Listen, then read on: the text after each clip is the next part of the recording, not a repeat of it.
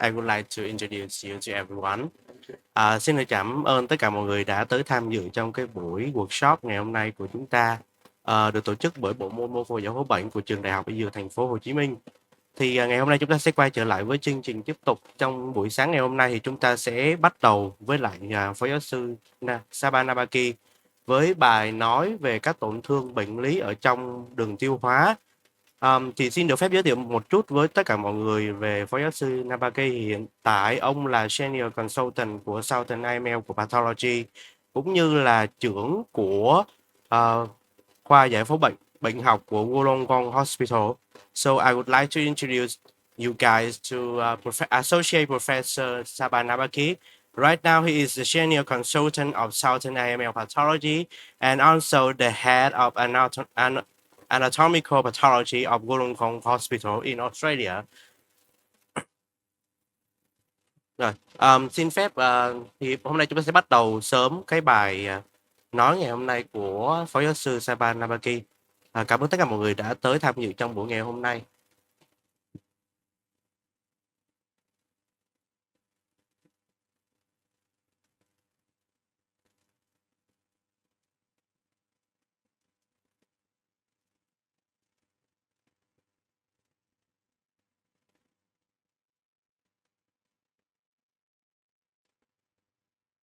Okay, everyone, let's get into it. So, when I started preparing this talk, I wasn't really sure what to put in it. I knew what to focus on, but I wasn't sure what to put in it. And I was going to start from the esophagus and work my way down all the way to the anus. But I was saved and I was told that you only need to focus on Finnish bowel disease in the minutes. So that was helpful, and that made me focus on that. So today we talk about pattern recognition in lower GI pathology, particularly limited biopsy material. And that's what we get really on most of the time. When you get a resection specimen, it's much, much easier. But the problem arises when you've got small biopsies. We'll look at inflammatory bowel disease, compare the two main forms of the disease. And then, importantly, we will discuss some mimics or things that can look like inflammatory bowel disease. So my talk will be actually the other way up. So I will start with things that can look like inflammatory bowel disease, and then I will go and talk about inflammatory bowel disease. Okay, so just recap on what normal colorectal mucosa looks like. We all know that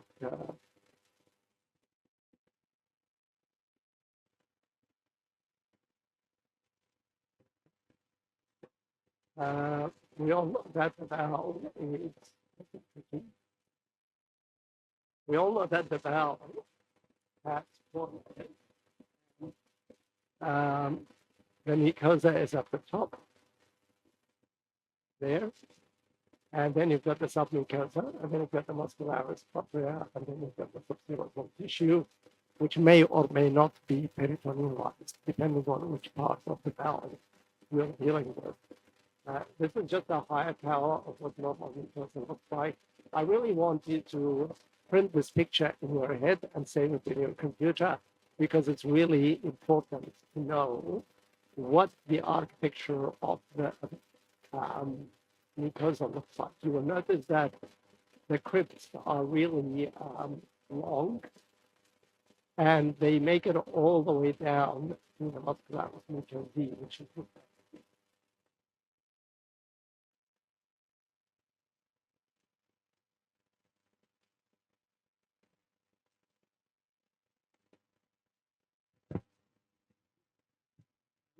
follicle. So they're opening out when there is a lymphoid follicle. If you look at the crypts being cut in a different plane, you look at almost about 3 or 4 profiles. But importantly, again, they all line up at the bottom of the mucosa.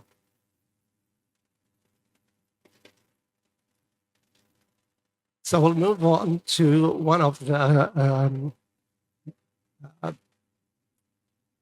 mimics of inflammatory bowel disease, you will notice that these biopsies from the colon look very busy, and the mucosa looks really inflamed.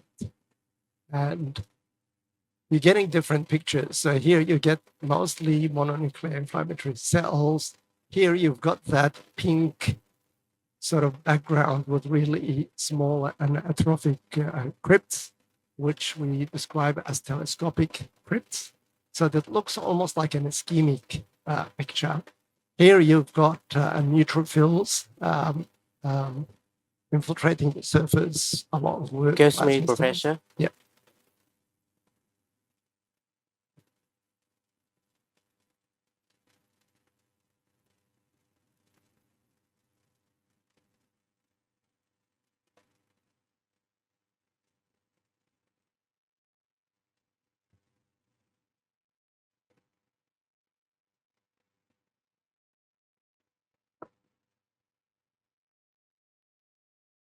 Oh, yeah, yeah, sure.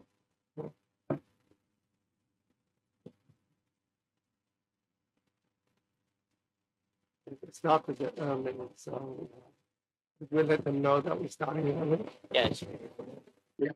Okay. Thank you. We can go ahead. Yeah. So acute self-limited or self-limiting colitis can look like an acute presentation of inflammatory bowel disease. But the thing that is really missing here is the lack of evidence of chronicity. And that's where you want to see when you're deciding whether something is chronic or acute. And that is manifested by the presence of architectural distortion of the crypts. You see eosin depletion, you see crypt dropout and atrophy of the mucosa. So all these features are like evidence of chronicity. But the picture in acute self-limiting colitis can virtually look like any other type of colitis. And just be mindful of that. Ask the clinician how long has the patient been sick. And obviously you could do stool cultures and that to check for organisms.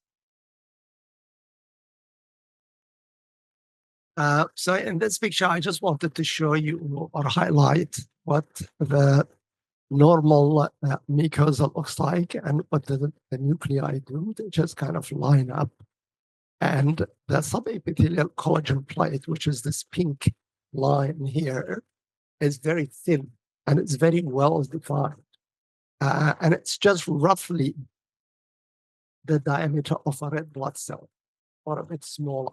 Okay, that's what the normal subepithelial collagen plate looks like.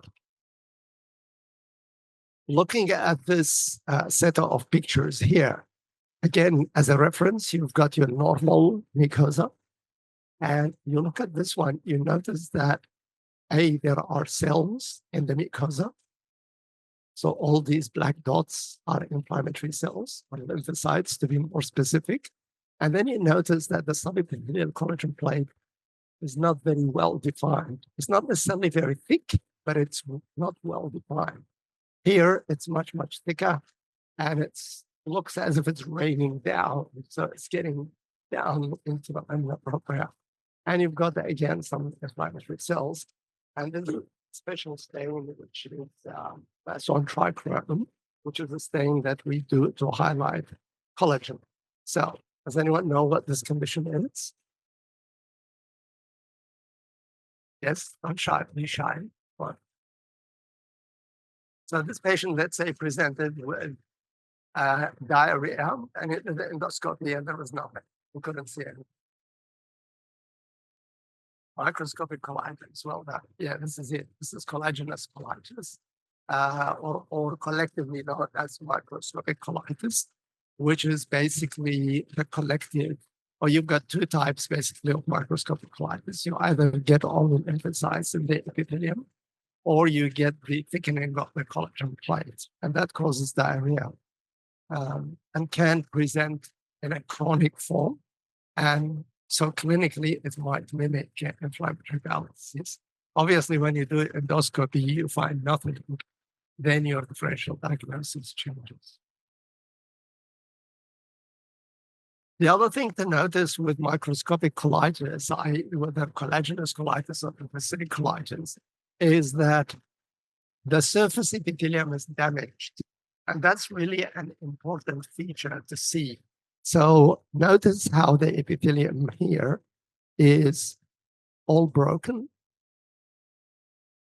And it's just, there are punched out things taken out of it, and you can see the inflammatory cells within it.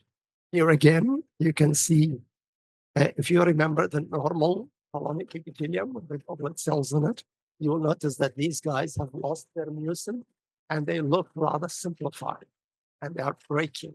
And that's evidence that this disease is not just a matter of a thick collagen plate or just lymphocytes infiltrating the epithelium. There is actual damage to the epithelium, and that's probably what's causing the diarrhea. So microscopic colitis is used to describe two entities, as I mentioned, collagenous colitis and lymphocytic colitis. Diagnosis is made when the patient has chronic watery diarrhea, but you do a scope and find nothing. Also on radiology, you don't see anything. The patient undergoing colonoscopy of unexplained diarrhea who will have normal endoscopic findings should have biopsy samples taken to rule out microscopic colitis. Ultimately, pathological diagnosis is the way to go. So you can't diagnose this clinically. You really have to have a biopsy.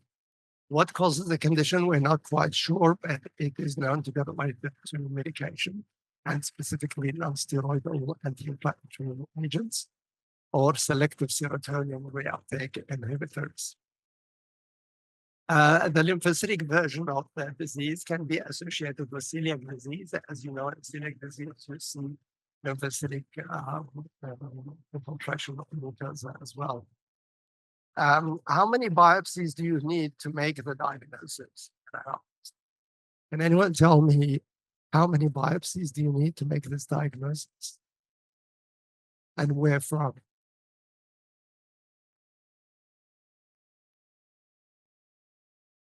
So the thing I want you to remember from microscopic colitis, that it can be patchy, meaning that it can be focal. And it's just not good enough to take one or two biopsies. You need to take diffuse biopsies. So you start from the right, you go to the left, and you sample all the areas. Otherwise, you might miss it. Okay? That's the whole, take home message from how to biopsy and how to diagnose microscopic colitis. Okay, we move on to another entity. This is a section of bowel. You can see it here. And then you've got three microscopic pictures with three different pictures. Here you've got a bowel that has been opened. And you can see that it's got some very raw, fleshy, ulcerated areas. And then it's got some normal mucosa in between. So could this be inflammatory bowel disease? And the answer is macroscopically, yes, it could be inflammatory bowel disease because you almost have that, what we call cobblestone appearance, which is classically seen in Crohn's disease. If you look at the microscopy, though, this is what you're going to see. You will only see ghost outlines of crypts. So the crypts are gone. You can only see their shapes. Here, almost the entire thickness of the bowel wall is gone. And here, the bowel wall has become very, very thin. That's the muscularis propria. It's very thin. And you can see that there is edema here. And the mucosa has only two crypts here. So it's very atrophic. And it's crypt dropout. Does anyone know what this condition is? Ischemic colitis. Well, thank you. Guys are doing excellent. So chronic ischemia, this bowel has crypt atrophy and dropout and atrophic muscularis propria.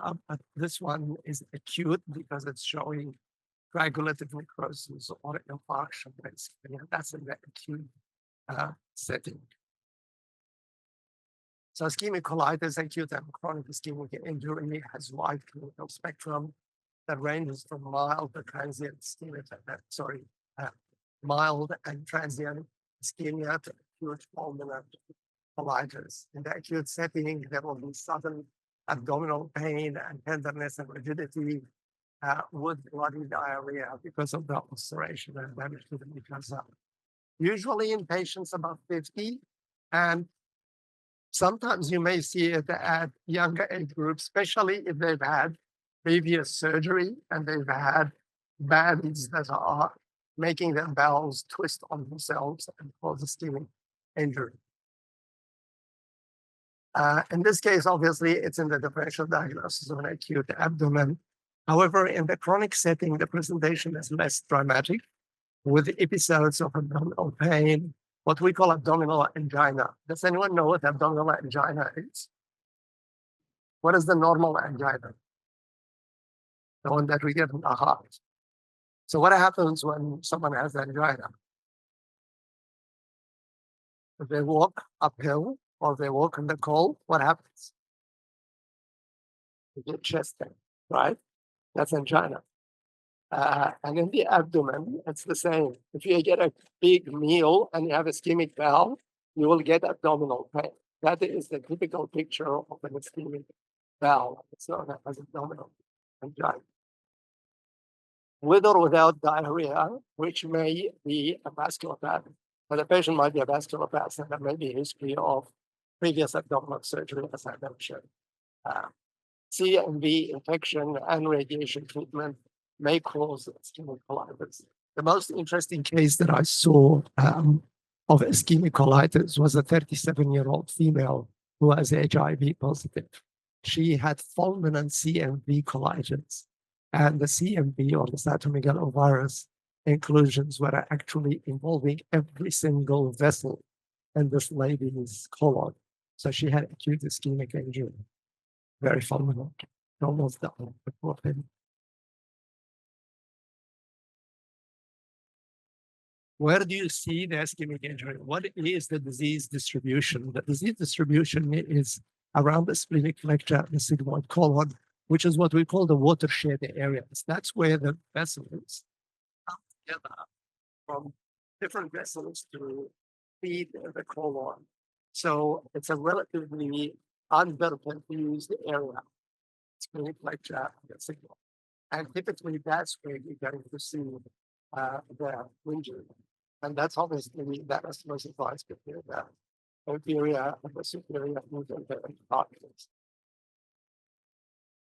Complications, it's done on gangrene in 1 to 4 days, bacterial superinfection, stricture, obviously in the chronic setting, mostly not acute.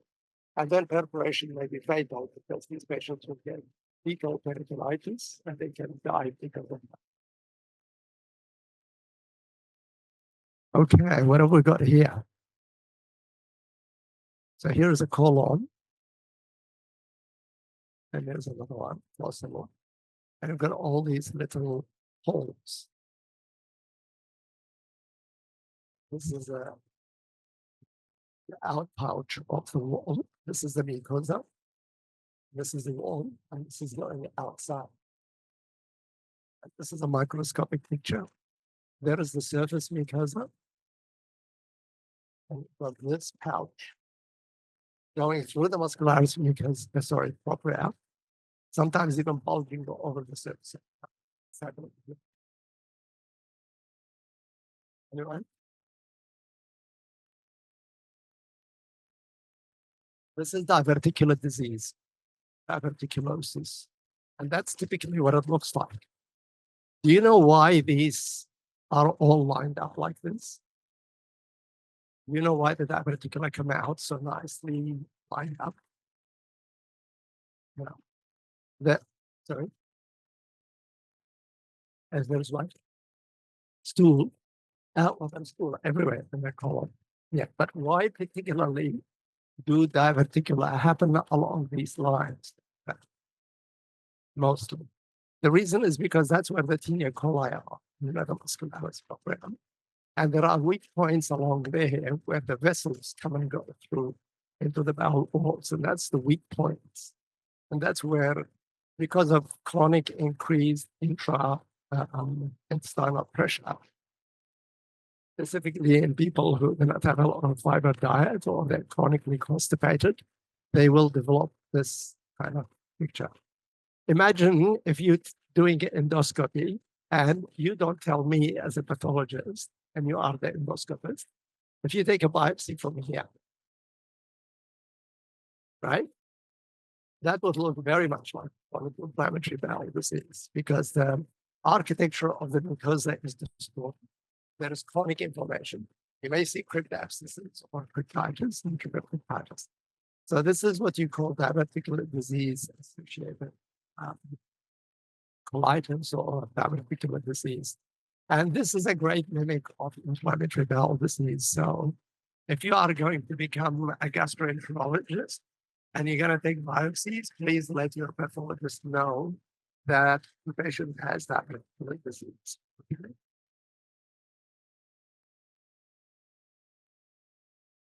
So it's interesting that most patients remain asymptomatic for quite a long time. About 20% may develop intermittent or continuous abdominal pain, constipation or diarrhea, and bloating. Particular inflammation may occur. They can resolve spontaneously, and that's where you get your abdominal pain. So it's maybe on-cause perforation and vertical abscess, and that's the big problem, isn't it? It's when the diverticula get inflamed and they rupture, they can cause peritonitis, right? Fecal peritonitis. In chronic cases, the picture may be confused with idiopathic chronic inflammatory bowel disease, clinically and on biopsy examination. A diverticula may erode a blood vessel and cause a very serious bleed to the extent that the patient may need a collector, urgent collector, because he can't plug that blood vessel. A diverticula may form a fistula with adjacent organs such as the urinary bladder or the female genital tract. And this is probably one of the common diverticular disease specimens that we see in pathology practice. These patients, as we mentioned, are mostly asymptomatic until they present with passing feces in their urine, or they're passing feces as a vaginal discharge.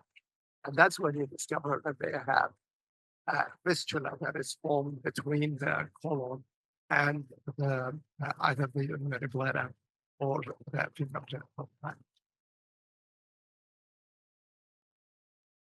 Any questions so far? We're doing well. Not a long talk, but I'd like you to ask questions.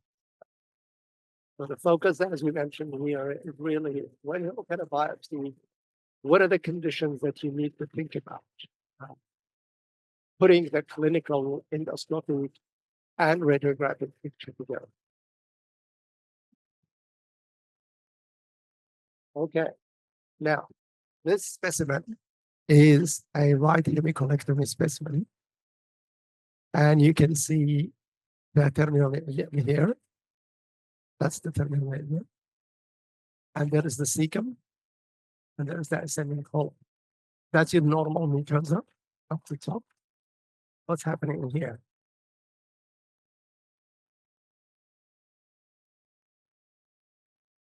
Hold that thought. Don't answer. What about this picture here? What's happening? So this is that wall is being cut. Look, there is the mucosa. There is the bowel wall. There is the pericolic fat. You've got these masses here. They're not all there. What do you think this is? It can be one of three things, I'm guessing. Given that this is a talk about chronic inflammatory bowel disease, which type of inflammatory bowel disease could this be? Involving the terminal ileum and the cecum. Which disease commonly involves that region? Crohn's disease, thank you. Yeah, Crohn's disease. So what we also call it regional uveitis. And that's what Crohn's does, really. I mean, because it's a chronic relapsing condition. Then the wall becomes really thick And because the inflammation is transmural, then it becomes fibrotic.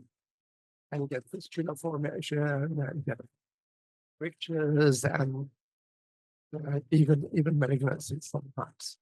So that's one condition. What's the other one? TB, thank you. Tuberculosis, exactly.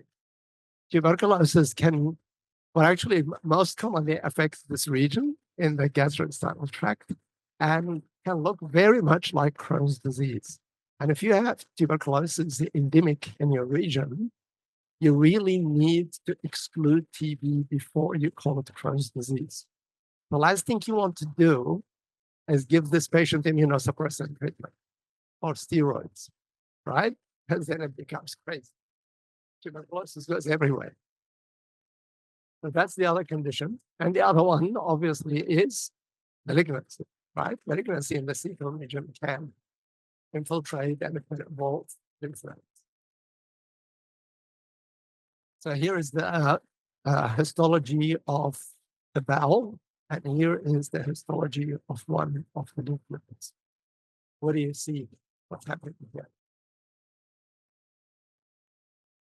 Thank you. Granulomatous inflammation. What's this? That's a giant cell. Yeah, like hands type giant cell. You do see some funny looking crypts. See this bifid crypt? So you will get chronic change. If you don't think tuberculosis and you see granulomas, you will call it Crohn's disease, right? Because you can get granulomas in Crohn's disease. Now, you will notice that we all know that when we look at the classic tuberculosis, we see necrosis, right? We see caseous necrosis typically. Do you know what the word caseous means? Does anyone know? Yes, it is necrosis, but what does the word caseous mean? Cheese-like, thank you. That looks like ricotta cheese. Okay. So it's a macroscopic description, not a microscopic one. Okay. Now, why is it that we don't see necrosis here? Well, I can tell you this is tuberculosis. Why is it that we don't see necrosis there? But you can hold that thought. We took a section from a lymph node as well, and you can see the necrosis. Big geographic areas of necrosis. So this is necrotizing granulomatous lymphadenopathies, right? Why is it that we're not seeing it in the bowel? You would remember that the bowel is a very active organ. There is rapid turnover. So the infection doesn't have time to sit there and make its infection, but it doesn't have time to make that typical necrotizing picture unless it's really vulnerable. However, if you take the lymph node, you will make the diagnosis. So it's really important that you sample your lymph nodes when you're looking at these specimens, not just for tuberculosis, but also for Crohn's disease, because often than not, you will not see granulomas even in Crohn's disease. You will just not see them. They're not there. But if you do lymph node biopsies, you may see the granulomas. Okay, so always take as many lymph nodes as you can take from the bowel. Here's a Ziehl-Neelsen stain, which is the classic stain we use for bacteria. And you can see a pink blob there. That's the mycobacteria there. Now, how many, that's a question, how many bacteria do you think are in the tissue now? Now, we can only see about a handful there. Okay? How many do you think there are? There are thousands and thousands there. You're just not seeing them. It's a very fastidious organism, and it's very hard to stain. So you really need to look with patience and know where to look. Okay? Don't just sort of zoom over it. Look at it very carefully, and you need to know where to look. Where would you look for the bacteria? You know? I mean, it's not very classic in this case because it's just sitting in the granuloma. But typically, you would look at the edge of the necrotic focus. Just run along the necrotic focus. That's where you're going to see the microbacteria sitting there, okay? The other trick that you can do, you know how the stain is blue and the bacteria are pink. So you've got a good contrast. But this blue background, which is the filter that you've got on your microscope, makes everything blue. So what you need to do is get that filter out and the light becomes yellow. And when the light becomes really yellow, those organisms will stand out a bit better. So take the filter out, look around the necrotic foci say at least at a times 20 lens, if not times 40, and be patient. Just look and look, and if they're there, you will find some. Yes. Yeah. Yeah.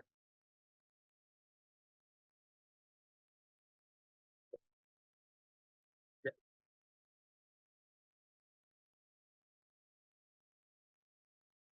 All right. Yeah. Yeah. Yeah. Yeah.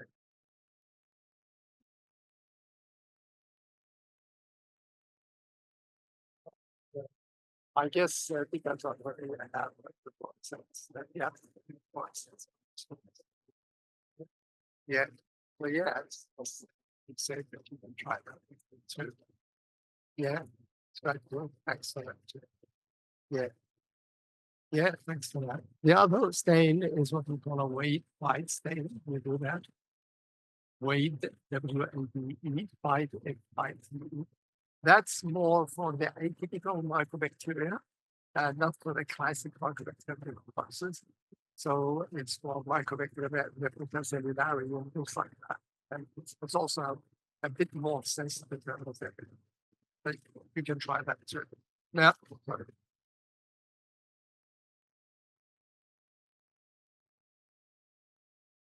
microbacteria to the concept. Yeah. No, ZN is fine. Usually ZN does the trick. Yeah, you'll find that. But if you really want to, yeah, you can go on.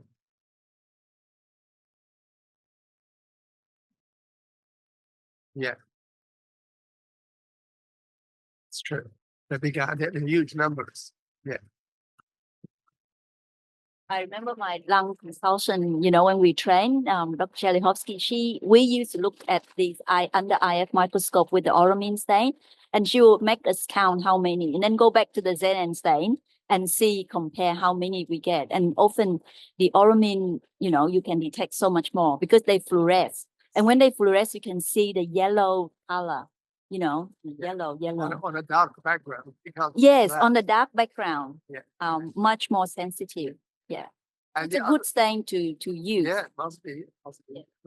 We're using it for this. The other thing that you can do when your clinician calls and says, "Look, I really think this is TB, but unfortunately we didn't take any from culture." What can you do? You can do PCR on the formal. Okay, but don't give up. Take the material on formal and fixed material. It can do PCR on it that you can find.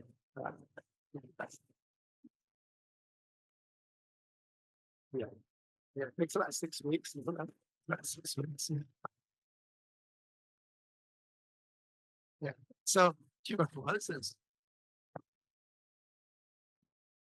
So most homicides are the completion as mentioned in about 60% of patients. Very uncommon. It's usually part of the systemic disease. Colonic involvement will result in anorexia,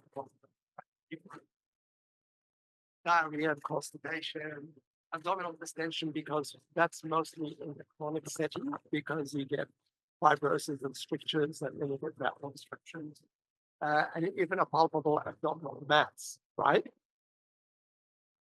In the small bowel, patients will get abdominal pain. They may get malabsorption syndrome because of the atrophy. They can get strictures in the chronic setting. perforation and fistulas can happen as well, very similar to Crohn's disease. So I think in your setting here, and what I've heard yesterday from Dr. Weeder and Dr. Young as well, is that you really have a lot of TB here. So before you call something Crohn's, please do whatever you can to exclude tuberculosis, because you really don't want to label someone with Crohn's disease when they have an infection like tuberculosis, because you'll be doing them a great service. In GI tuberculosis, TB bacilli are scanty and hard to find. Check the ZN stain without a blue filter on the microscope, but look for bacilli at the edges of the necrosis. That is, if necrosis is present. Okay, we come to the beast. Idiopathic chronic inflammatory bowel disease, known for short as IBD. IBD is a chronic relapsing, as a group, a chronic relapsing inflammatory bowel disease, including ulcerative colitis, Crohn's disease, and when you can't tell, indeterminate colitis. Etiology is unknown for both conditions, but considered to result from inappropriate activation of the mucosal immune responses. Can occur at any age, most commonly between the ages of 20 and 30 years, equally affects males and females. Caucasians are more commonly affected, and you see it more commonly in developed countries like Australia, the UK, and the US, Europe as well, obviously. In parts of Asia, Africa, and South America, where parasitic infestations are endemic, the prevalence of inflammatory bowel disease is low. So for whatever reason, it seems like when you get one of those chronic infections, it triggers your immune system and it's protective against inflammatory bowel disease, which is quite interesting. So it sounds like the Westerners and the developed countries are doing something wrong when it comes to diet or the environment. And you guys are doing much better.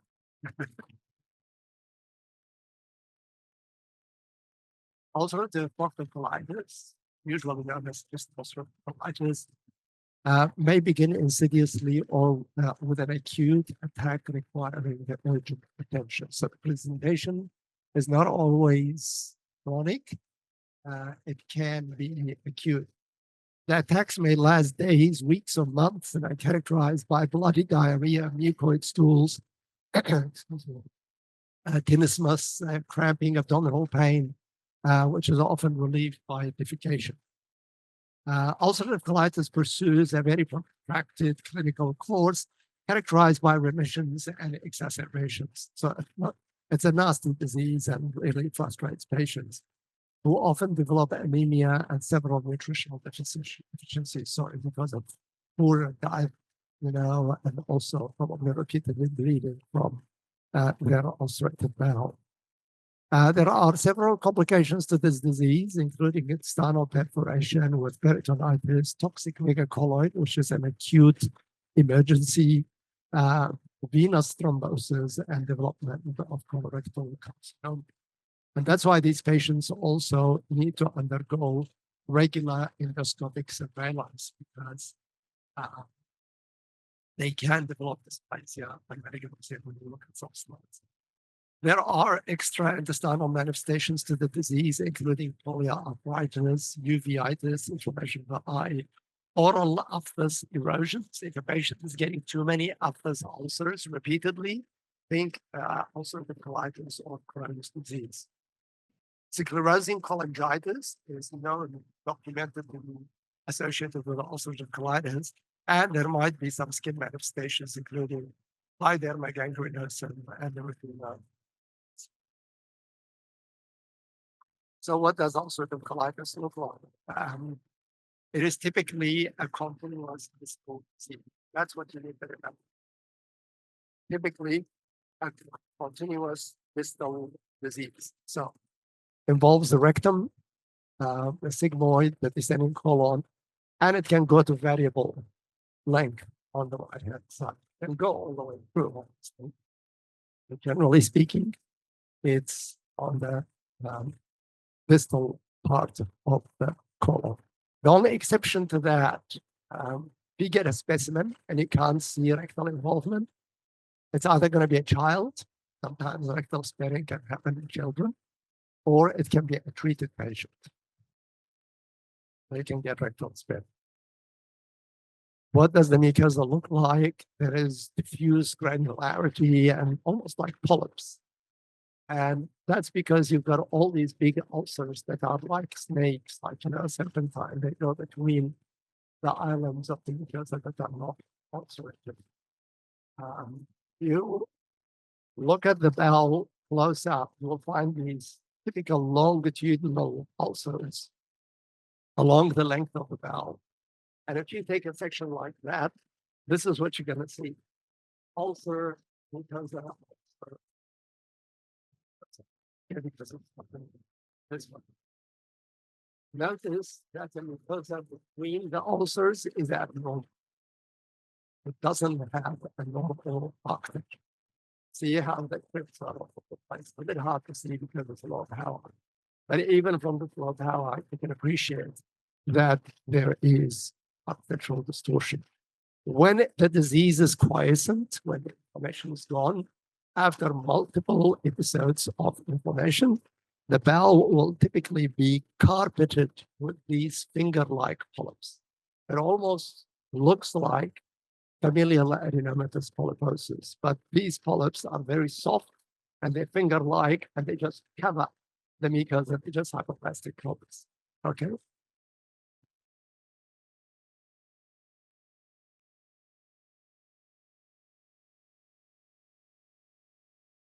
What do you see on histology? Do you agree that this is a chronic picture? Does anyone disagree that this is a chronic picture? That's not a trick question. Does anyone disagree it's chronic? You agree it's chronic? Yeah. So we can see those typical big branching crypts, right? We've got the neutrophilic crypt abscesses. We've got the inflammation in the background. This is a picture of chronicity. You also get mucin dropout from the crypts. One more thing I want to mention is that you'll be surprised how quickly evidence of chronicity develops in the bowel. It actually can happen within 2 weeks. 2 weeks. You can see evidence of chronicity. So not everything that looks chronic is chronic inflammatory bowel disease. Even if an infection goes on for a while, it can result in a chronic picture. So ultimately, this is a diagnosis of clinical, pathological, radiological, and endoscopic correlation, right? Again, pay attention. Ulcers, architectural distortion. The whole mucosa is involved. Ulcerated and inflamed. This is called Paneth cell metaplasia, and you get Paneth cells in the crypts. You would remember that normally Paneth cells exist on the right-hand side of that form, up to somewhere pretty much like to the end of the transverse colon. So you can't call Paneth cell metaplasia. It's a bit difficult when the biopsies are from the right.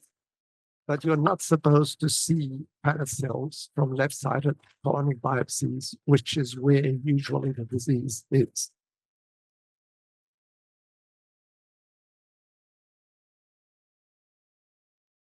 It is very important to understand that we will compare it with Crohn's in a minute. That's a biopsy, and you can see that inflammation in ulcerative colitis is usually diffuse, but it's confined to the mucosa and the submucosa.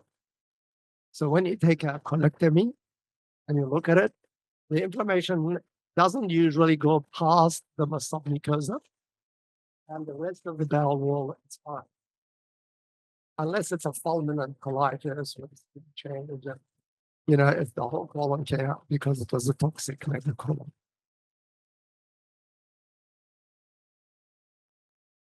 This is a feature that I really find helpful, which adds a lot of weight to diagnosing ulcerative colitis. You would remember that I told you the crypts go all the way down to the muscularis mucosae. when you get a band of plasma cells under the crypt, separating it from the muscularis mucosae, that's called basal plasmacytosis. And it's a fairly characteristic feature that you see in ulcerative colitis. And here's the picture again. So you've got the architectural distortion, and you've got the plasma cells separating the crypts mucosae. Again, just for reference, you can look at a normal mucosa.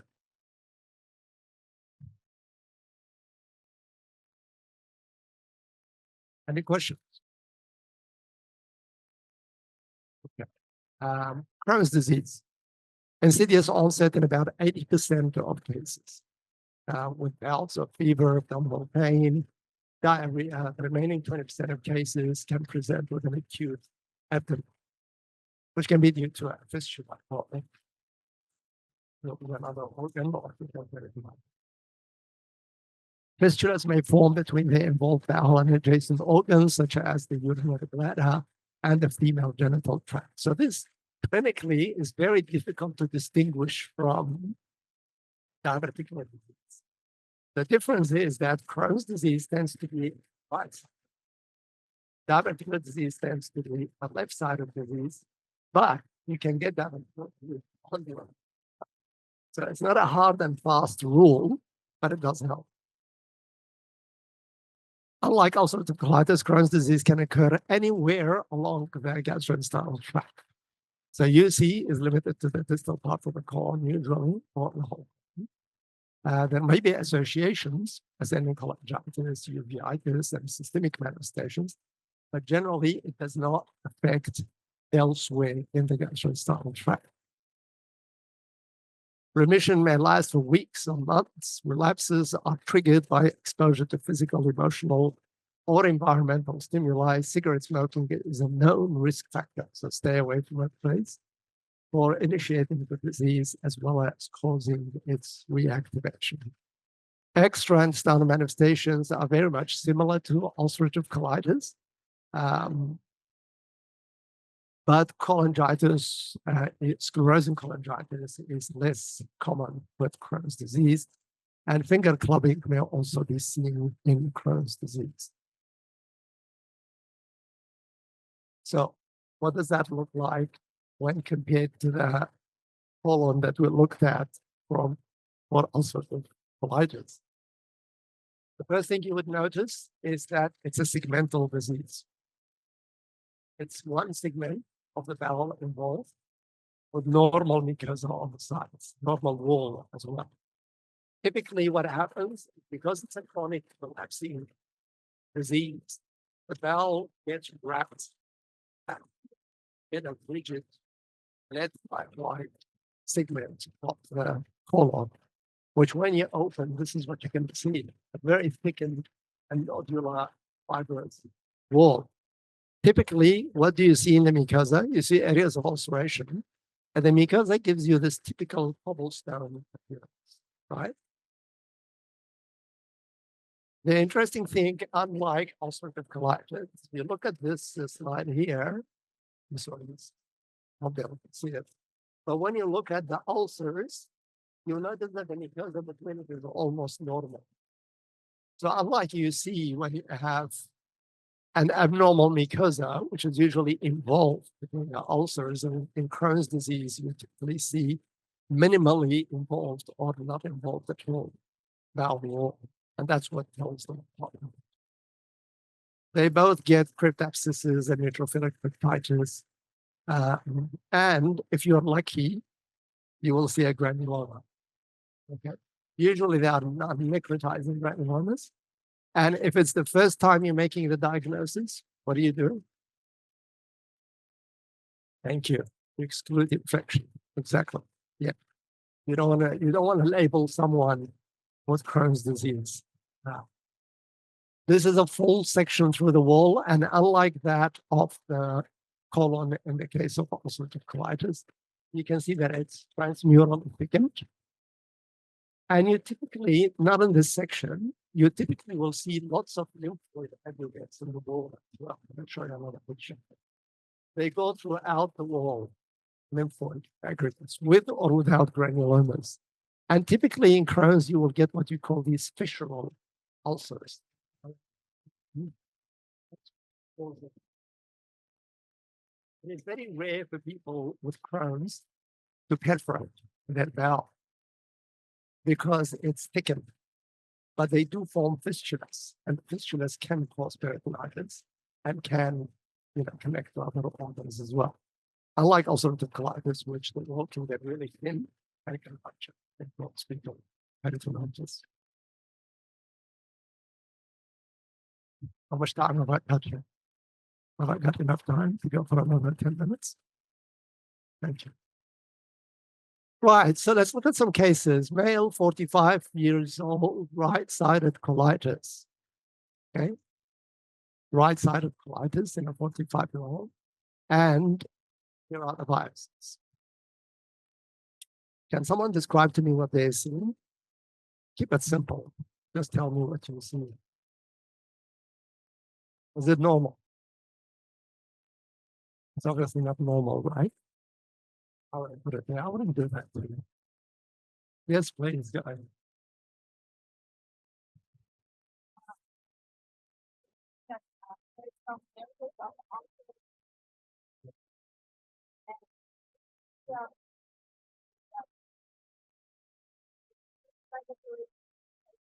What?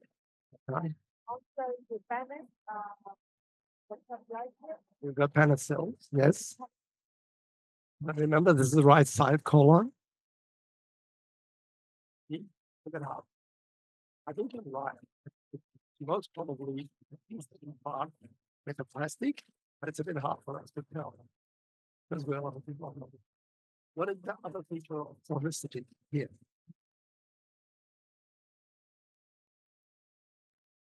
Yeah, I can see the structure of some glands. Yeah, that's not a normal strip, is it? The again is going up. These guys here, they're all over the place. Some of them are branching. Some of them are going deep. This is all the evidence of chronicity. Okay, that's what you need to see. So architectural distortion, mucin depletion from crypts, less important. Panel-cell metaplasia on the left-hand side, usually. And then if you see here, crypt atrophy sometimes, that's also evidence. So we've got a diffuse colitis here, right? And that's the other important feature that I want you to see mentioned in your biopsy record. Because when an endoscopist goes in and takes biopsies, they usually go and they either give you the biopsies, I don't know what happens here, but in our case, they either give you biopsies from different places separately, or they give you a whole bunch of biopsies in one container. So it's really important to tell them if the colitis is a diffuse process or is it a focal process. Because focal usually and diffuse usually goes with colitis. So we've got a diffuse colitis here, and we've got evidence of chronicity.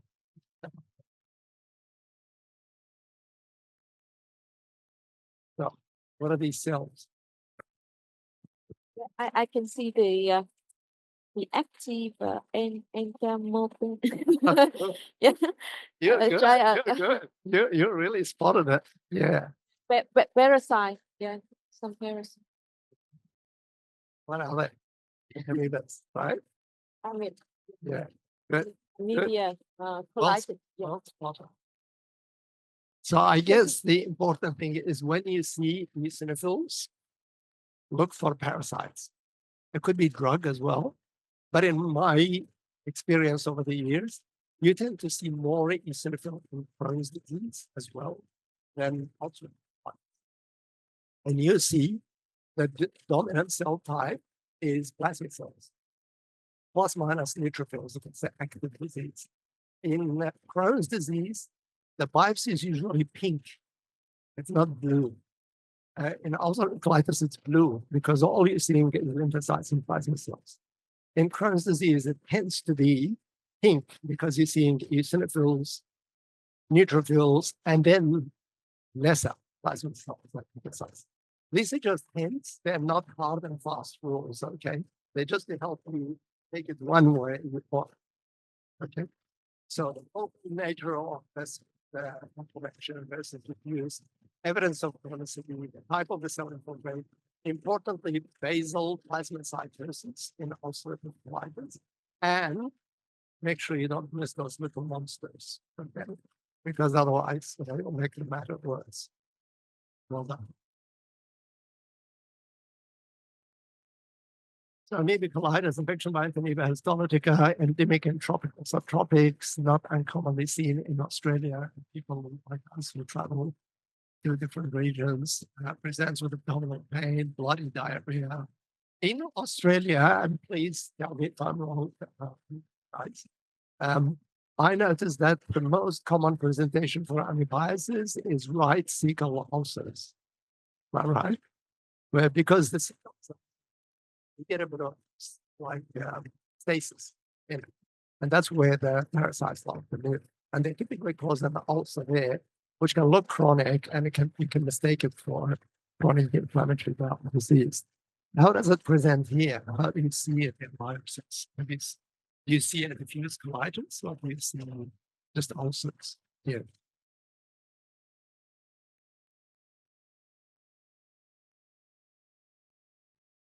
Blood diving. Bloody Blood diarrhea. diving. Yeah. Yeah, Usually you okay. do the stool culture. Yeah. You don't need biopsies. But in Australia, the first thing they do is an endoscopy. But it just teaches you how practices are different from one country to the other. When I moved to Australia, I came from a Middle East culture. And when the clinicians were asking me, this patient has bloody diarrhea, what are you going to do? And I said, I'm just going to do a stool examination. Look for cysts and carcinoma in this patient. And he said, yeah, that's right. Yeah, but this patient has chronic diarrhea and bloody diarrhea. He just wanted me to say, oh, well, I'll take them for endoscopy and fix the biopsy. The way you manage patients is very different from one place to the other, depending on, what is available, and also, importantly, what diseases are prevalent in that society.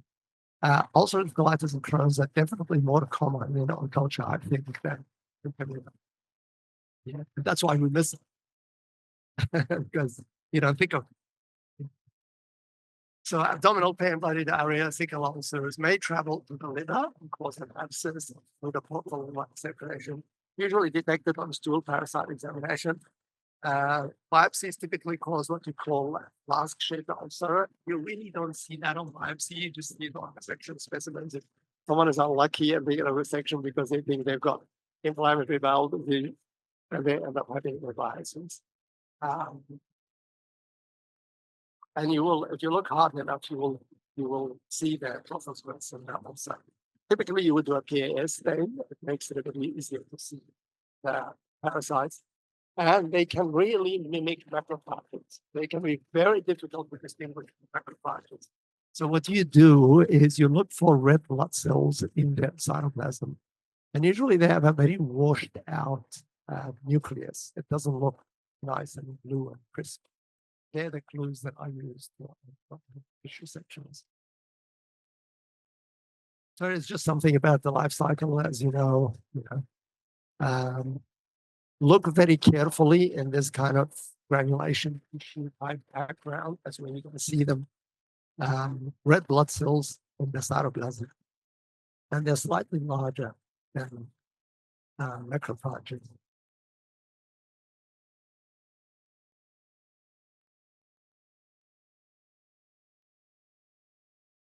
Okay, I mentioned in brief that patients with inflammatory bowel disease are subject to dysplasia. They can get dysplasia, and it can be very difficult to diagnose, because especially if you do biopsies in the acute setting, because the dysplasia can get flat, not polypoid.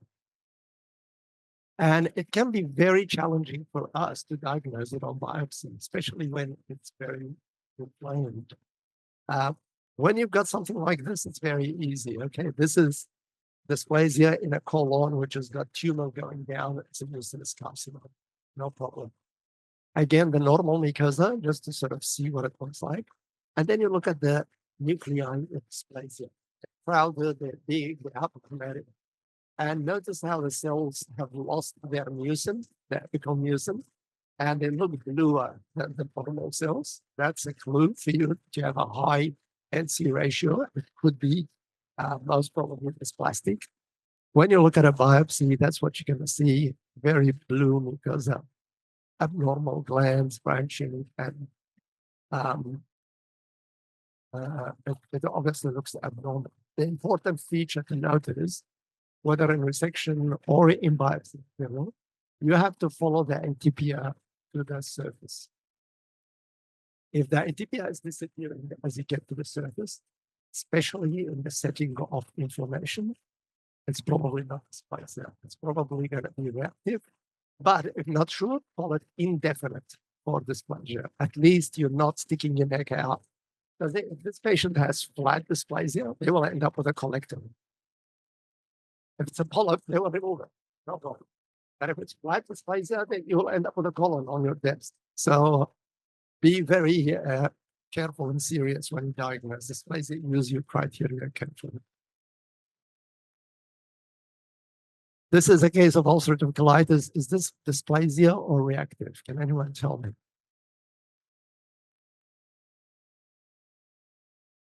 So always when you look at biopsies, try to find the normal.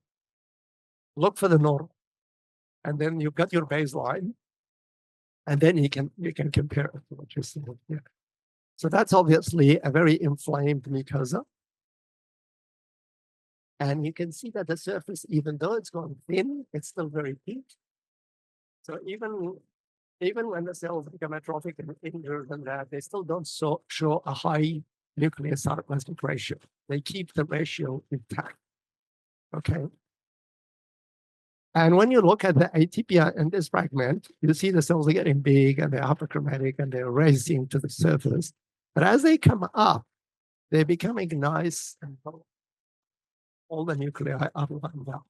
So I wouldn't call that bit dysplasia. I would probably just say atypia, probably reactive, or if you're really not sure, probably indeterminate for dysplasia.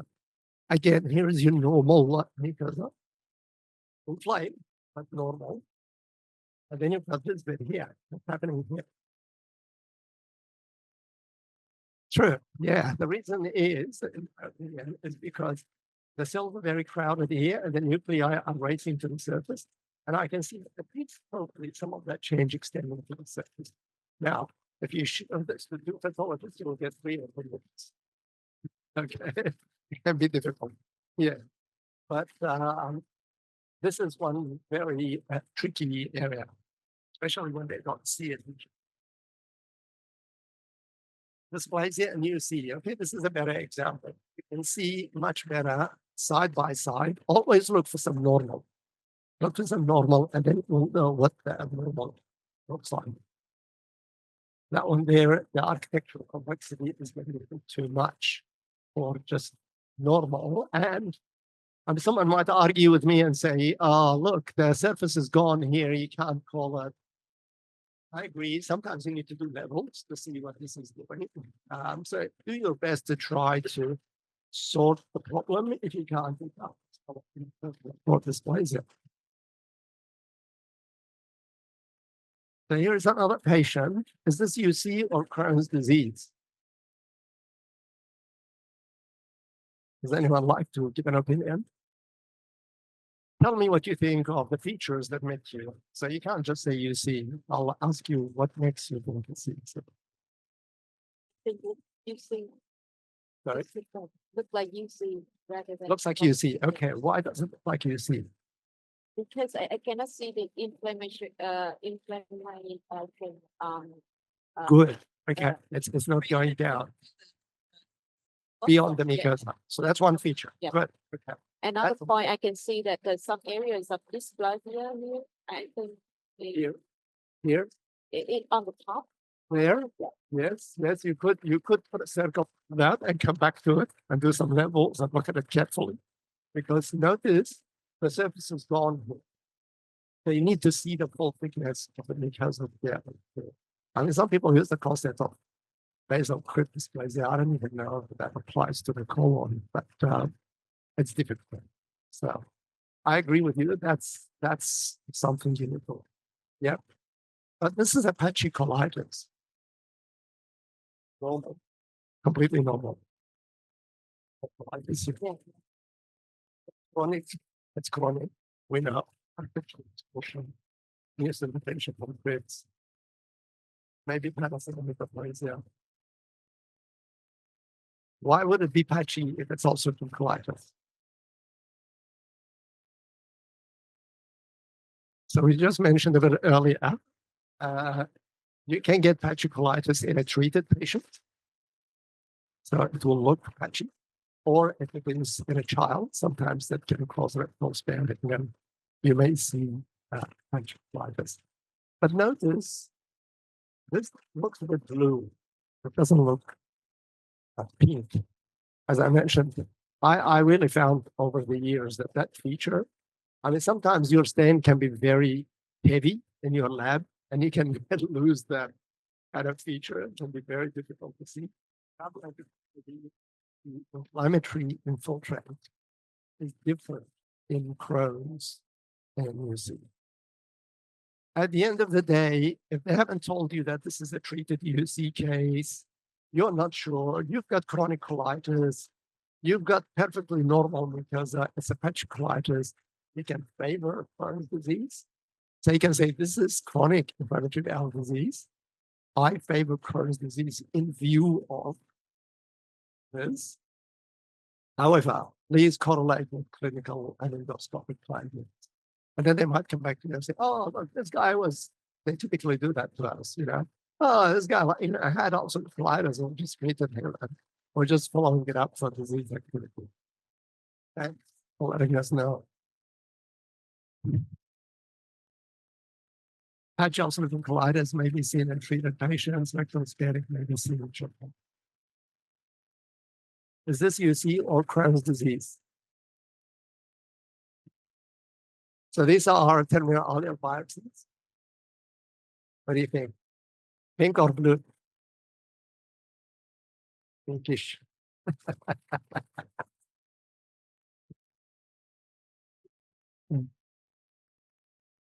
It's pinkish, isn't it? Yeah. Okay. The other feature, is it diffuse or focal?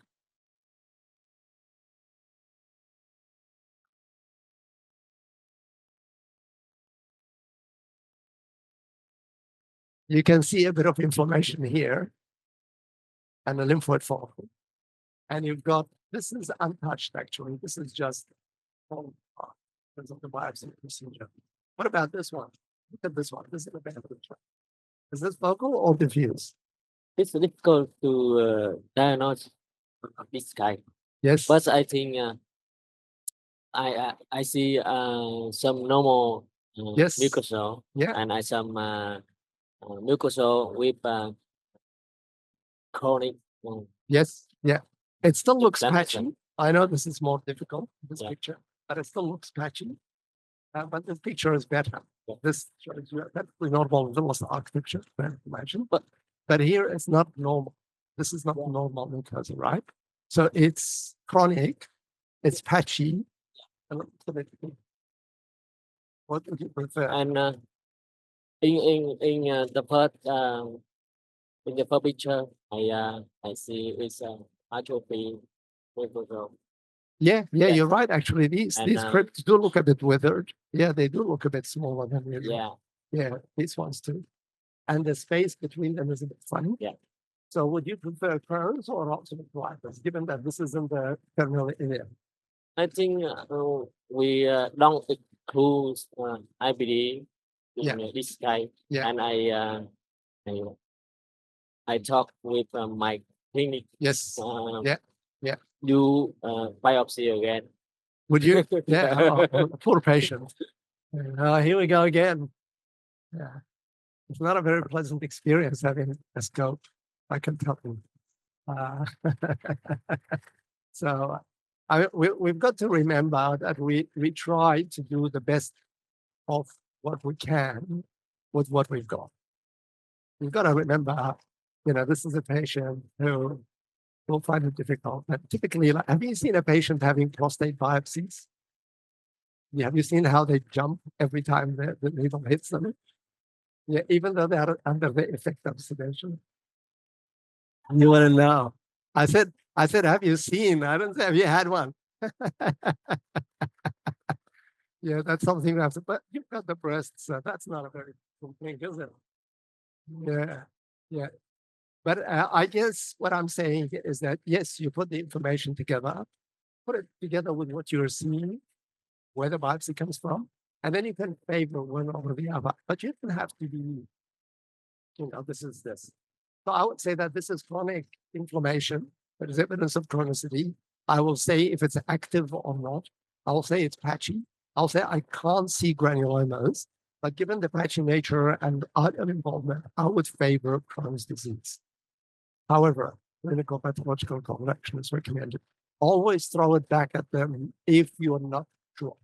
If they give you, say, a clinical story, known you see diffuse biopsies for activity, and you see focal activity, you don't need to beat around the bush with that. Like you can say, okay, so you see, I'm not going to argue with you.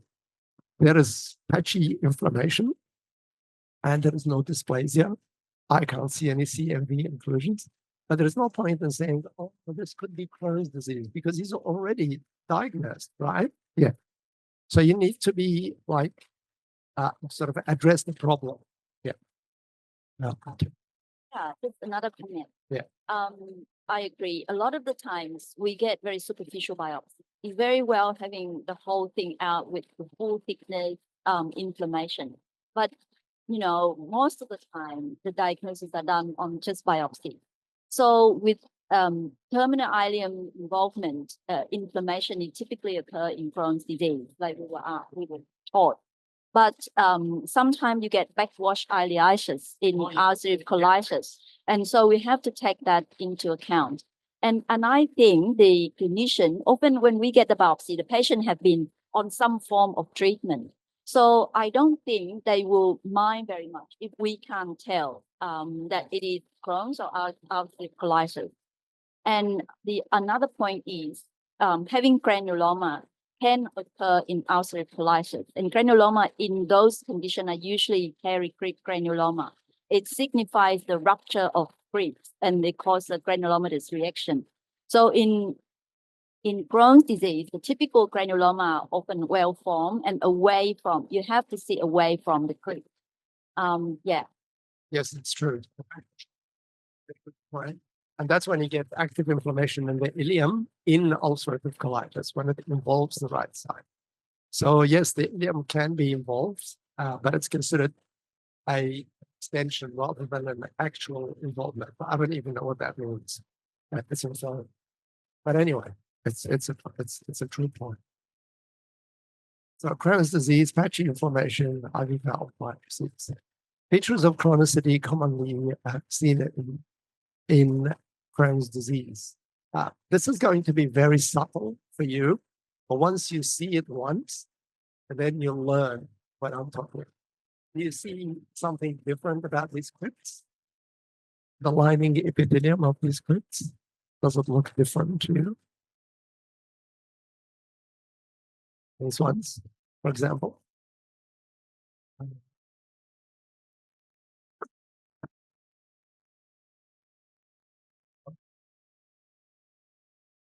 This one, maybe. Let me show you. That's the normal crypt. That's the normal colonic crypt. Well, sorry, not normal one. Native, I should say. That's the native crypts. These guys look a bit different. They're a bit pinker, and their cytoplasm is a bit wishy-washy. This is what you call, in my opinion, pylotic or pseudo-pylotic metaplasia. And you characteristically see it in chronic bowel disease, very commonly in Crohn's, not in ulcerative colitis, for some reason. I don't know why.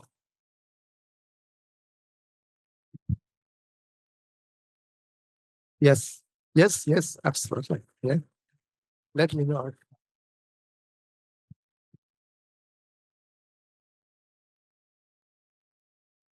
We're nearly at the end of it, but if you prefer, I can wait. Yeah, okay. So at first, I would love to give a little bit summarize from your talk. It's okay. Yeah. Thì xin phép được tóm tắt một số ngắn gọn với phần.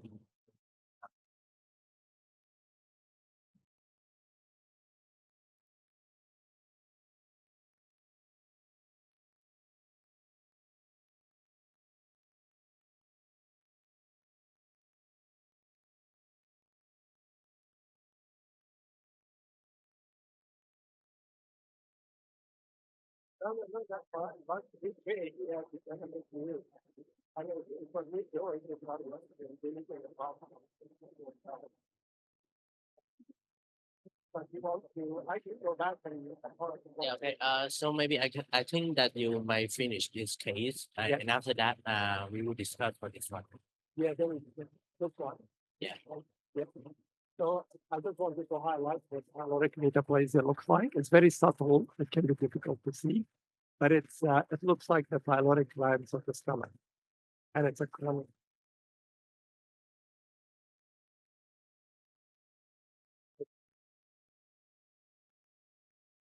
You can translate.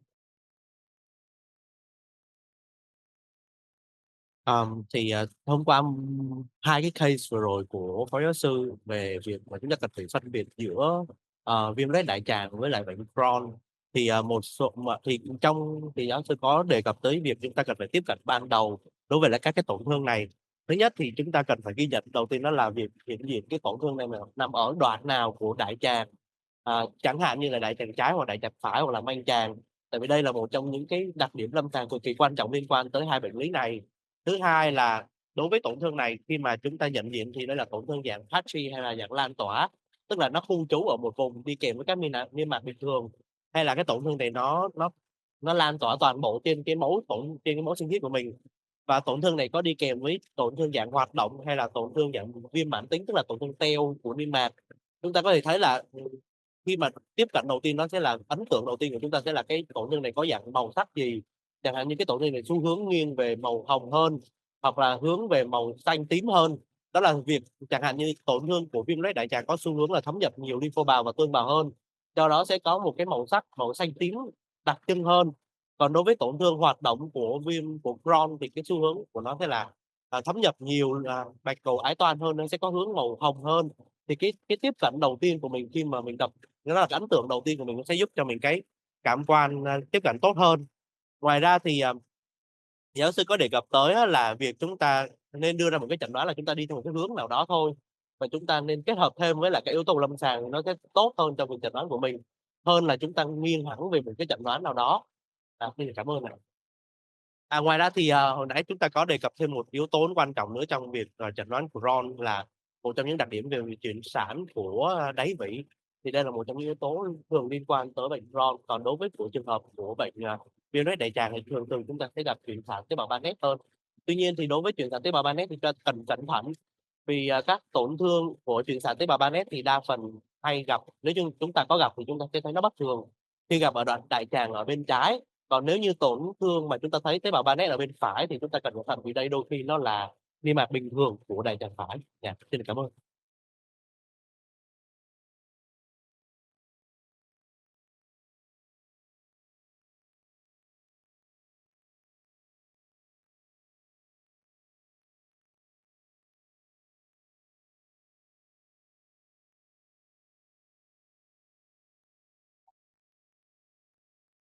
Yes, you can continue to your lectures today. Oh, another case, this is a bit subtle again, but this was a patient who they suspected chronic inflammatory bowel disease again, and they gave us some biopsies, and they were asking, do you think it's Crohn's or do you think it's UC?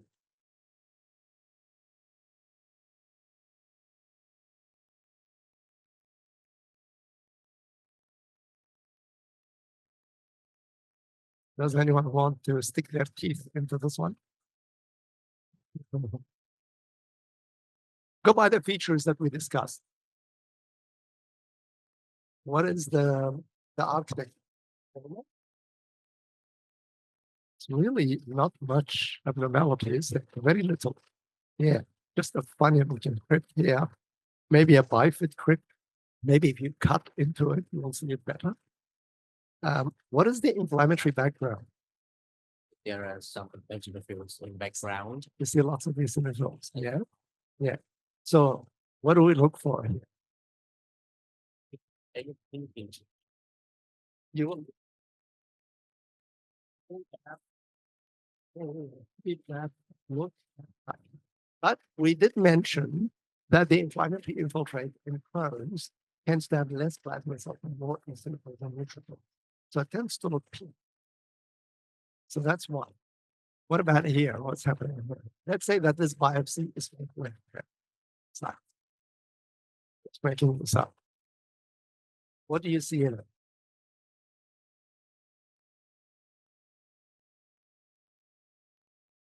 Yes. Laminate propria. Laminate propria. Laminate propria. Between the lines. Yeah. Laminate propria. Yeah. Do you see anything else? Looks like a granuloma to me. Yeah. That's what they look like often. They're so tricky and you don't see them. They're just hiding and they're very small, or they're kind of tall. And I don't think I mentioned it's not related to a crypt. And you don't see any giants. Typically, when there is a ruptured crypt, you will see giant cells as well. Crypt usually. So this one has a granuloma, but you go, yay, isn't going to be Crohn's. But again, be careful, check the endoscopy, your clinician. What treatment has been received? Is there a possibility of infection here? Not just TB causes granulomas, you see a control granuloma, right? Control type of control. Yeah, sorry. So yeah, granulomas can be very subtle, very small, but look for them. You want to slide that down or? May summarize. Yes, please. Thì trong cái ca này á, thì thầy cho chúng ta thấy là một cái sinh thiết.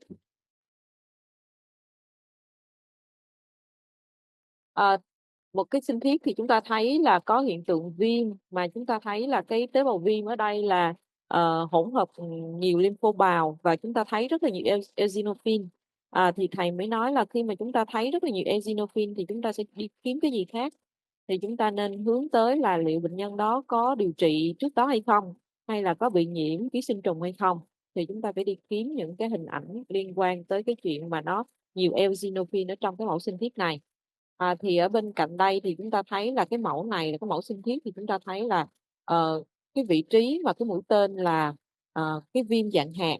Thì thầy nói đôi khi cái mẫu sinh thiết đại tràng, cái trạng viêm dạng hạt nó rất là nhỏ, và chúng ta cần phải coi rất là kỹ để mình nhìn thấy cái dạng viêm dạng hạt đó. Mặc dù chúng ta thấy là tế bào dạng biểu mô nhưng mà chúng ta lại không thấy đại bào ở đây.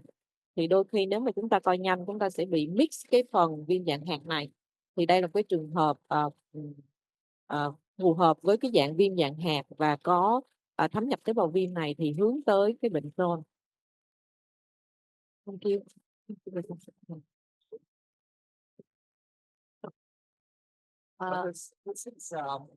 This is what I call a substage. You can put this on the line.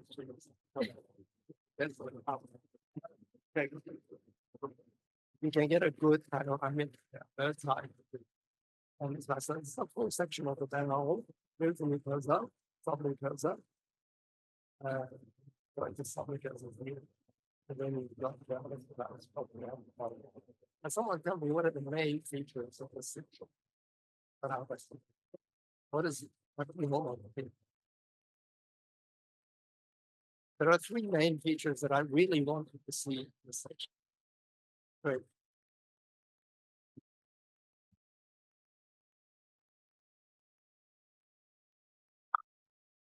Yes, I'm very interested in your presentation. Thank you for your wonderful presentation. And I just have some questions, because in practice it's very challenging for us to diagnose the UC or Crohn's disease or IBD in the biopsy.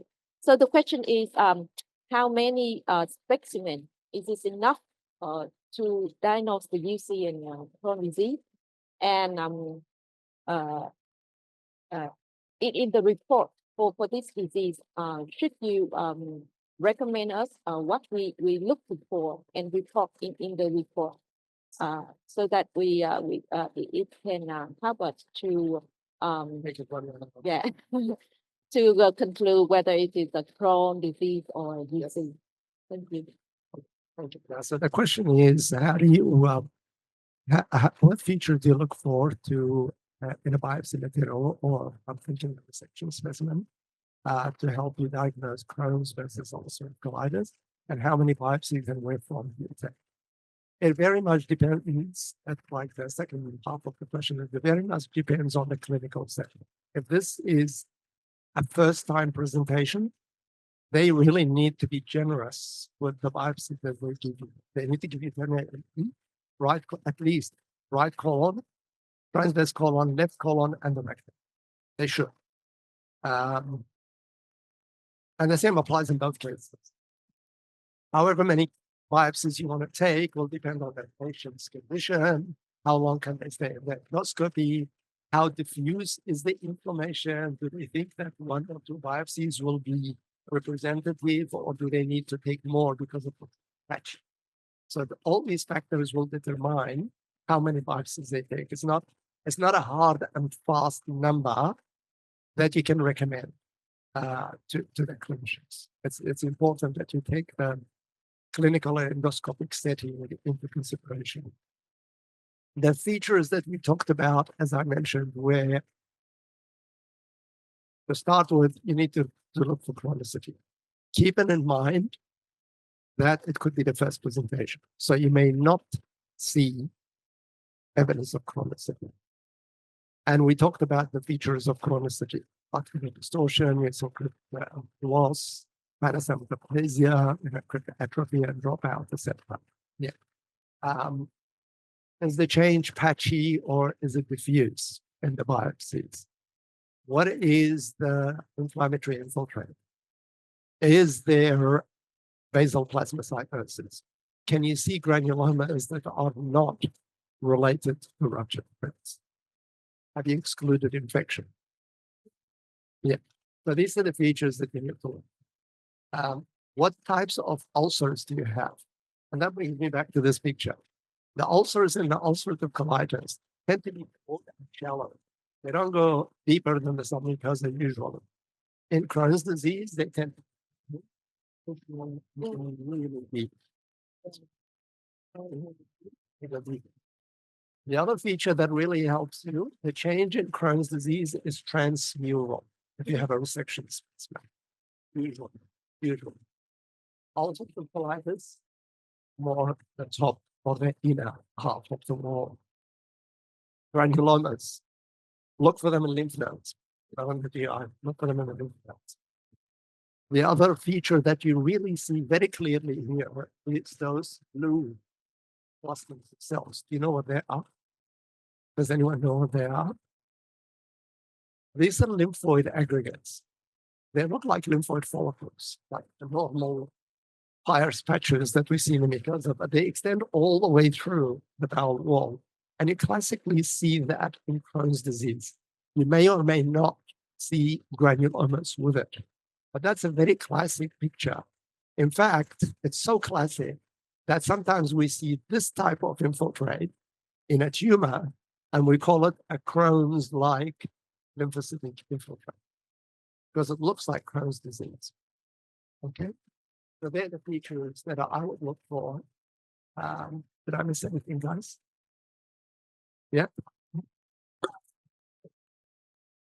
I also noted that it's very good. It's really interesting picture. I should do that when I have a chance. Yeah.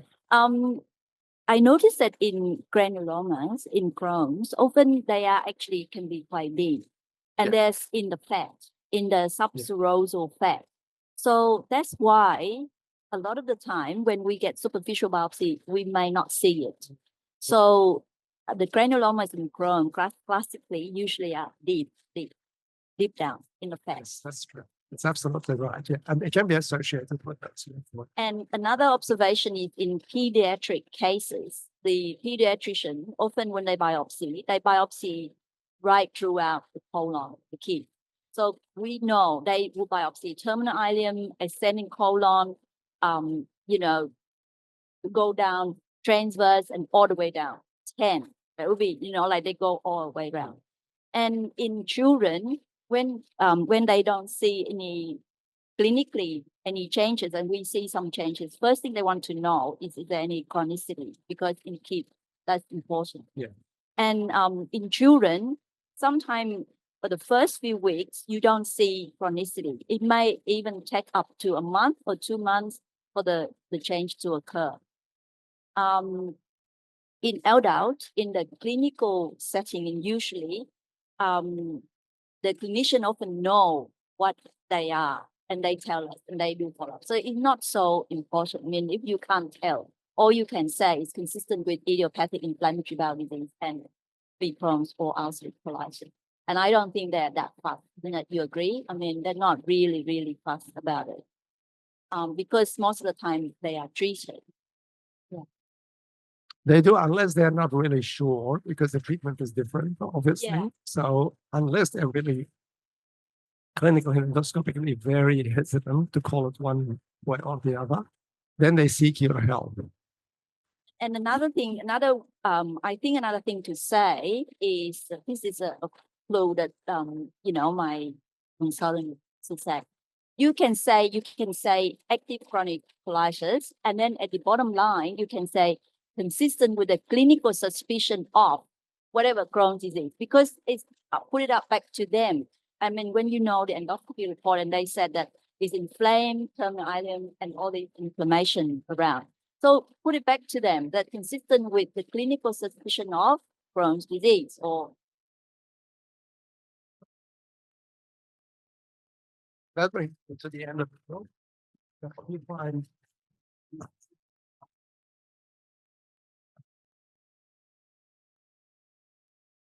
any questions? Yeah, I just review part needs for the tôi xin tóm tắt lại cái phần câu hỏi. Thì cái này là một cái câu hỏi dành cho cái phần thực hành thôi. Thì đôi khi mình sẽ rất là khó khi mà mình chẩn đoán Crohn's disease hoặc UC trên cái mẫu sinh thiết. Thì câu hỏi được đặt ra là mình sẽ sinh thiết bao nhiêu mẫu là đủ để chẩn đoán cái bệnh này. Và trong cái report mình sẽ lưu ý những cái thành phần nào, tức là khi mà mình xem cái mẫu sinh thiết đó, mình sẽ phải report cái gì để mình gợi ý cho chẩn đoán. Thì thầy mới nói là đôi khi chúng ta không có quyết định được là bao nhiêu mẫu sinh thiết, bởi vì nó tùy thuộc vào cái thể trạng bệnh nhân và người bác sĩ lâm sàng. Họ sẽ xem thử là thường là những cái giai đoạn đầu tiên họ chẩn đoán lần đầu thì họ sẽ rất là generous, có nghĩa là họ muốn sinh thiết nhiều mẫu để họ chẩn đoán cái bệnh thật sự. Nhưng mà sau những cái giai đoạn sau đó là họ theo dõi và họ điều trị thì họ sẽ bấm rất là ít. Thì tùy cái giai đoạn mà mình nhận được thì có lúc họ sẽ sinh thiết rất là nhiều mẫu, ví dụ đại tràng lên, đại tràng ngang, đại tràng xuống. Nhưng mà đôi khi họ cũng chỉ sinh thiết 1-2 mẫu một vị trí mà người ta nghi ngờ thôi. Thì nó sẽ có những cái thuận lợi cũng như cái hạn chế trong quá trình chẩn đoán như vậy. Và tùy cái thể trạng bệnh nhân, ví dụ như bệnh nhân đã quá nặng hoặc là có những cái biến chứng về đường ruột đó, thì họ cũng sẽ sinh thiết không có nhiều mẫu cho mình. Và trên cái mẫu sinh thiết đó thì mình sẽ lưu ý cái gì?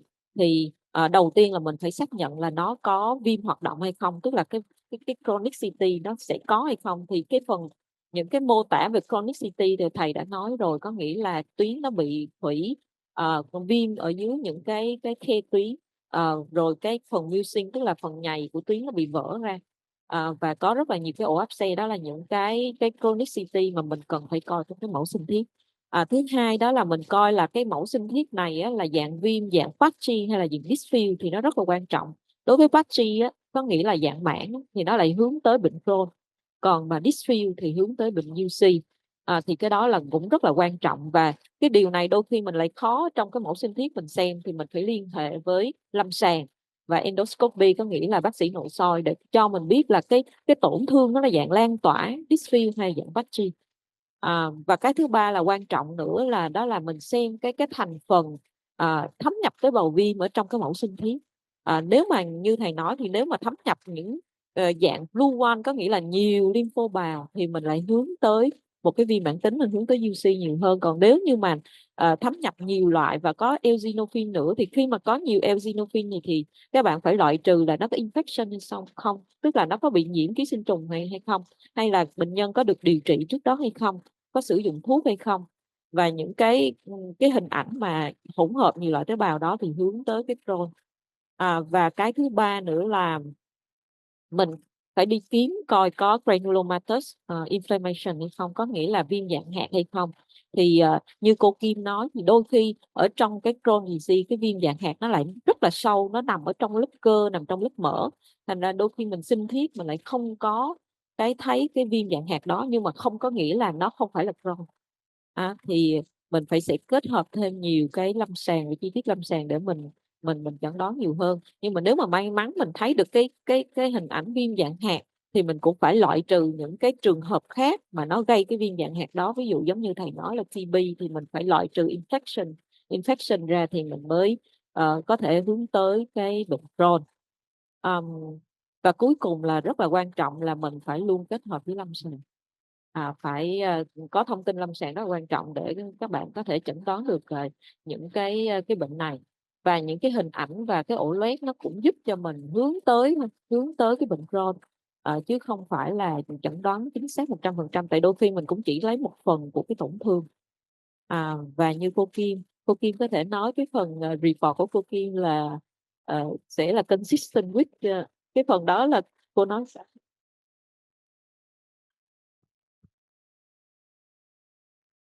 So no granuloma doesn't mean it's not Crohn's. You don't have to have granuloma to make Crohn's. Agree? Yeah.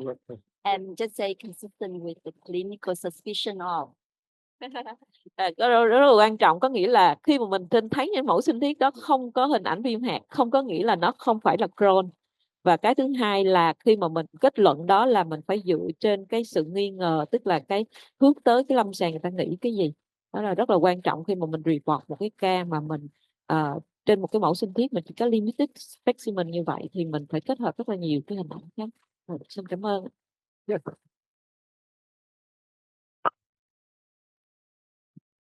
Yes, sure.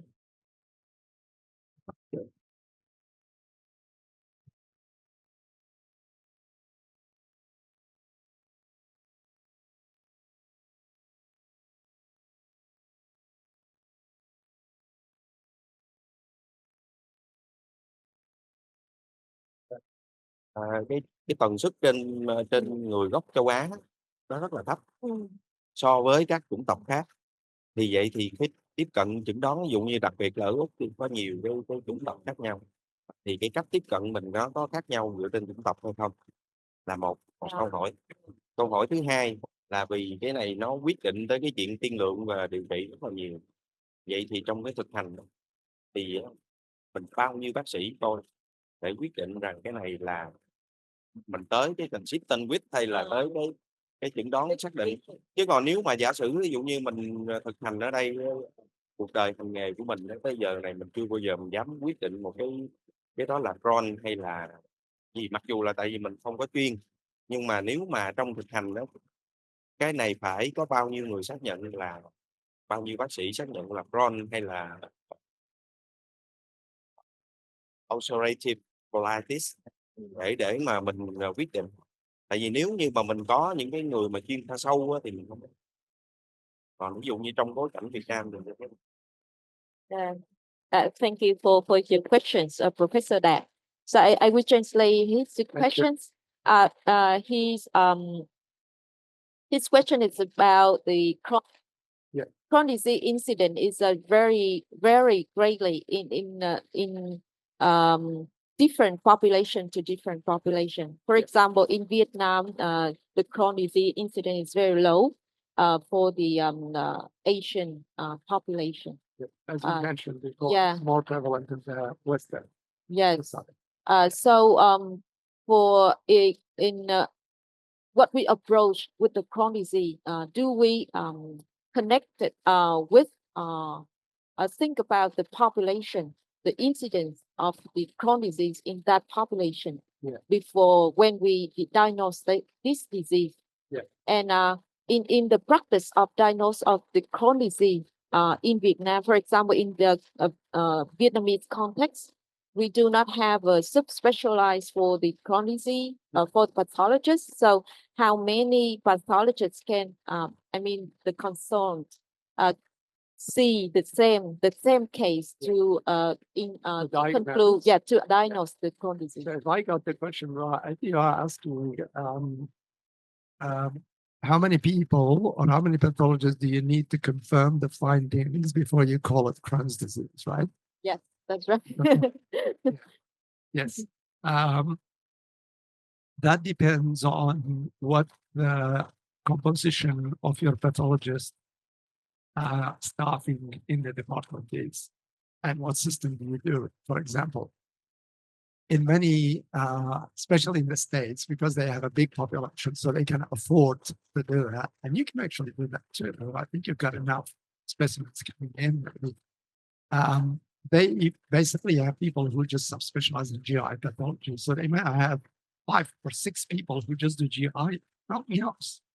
So these guys are very comfortable with what they're looking at day in and day out. They don't really need to show it to anyone unless they are pushing something because they're so good at it. They're just seeing it every day. So they get really good at it. And as you know, anatomical pathology or histopathology is all about how much you've seen. What is your optical mileage? How many cases have you seen? What is the spectrum of the disease that you've seen? That's what makes you confident at the end of the day.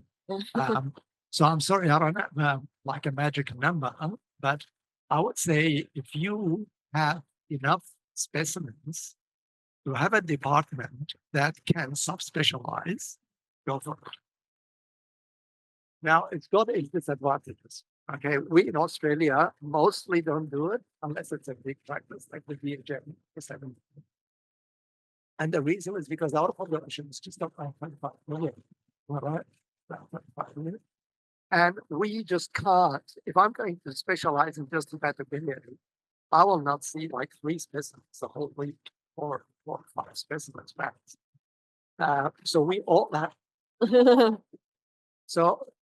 have to do everything, but we do have the areas of interest. So, for me, like I can choose GI, hepatobiliary, pancreas, but I'm not as subspecialist as such. Now, the advantage of the subspecialty system is that you get highly skilled subspecialized people who can serve the patient in your own institution. You don't have to waste time referring patients, sending them for opinions, bring them back and forth, take you 6 months to diagnose. That's why. The disadvantage of it is that you will de-skill your pathologists. Because they're just going to look at GI. So if you give them an endometrial curettage, they go like, no, I don't want to touch it. So everything has its own pros and cons. And it really all depends on what your setup here is and how many cases you have. How many pathologists you have. That's anything less than I can't think of it. Also, I think that's the most important thing. Yeah.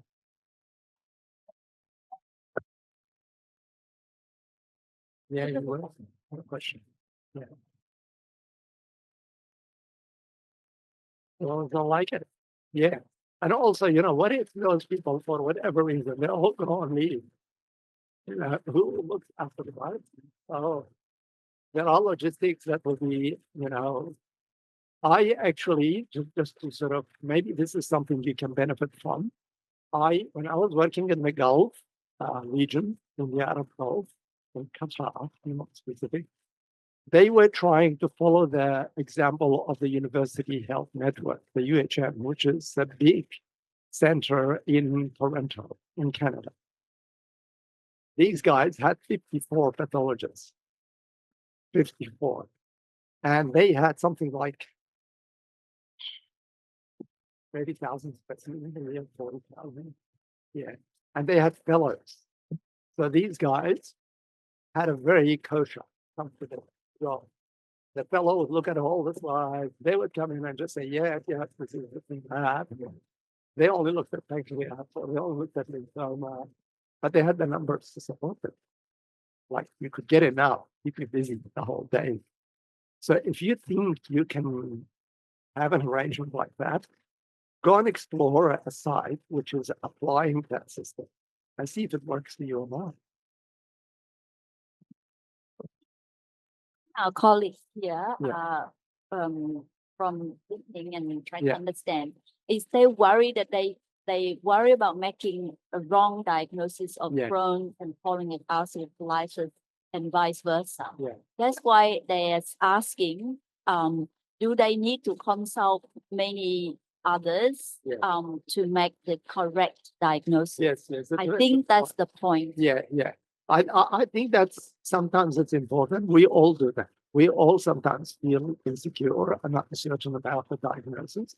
We show it to our colleagues, and if we still can't get a consensus, we send it away. We send it to someone who knows best, like who looks at colon all day long.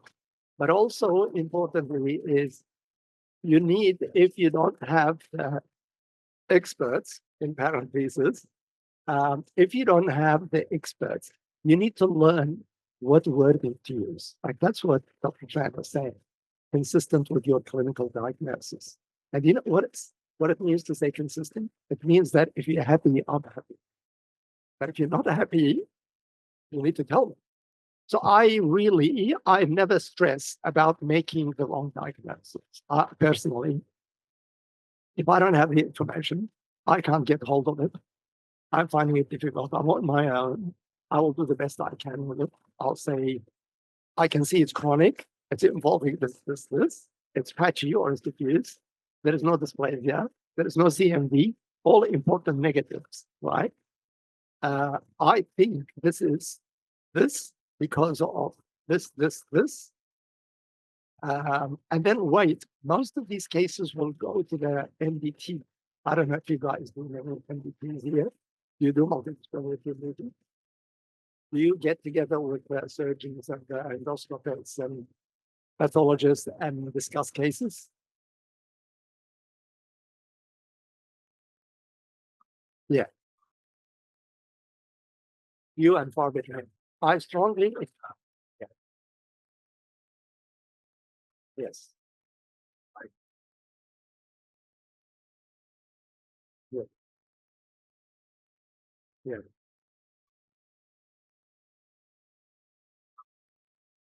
Yes. Yeah. Time. That's right. It's very onerous. It's true. Yeah. Yeah. Yeah.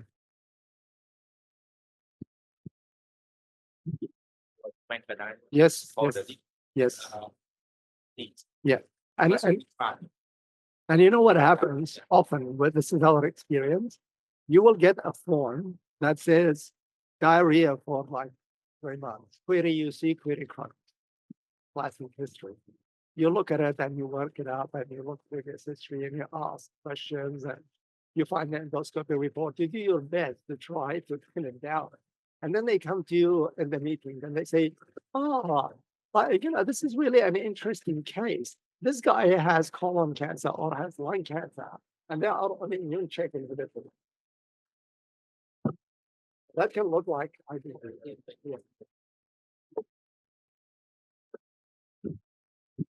Okay, I think I can solve some of the problems here. Okay. See, this is one of the reasons that we come here. Okay? So I want you guys to know that you guys are not alone. Okay. If you have any problems and if you desperately need help, send a picture to us. Yes. We will do something for you guys in our own way. Yeah. We will do our very best. Don't ever feel that you are alone, and we just come here to sprinkle a little bit of knowledge. We have come here to support you in every way.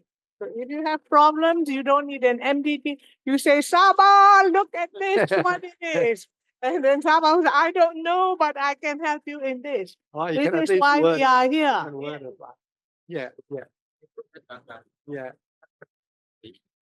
Thì câu hỏi này á, nó tại vì câu hỏi này nó liên quan tới tới Việt Nam mình, những đặc biệt những bệnh lý khó gì mình cố tình mình hỏi giáo sư để ông thực ra là mình warning hết những cái việc này mình cũng biết. Thứ nhất là những cái bệnh khó gì không thể nào mà tách rời ra từng bác sĩ chẩn đoán hết, phải là một team, mình phải làm team.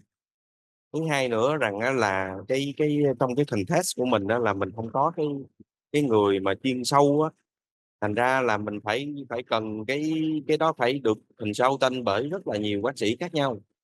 Chứ còn nếu mà mình set up mà cái kiểu mà giống như là một cái bệnh rất là khó mà một người đó chẩn đoán nhưng mà không có, nếu mà mình không có share cái ca đó ra thì là bệnh nhân người ta bị không có được lợi từ chuyện đó. Nên cái việc này là mình giả tò mình hỏi ông để nâng cao nhận thức của ở trong đây thôi. Cảm ơn.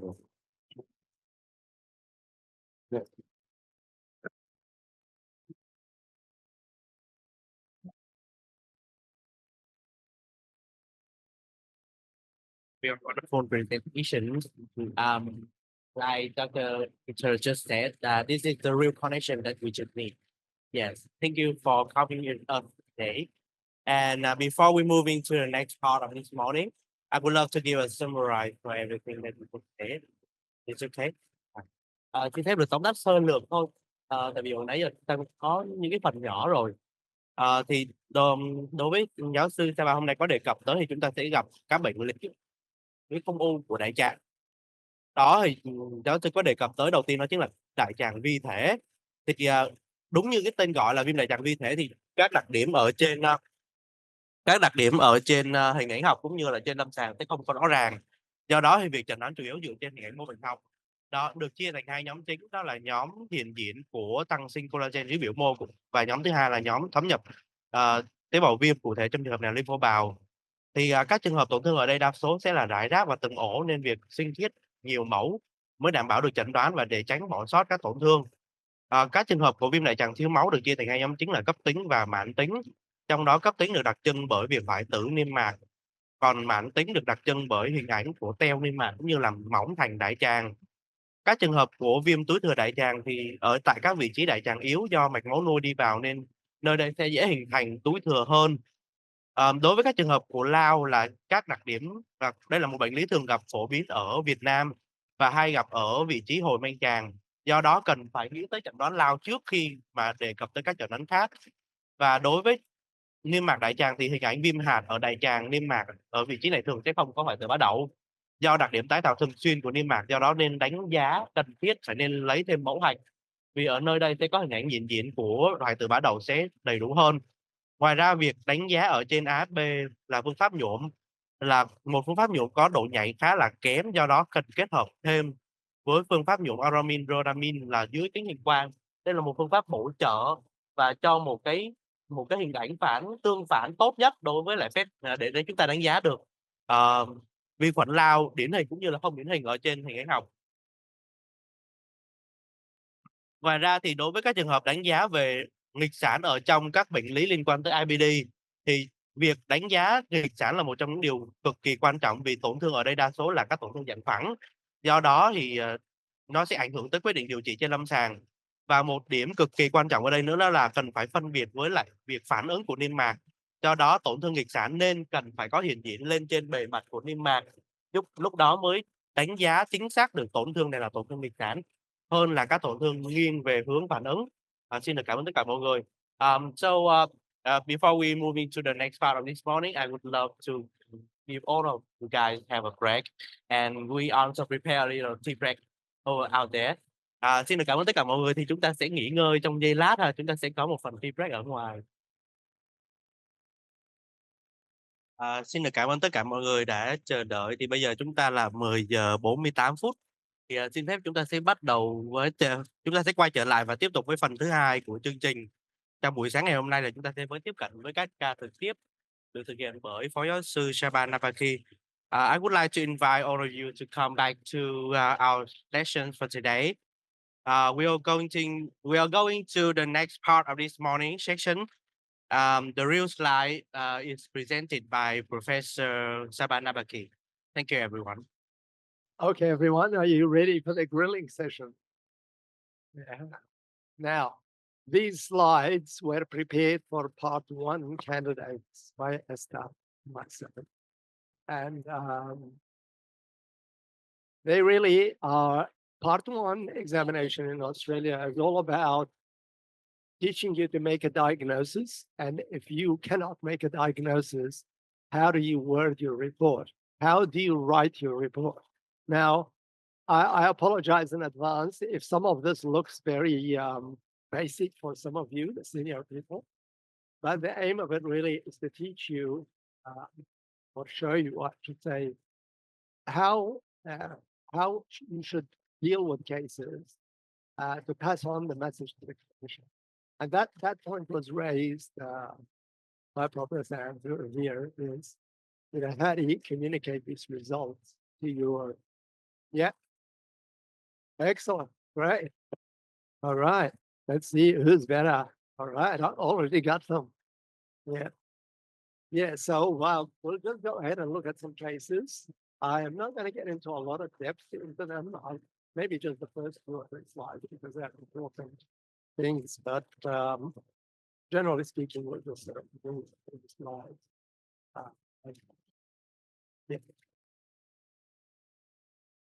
What? Oh, yeah. Thank you for the reminder, Esther. Thank you. So, I was saying to Esther yesterday, and I think it was mentioned in passing by Dr. Tran as well, is when someone asks you and you ask the trainee and they say, what is this tumor? And you say, it's a basal cell carcinoma.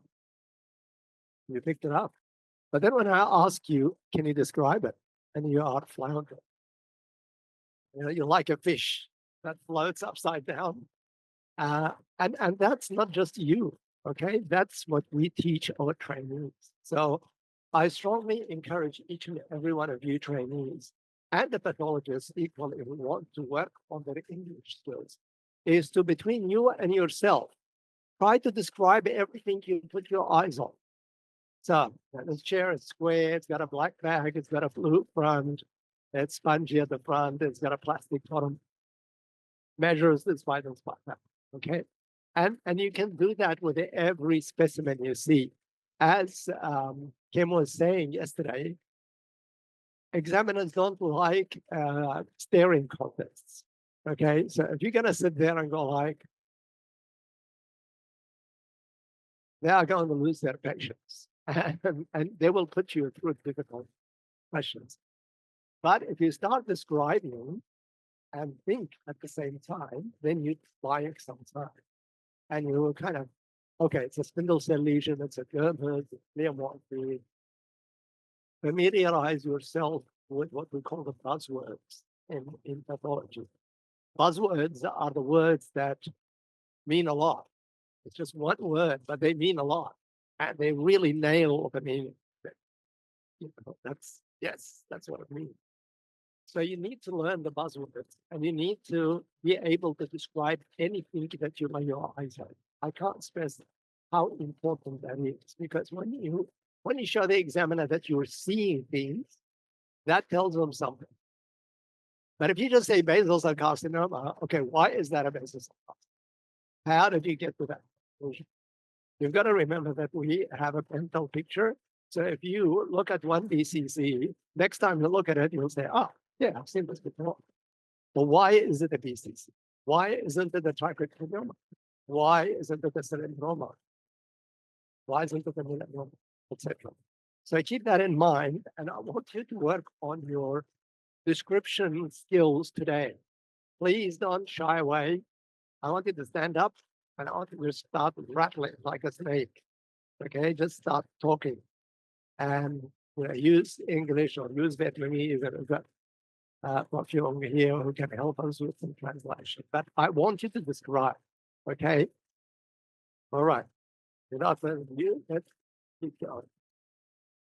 So we will look at a mix of cases as they might be coming across your desk. I My style of teaching is looking at a mix of cases. I don't give you like just GI biopsies, because then that makes you like a horse with the flaps on. So you're like just focused on GIT. But if you get a mixed sort of mixture of cases, then anything is up there. It could be anything, right? So we will have a mix of cases. Focus on morphology to reach a diagnosis, provisional diagnosis. When I say provisional diagnosis, you should have at least in your head, for every pattern of injury or tumor, you should have at least 2 or 3 tumors in your head. So if you're looking at a spindle cell tumor of the muscle, you should just go like randomized sarcoma, leiomyosarcoma, malignant tumor, for example. If you see a subepidermal bullous in the skin, dermatitis erythematosus, bullous pemphigoid, erythema multiforme, that gives you a start. And then if it doesn't fit the description for any of these, well, then you are up the creek, as the Australians say, you know, you have difficulty. Yeah.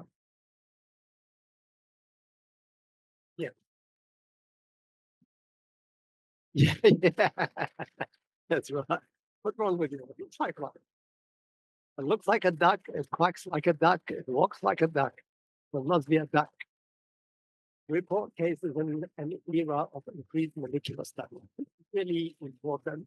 I know that you're very limited in the molecular stuff that you do, but unfortunately, the reality is some diagnoses these days cannot be complete without doing molecular. You have to do molecular. And there may not be many, but some diagnoses really require you to have that molecular testing. Now, what do you do if you don't have the molecular testing, right?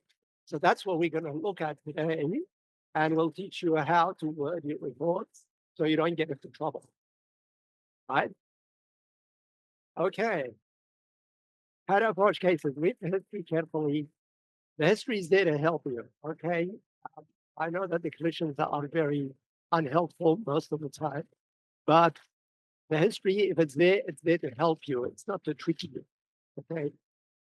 Example, a patient that is having hot flushes and diarrhea, and then they give you a biopsy of liver lesion. Even before I look at it, I'm thinking that this is probably going to be a metastatic neuroendocrine tumor or neuroendocrine carcinoma.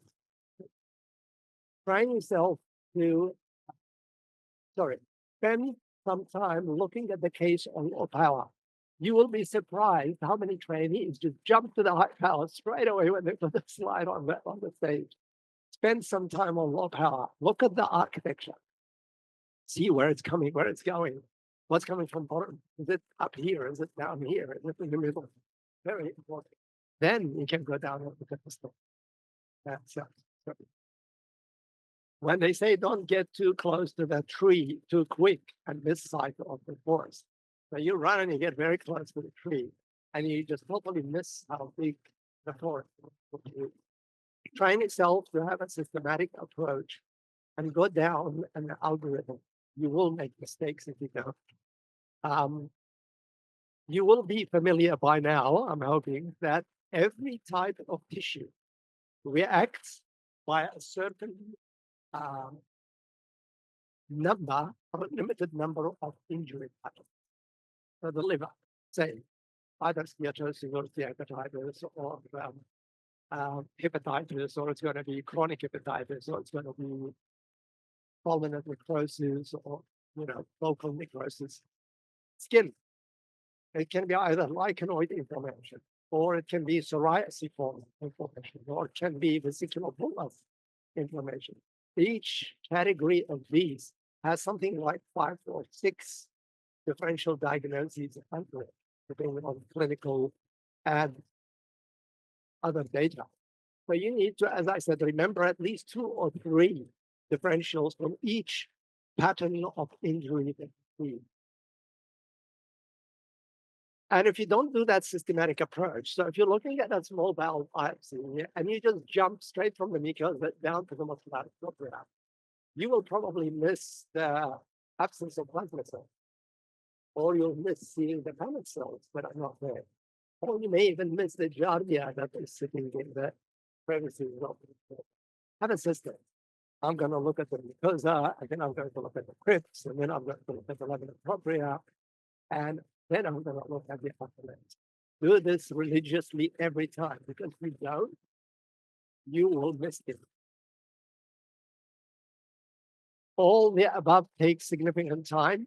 You might think, oh, if I'm going to sit there and think about, you know, what like my dermatitis does, so, you know, I'm just going to think the whole day. In fact, it doesn't. If you train yourself and you get used to it, it will get second nature to you. So it becomes like a habit. And then that's what you need to get to. You want description to become your second nature. That's what we pathologists teach our trainees. Before they make a diagnosis, they need to describe it. And if you just tell me it is what it is, as Dr. Tran said, they will just it does nothing work. Okay? Because if your report goes for review and they don't have pictures with your report, they're going to try to draw a mental picture of your description. So if you say, okay, this is a tumor, it's got basaloid cells, it's got mitosis and apoptosis in it, and there is some, you know, necrosis in some areas, and then some squamous differentiation maybe. Then they will say, oh, this is going to be a BCC before even they have laid out, laid the eyes on the slide. Okay, here is the important one, what to write. Address your audience. Me writing a report to Professor Wee is very different from writing it to a general practitioner. He knows what he's looking for. He will understand my pathology terms. I don't have to explain, and I don't need to have to tell him what to look for. But if you're sending this to a general practitioner, we need to put a comment in there. This is a benign tumor. It's inconsequential, even though it's incomplete size. Pull out the potential, right?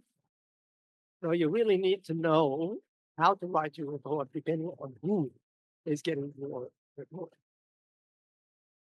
Not all clinicians need to know how fat and how tall the cells are, right? Okay, so you like, this is what one of my mentors said.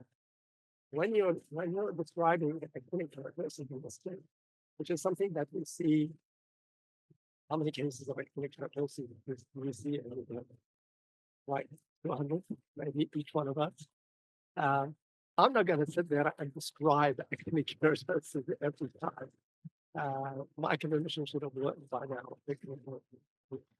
Maybe a very brief description. Characteristics, something like that. In the epidermis, no invasive malignancy. The features are indicative of those all. Report features that help make a diagnosis. Just like we did with the colon and UC and Crohn's, granulomas, fasciculitis, what type of infiltrate, basal plasmacytosis, you know, dysplasia, organism. Prognostic features. Sometimes you really need to say vascular invasion, very neural invasion, you know, sarcomatoid areas in the tumor. This will probably help decide the treatment. Refer to an established set of synoptic reports. And this is, I think, really important. Are you guys familiar with synoptic reports? You know what I'm referring to? Everyone know what I'm referring to? So a synoptic report is what also is known as MDS, or minimum data sheet. Every one of the English colleges of pathology has a set of what you call synoptic report. And they're just like bullet heads. Tumor size, cranial invasion, absent organ, lymphocytic infiltrate, mild, moderate, severe. It's a good aid for your memory, because if you just describe a report, there is a chance you may forget something. And usually these synoptic reports, they address the salient, the important features of the report. So you need to focus on them.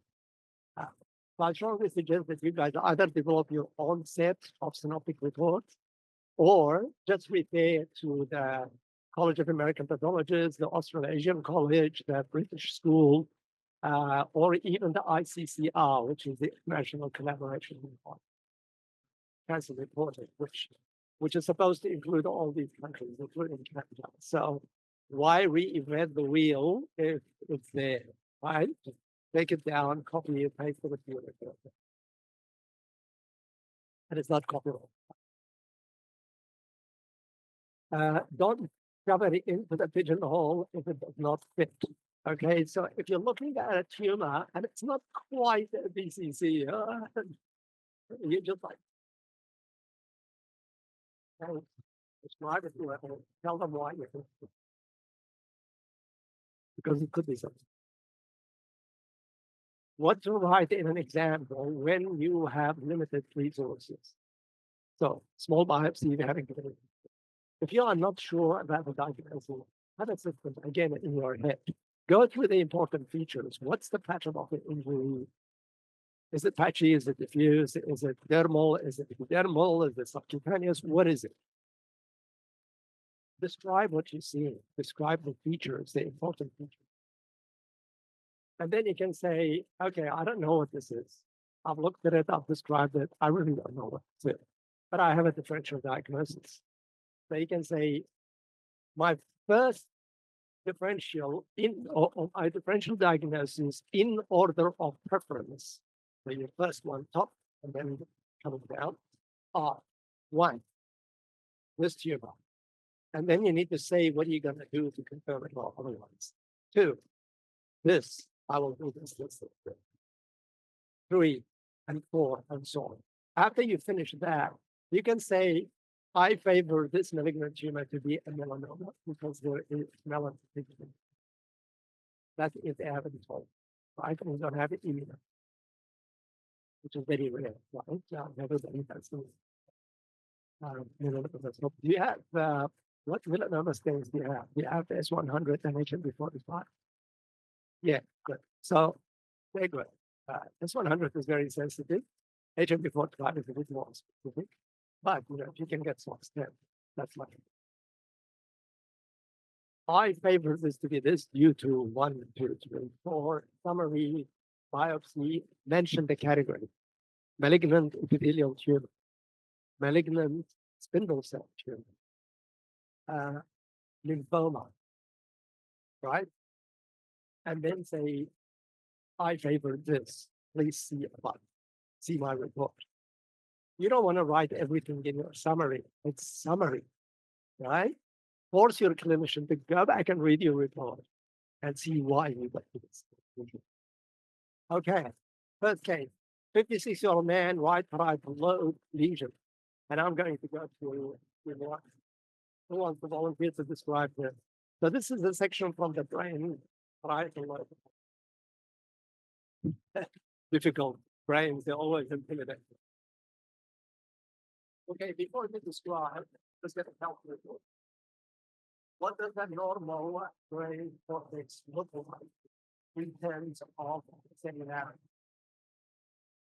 Good. Yeah. Go. Yeah. I think this is these are the oligocytes, and also I can see the chicken wire vessels. That's possible. Mm. Mm. You said oligodendrocytes. Yes. Mm. The finger.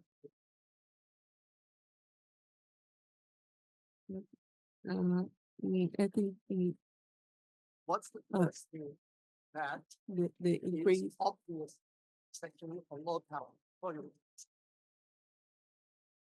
this session shows brain tissue Yes. with increased cellularity. Good. Excellent. That's what I need to hear. It's low power. Well done. So you want to see first important increased cellularity. What does normal brain look like? Why is this increased cellularity? You need to defend your comment. You can't get off the hook so easy. Why? Anybody else from the team? We're not going to move this way. We're about to lose your point. You need to come up with an answer. Otherwise, I'll I think because if this is the normal brain, it's not it doesn't have a lot of cells. oligocytes like this. Well, not just oligocytes, any cell. The normal brain, the cells don't touch. They're just like blue dots. Wow. Except when you the cortex, when you look at it, the cells don't touch. The nuclei don't run into each other like they do here. So you said cellular tissue. Instead of saying the oligodendrocytes, I would say oligodendrocyte like cells. And why did you think it's oligodendrocytes? Why isn't this astrocytes or ganglions? Because these cells has the clear Yes. halo around the nuclei. You know the Tôi nói tiếng Việt. yeah. Right. Dạ. Good. Yeah, really did. Let me look you up. Cells have very DNA they look like. What are the important features that we will show? This is just a close-up to show you this feature. What's happening? That's again. That's again. That's called satellite person. That's what tumor cells do around ganglion cells and other plastic cells in this tumor. And they've got all the features to tell which one. Right? So this is going to be the diffuse infiltrating glial with a consisting of inoculum glial cells. This is how you describe it.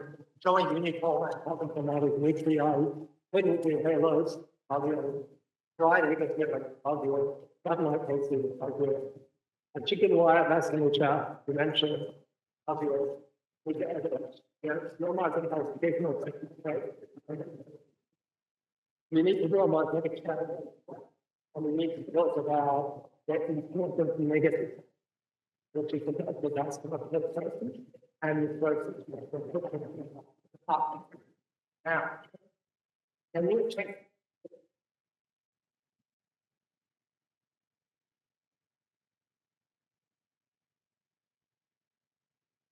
IDH1 là the two mutation we can do in the molecular test.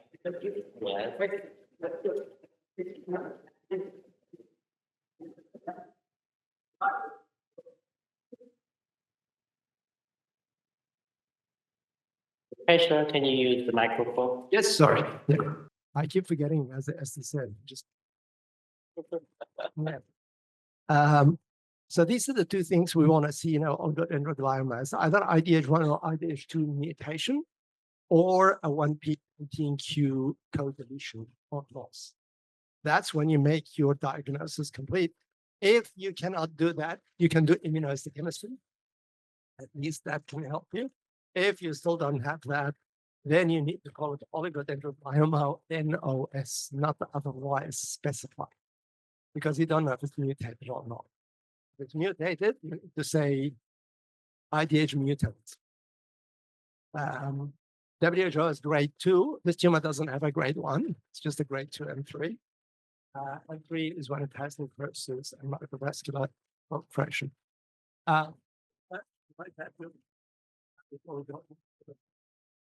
Thì trong cái ca này thì sẽ có một số những cái điểm quan trọng mà mình cần phải nhớ. Thì trong đó thì đầu tiên là khi mà chúng ta tiếp cận một cái ca thì đầu tiên chúng ta phải nói được nó là mô học gì. Cái đó là điều đầu tiên quan trọng nhất. Sau đó thì giáo sư có nói là chúng ta cần phải phản biện cho những cái ý mà mình nói ra. Chẳng hạn như là khi chúng ta nói đây là mật độ tế bào tăng thì chúng ta phải nói là vì sao nó tăng. Vì mô học của não nó sẽ có một cái mật độ mô học riêng. Thì giáo sư có giải thích là các cái tế bào này bình thường của mô học não nó sẽ không có, các tế bào này nó sẽ không có tiếp cận với nhau, tức là nó không có đụng chạm nhau. Tuy nhiên ở trên mô học này các tế bào này, nhân tế bào nó sẽ chạm vào nhau, nó tăng mật độ tế bào. Đó là cách để mình biện luận cái lý luận của mình. Thứ hai là mình sẽ mô tả một cái ca dựa vào những cái đặc điểm chính để mình làm nổi bật lên đây là một cái tổn thương liên quan tới tế bào ít nhánh. Trong đó là đặc điểm có vòng sáng quanh nhân, hay còn có đặc điểm là tế bào trứng chiên, rồi sẽ có những cái đặc điểm là centralized, tức là cái đặc điểm vệ tinh. Các cái tế bào u nó sẽ bao xung quanh các cái tế bào hạch thần kinh, rồi sau đó sẽ có đặc điểm là mạch máu dạng lưới, dạng lưới mắt, cái lưới mà lưới nuôi gà, chicken wire là một cái dạng lưới, dạng mắt lưới. Ngoài ra thì mình cần phải nói thêm một số những cái đặc điểm khác mà nó âm tính và có vai trò quan trọng, chẳng hạn như là một số đặc điểm khác mà nó quan trọng, chẳng hạn như là không có tăng sinh mạch máu, không có hoại tử, và không có đặc điểm của sarcom. Ngoài ra thì chúng ta nó có một số những ý quan trọng, chẳng hạn như là chúng ta nên đề nghị làm thêm các cái đột biến liên quan tới IDH1, IDH2 hoặc là các cái gen khác mà để hỗ trợ cho chẩn đoán của mình. Và cuối cùng thì nếu như sau khi chúng ta chẩn đoán sau cùng, chúng ta sẽ là oligodendroglioma, và loại NOS. Và đối với trong trường hợp của oligo thì sẽ không có độ 1 và chỉ có độ 2 và độ 3. Thì độ 2 và độ 3 nó sẽ phân biệt dựa vào một số những đặc điểm khác mình có kể ở trên. Xin cảm ơn. You can continue. Yes. Fantastic. Any questions? Very quick. Come on, don't shy away. So just a few more bits of information for you. Yes.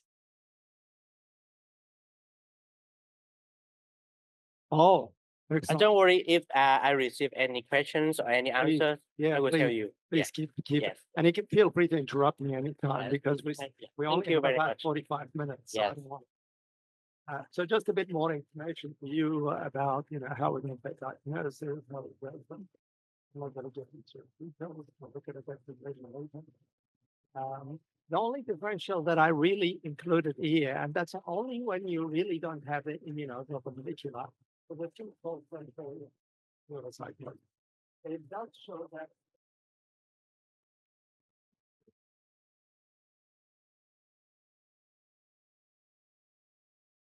you can have the chicken wire appearance, but the good thing is that these tumors are not neuroglial, so they're GFAP negative, and they're synaptophysin positive.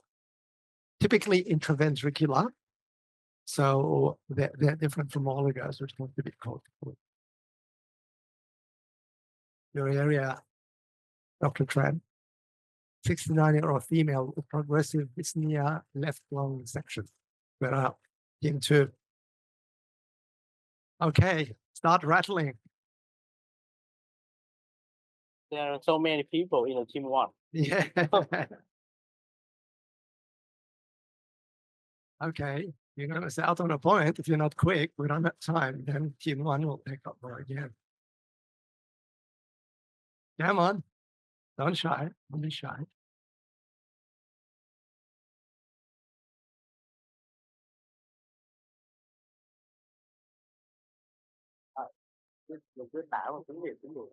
Good, excellent. Feel free to go Vietnamese if you want. It's up to you. That's low power, and this is high power. Bệnh nhân nữ 69 tuổi với lại khó thở tăng dần. Đây là một cái mẫu xuyên tiết, một mẫu cắt phổi, một cái section của phổi trái.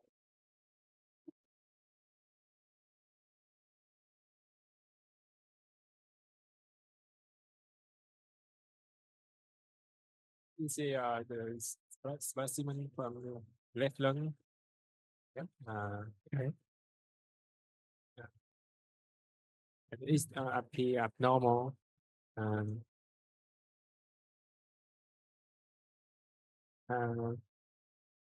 Time is not your the friend lung space in the meeting. In the enlarged.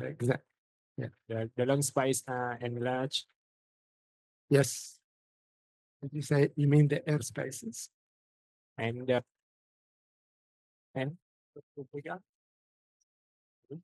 What about this one? Does that look bigger?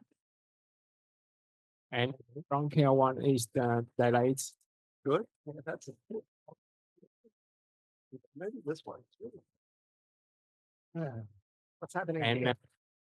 there What's happening? is inflammatory infiltration. Inflammatory infiltration. This you got too close to the too quick. Look at how we still have some features we can describe. There's the wedge extrusion from the lung. What's happening here? What's going on here? Is fibrosis. Thank you. Fibrosis, dilatation of air spaces, including bronchi, sorry, mucus pooling, mucus inside the bronchi. Then, not really much, is it? Much inflammation. But there is, I agree with you, some patchy interstitial chronic inflammation. What do you think of this part of the lung? No traits. Or this, maybe this part here. It's early fibrosis. But this is more like normal. Some leftover normal lung. It's dilated.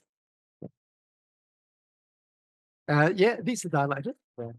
These guys, no, they're okay. They're probably fine. Maybe these ones are okay. Yeah. Yeah. I think it's the benign. It's a benign condition. Good. Yes. It's a fibroblastic. Yes.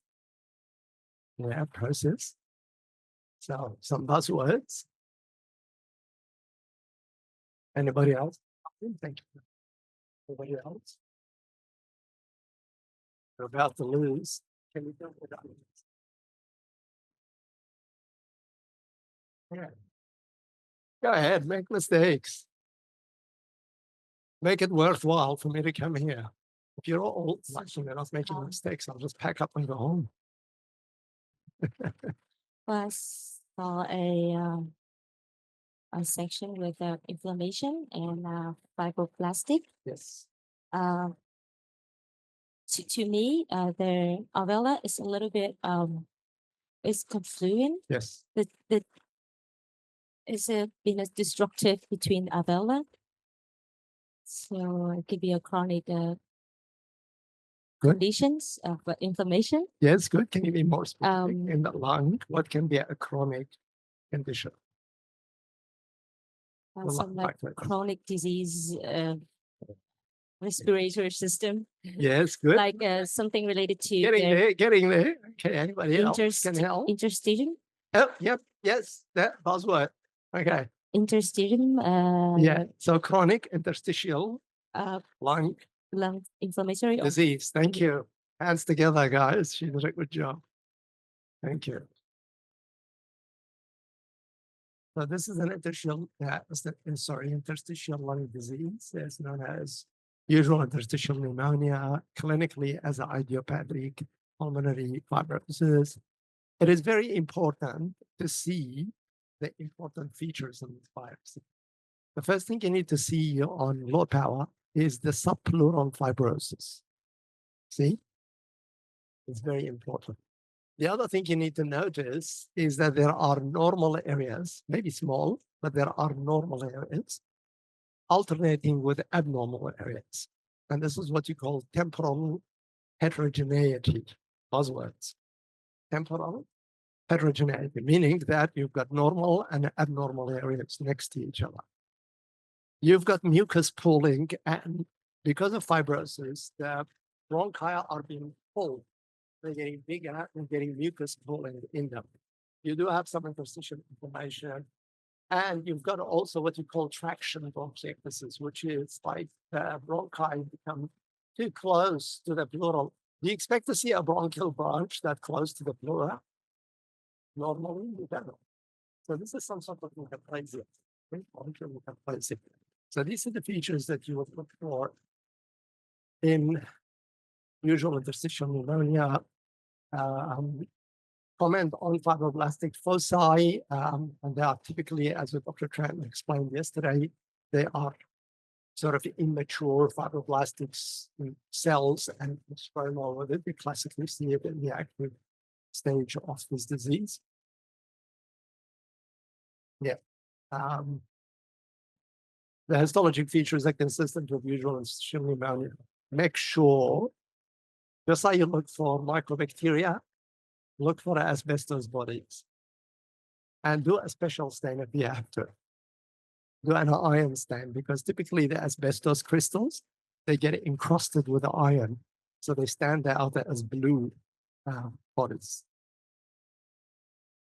This is an important point here. Findings on a high resolution CT scan, that's the typical description of it.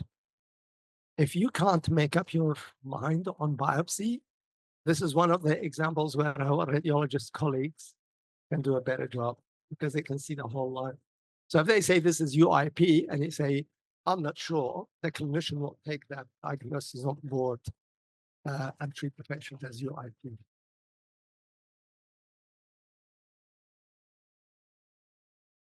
As Dr. Tran mentioned yesterday, clinical radiological contexts are always required for useful and clinical relevant histological diagnosis. If there is one thing I want you to take away from this case, lung lesions have ages.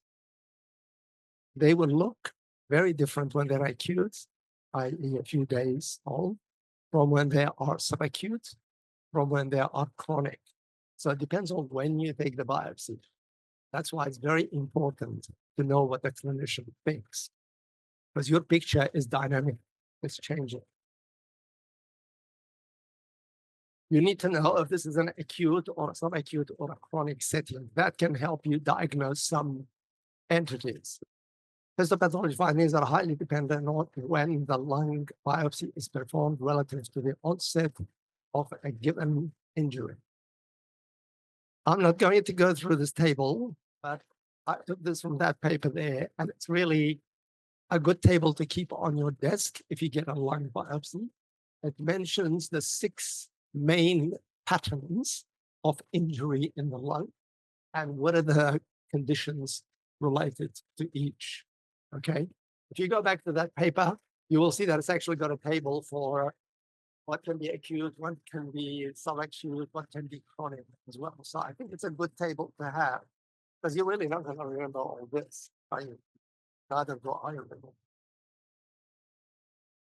Okay.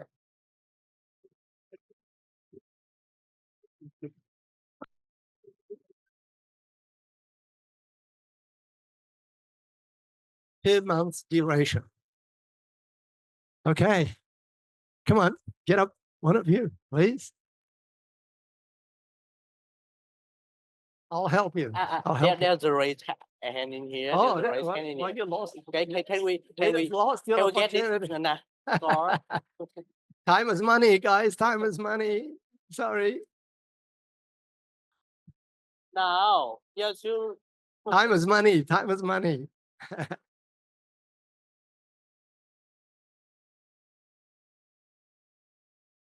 No, we're not. Oh, there you are. Oh, good. Okay. First thing, more power. What's this tumor doing? Cái khối này khối u có giới hạn rõ. Yeah, this tumor is well circumscribed. Excellent. Yeah. Circumscribed. What is it in? What's the structure here? It's difficult to see. Khối u này nằm ở trong What could it lớp be? This tumor inside a muscle. Not muscle sure. bundle. Good. Yeah, it's good. Yeah. It's okay to be not sure. It's a skeletal muscle. Okay, it's a butting skeletal muscle. Okay, this is what it looks like, and this is the higher power of the lesions. It's crawling with mitotic figures, and the cells look quite fat. What do you think that is? Yes. This tumor have a spindle cell. Good. Circumscribed spindle cell lesion. Got a very good start. Yes. What's the pattern of growth? What do you call this pattern? Yes. What do you call it? Story form. Story form. Story form. Now, these.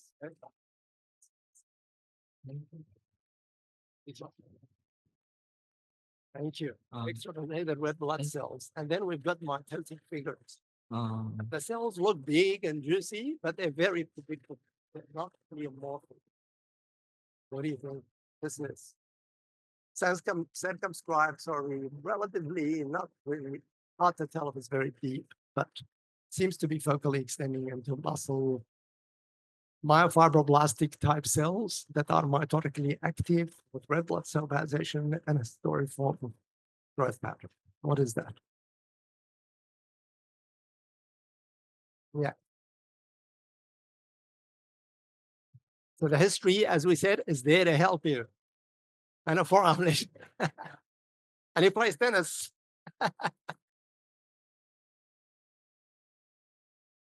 Someone said something. I heard it. A modular Fasciitis. Yeah, all right. That's right. All right. Yep, that's what it is. This is a trap, and that's the description that you need to describe it as. There are certain features that I mentioned. It's a benign neoplasm. It's really important. It's a big sarcoma mimicker, especially on limited biopsy material, and they don't tell you how deep it is. So don't make the diagnosis on core biopsy, okay? Because you can be tricked, because there are tumors that can have nodular fasciitis-like things in them, unless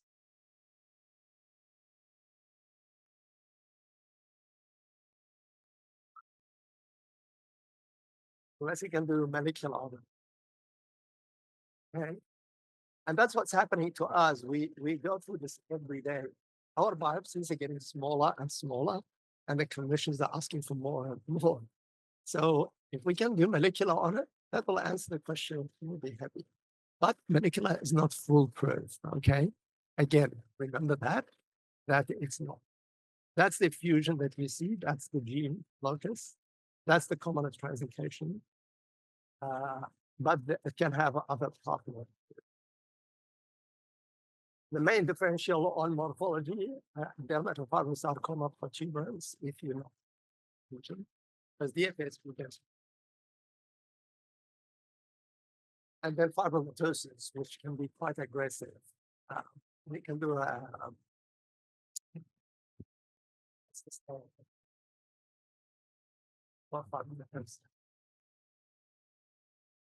sorry. Yes. Beta-catenin is a good stain for certain fibromatosis. So benign lesion, completely excised, happy patient. You're happy too. Well done. Someone keeping the score? Oh gosh, excellent. Excellent. That's I like the competition. 61-year-old male, right thigh mass. Okay, guys, now you need to really put your foot on the gas. Okay, I need you to get really quicker. Again, follow the same principle. Muscle. Is this circumscribed or infiltrative? Come on. Everybody's looking at you.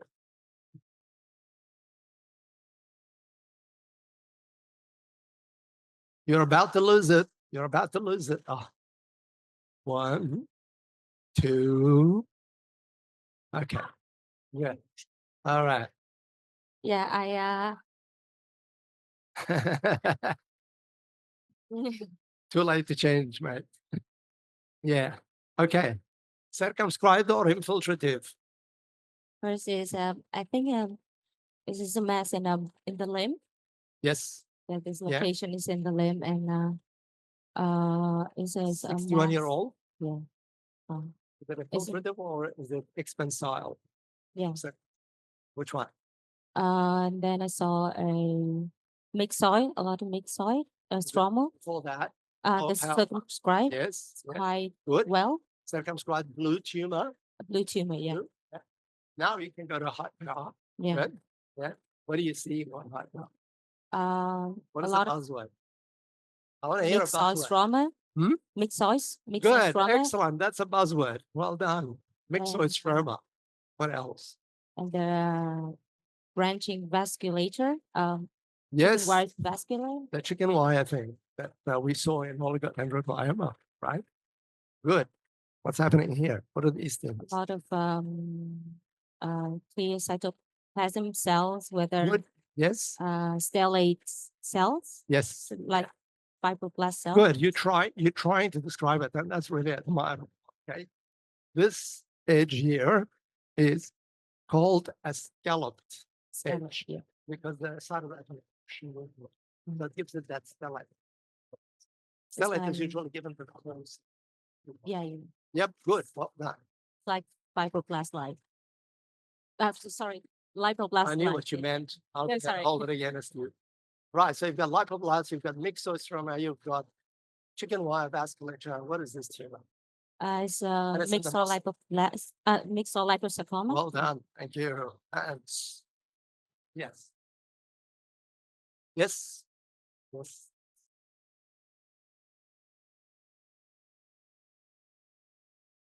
Yes. Yeah.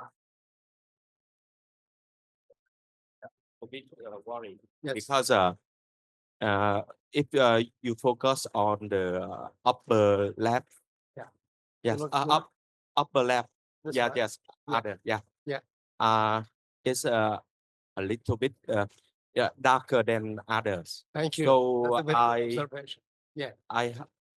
My concentration, I wonder if there is a brown cell. Absolutely. Yes. That's a very good point. Yeah. You have, Yeah. I think you have to further investigation Yeah. on And what would other you do? slides. Well, yes. Yeah, More yes. more samples. Yeah, right? yeah, Yeah. more sample. Yeah. That's an excellent point. And that's why we did go back to these blue areas. And this is what we see. What do you think is happening in here?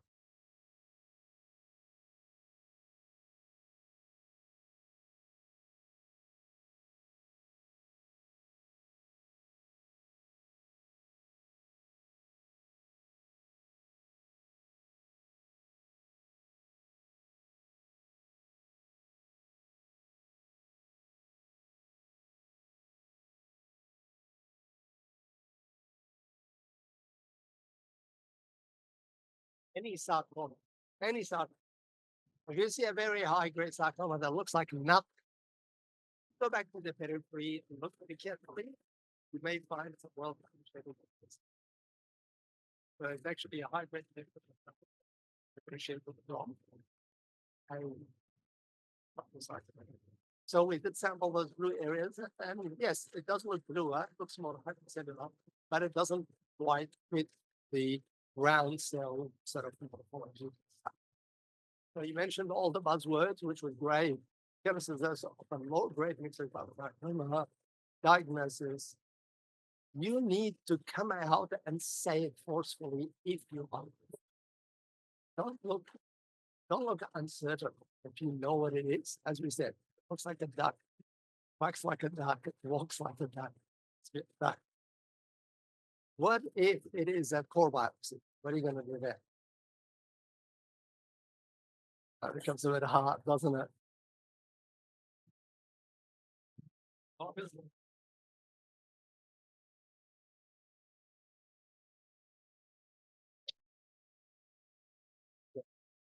And let's say that you're seeing some chicken wire, no lipoblast, really, just myxostroma. What are you going to do? You have molecular that can save your life, right? But if you don't, what are you going to do?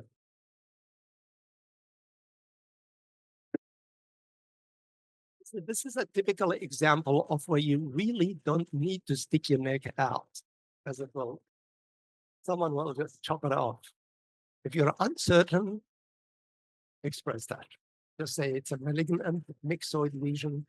These are the things that I'm thinking in order of priority.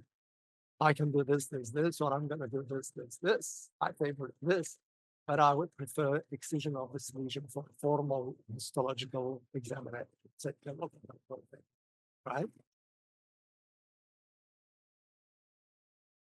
All right. Oh, wake up, smell the coffee. No coffee, no work. Oh, yeah. 37-year-old male, nasal blockage, left maxillary antrum. We're back to Timor. Okay, Timor, now I want to turn and see someone standing. Otherwise, you'll lose it. Start describing. I'm going to turn around. Okay, next. Go ahead. Okay, Go, hi Pal. everyone. Hi, pal. First of all, that I see that this have a article have a papillary arrangement with a delicate fibrovascular core. Excellent. Very good description. Yeah. Mm, Yes. And the epithelial is lining by squamous and respiratory or traditional, and some point-like picture that I see it may contain the mucus cell. Yes, well done. Good. Are you sure this is mucus? That's sort of squamous. Yeah, it's maybe the goblet cell too. What are these things on the surface? Yes, this may be a respiratory Well done. Thank you. disease. Celia, well done. Good, good, excellent. You're doing an excellent job. So you saw the mucus cells, you saw the papillary architecture, you saw the fibrovascular pores, you saw the respiratory epithelium. Can you tell what it is? It's in the nose, in the antrum, or in the maxilla, I should say. What are the polypoid lesions that you can see inside the nasal cavity and the sinuses? What do you know? Which lesions do you know? Common things. What happens when you get an allergy? What do you get? Nose gets blocked. Like me. This is, I think that it's a nasal. Sinonasal. It is Yeah, nasal like- sinus. Or just inflammatory or allergic polyp. Okay, that's the commonest thing we see It's a polyp nasal sinus. in practice. But this thing is really big and it's papillary and it's got vascular pores and there is no inflammation. So what is it?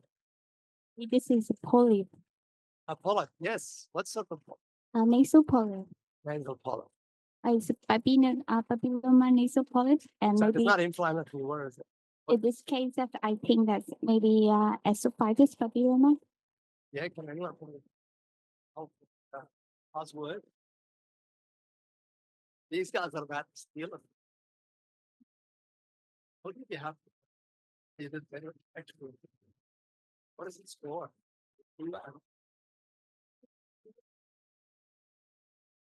Oh, this is decisive. Now, I don't like. I don't like to be under that pressure. That's too hard.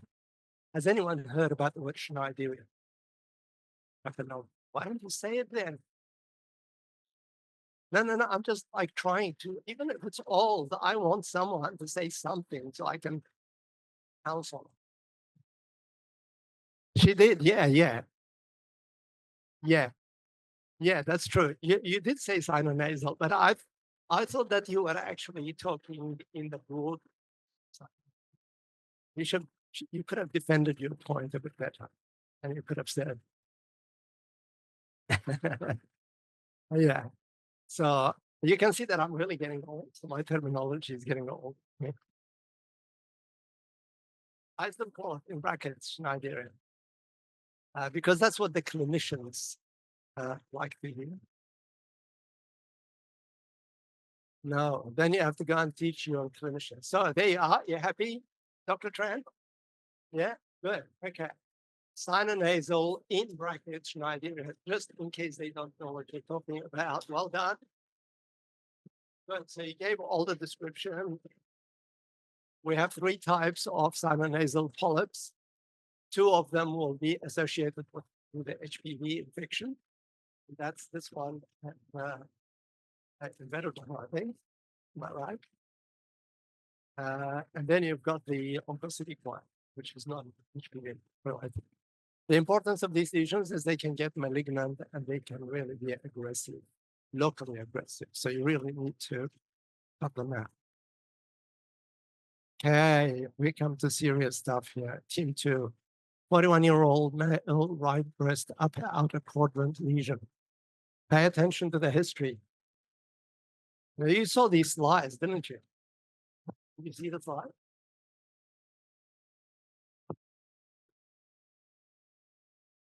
I'm running out. I think it's the fibrous tumor. A fibrous tumor. Good stuff. Good stuff. Just fibrous. It's the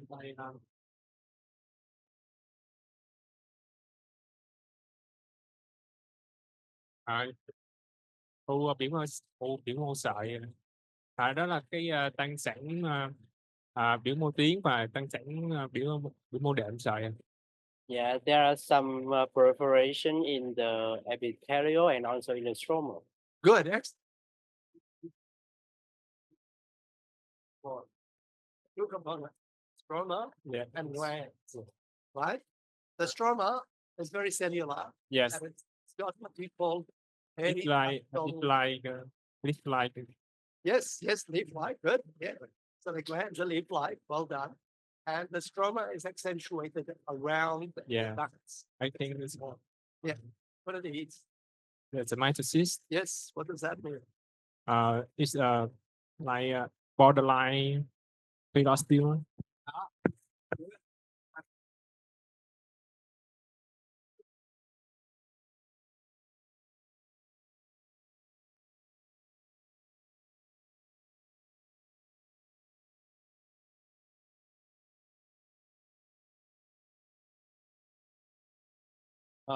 And you've highlighted the very important clover leaf-like projections into the spaces. And you don't see that most of the time in fibroadenoma, okay? But you may sometimes see it on small benign lesions, and it can be really difficult to tell them apart. But no, this one's got too many mitoses and the stroma is too cellular. So it is a phalloides tumor. And you can put a comment in there that I need to see the whole case to decide and sample it appropriately to decide whether this is going to be benign, borderline, malignant. But it's going to be at least borderline, this one, right? Because it's got mitoses or something. Yeah. So, buzzwords, as we talked about, stromal overgrowth. You have to remember that phalloides tumor is a sarcoma, so they can contain what we call heterologous elements. That's another buzzword, meaning that they can have cartilage in them, they can have bone in them, they can have fat in them, and we call these heterologous sarcomatous elements. All right. Sleeve gastrectomy. You know what sleeve gastrectomy is, right? You cut their stomach to make it smaller so they don't get too much. Very good. And we found a polyp. Good. We've got a polyp. No, don't sit down again. Okay, good. Low power, high power. This is gastric tissue. This is a polyp Yes. and some dilated gland. Excellent. Yeah. And these dilated glands, yes. This gland I see has two types of cells. Shape cells and Chief cells and what are the pink ones?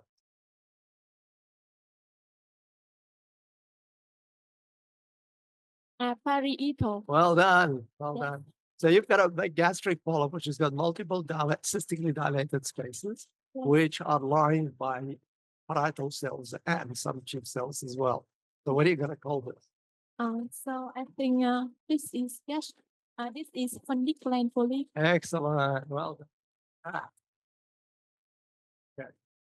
So there it is, done by acid secreting epithelium, some gland lined by foveolar epithelium. Did you see the foveolar epithelium?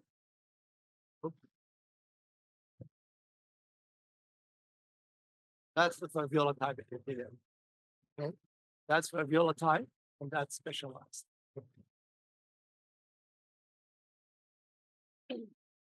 So you said it all. That's good. The only thing that I need you to remember from this case is fundus gland polyps are often sporadic, meaning it's just a simple single polyps that you find in a specimen or during endoscopy.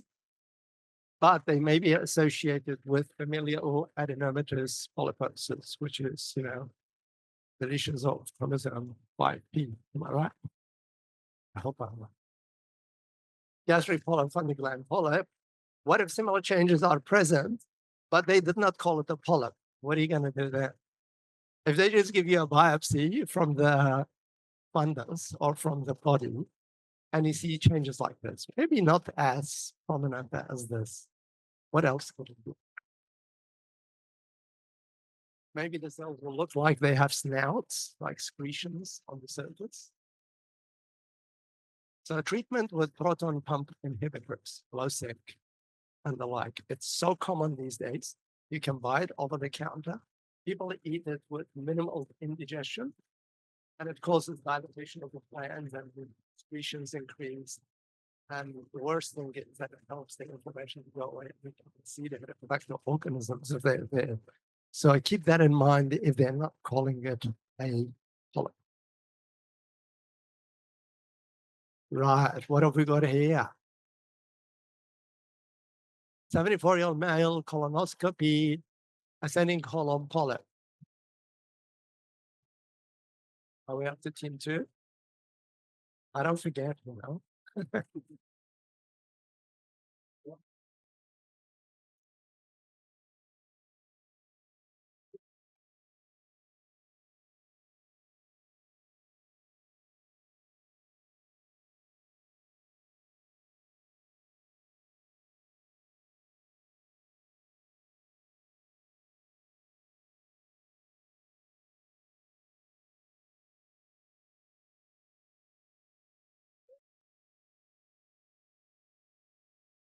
This is I see the hyperplasia, the gland, and with the blue, yes, it look like a dysplasia. With this gland here is a abnormal.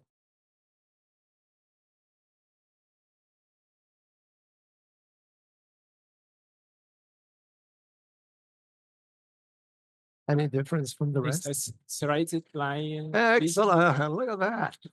He's on the ball. Well done. Thank you. So this is summary. What is it? Sessile, serrated with dysplasia. With dysplasia. Would you call it low grade or high grade? It's low grade. Low grade. Does anyone agree with him? Or does everyone agree with him? Yeah. Okay. Good. Thank you. That's good. Excellent. So this is a serrated lesion with dysplasia. Low grade, high grade. Colony biopsies contain a sessile serrated lesion, function shows architectural complexity and cytological atypia, manifested by cribriforming of glands, nuclear enlargement, hyperchromasia, and stratification of nuclei. Diagnosis, ascending colon polyp, and that's where you see them most commonly. Sessile serrated lesion with dysplasia. What are the morphologic expressions of dysplasia and sessile serrated lesion?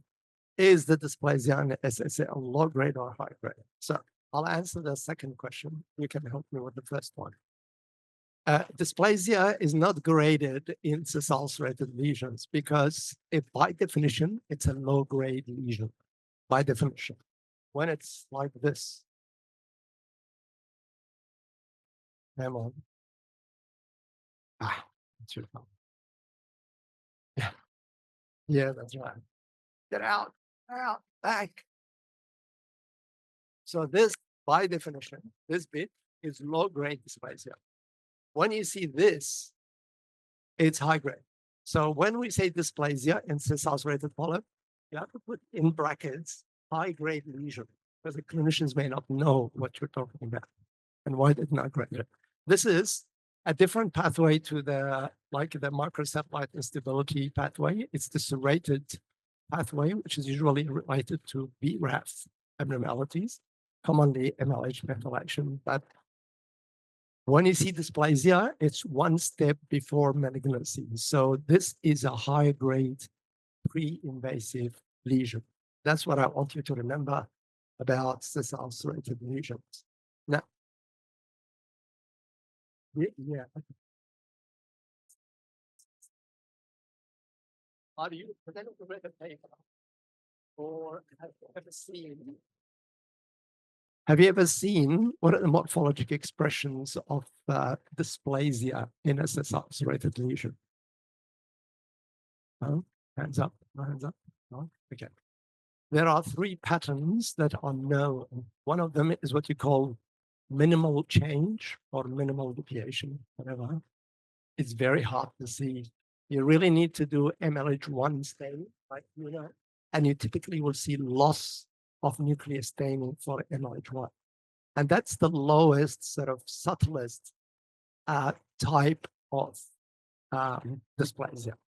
The other type of dysplasia is what you call a conventional dysplasia. Sorry, this is really going crazy sometimes. You want to move forward or backward? I'm just going to my notes, that's all. Come on. There we are. So the first pattern is the minimal change, where you do the MLH1 staining and you see focal loss. The second pattern looks like an adenoma, like a conventional adenoma, but it's arising in a ulcerated lesion. It can be very difficult sometimes. If the clinician tells you, this is a one polyp, and you're seeing one fragment with this ulcerated lesion, and seeing one fragment that looks like a low-grade conventional adenoma, is this a high-grade lesion, or is it a low-grade lesion? It is very hard to tell. So unless you see that adenoma type change in the serrated lesion, it is very hard to make that diagnosis of dysplasia adenomatous type in a ulcerated lesion. The third type is what you call a conventional serrated polyposis.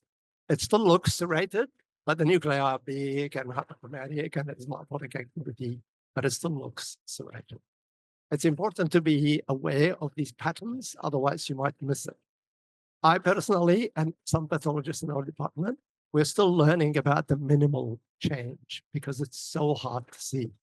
So if we have any suspicion, we do MLH1 staining. And if it's negative, then we call it dysplasia.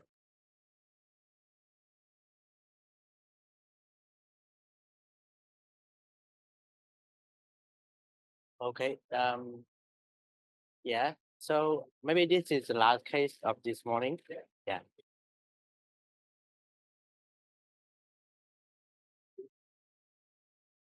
All right. Pressure is on. You're the one who's going to make them lose the win. 85-year-old female, blood-stained, discharge at vagina. I see first picture have papillary rounded gland and papillary rounded. Very good. And I see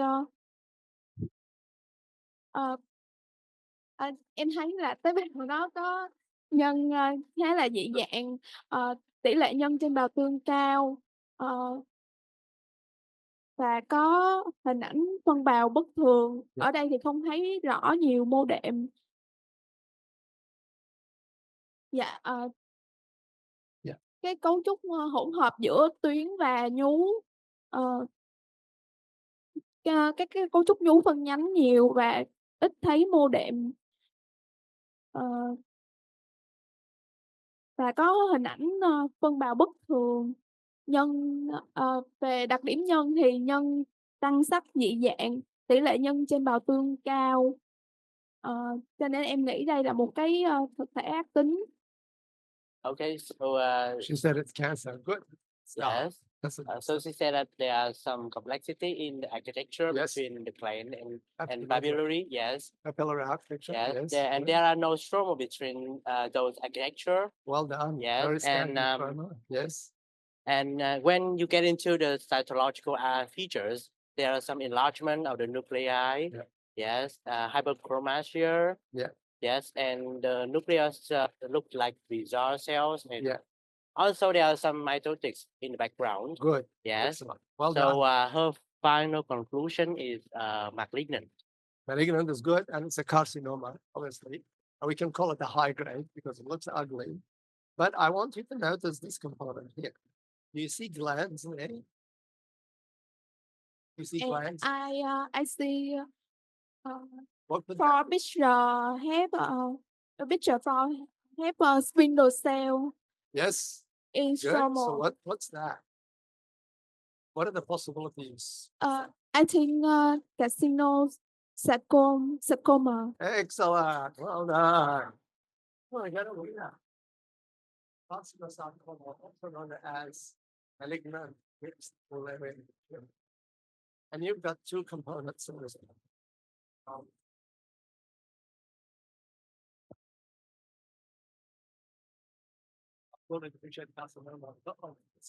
This is way too much.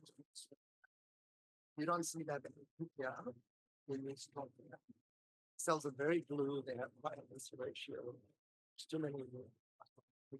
This is too much. The only differential that can get in here is a poorly differentiated carcinoma, which is not forming glands.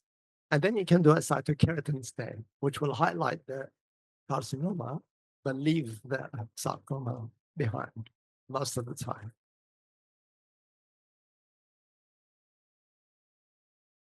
Yeah. You can do a keratin stain. That will help you map it a bit better. And at the end of the day, you have to remember that this is limited biopsy material. So you can do the best you've got with it. The other thing about this entity is that we used to think that this tumor was a true mixed carcinosarcoma. Now there is a good evidence to show that the sarcomatous component is actually divergent differentiation from the carcinoma itself. So it's not a mixed carcinosarcoma as such. I've got some buzzwords there.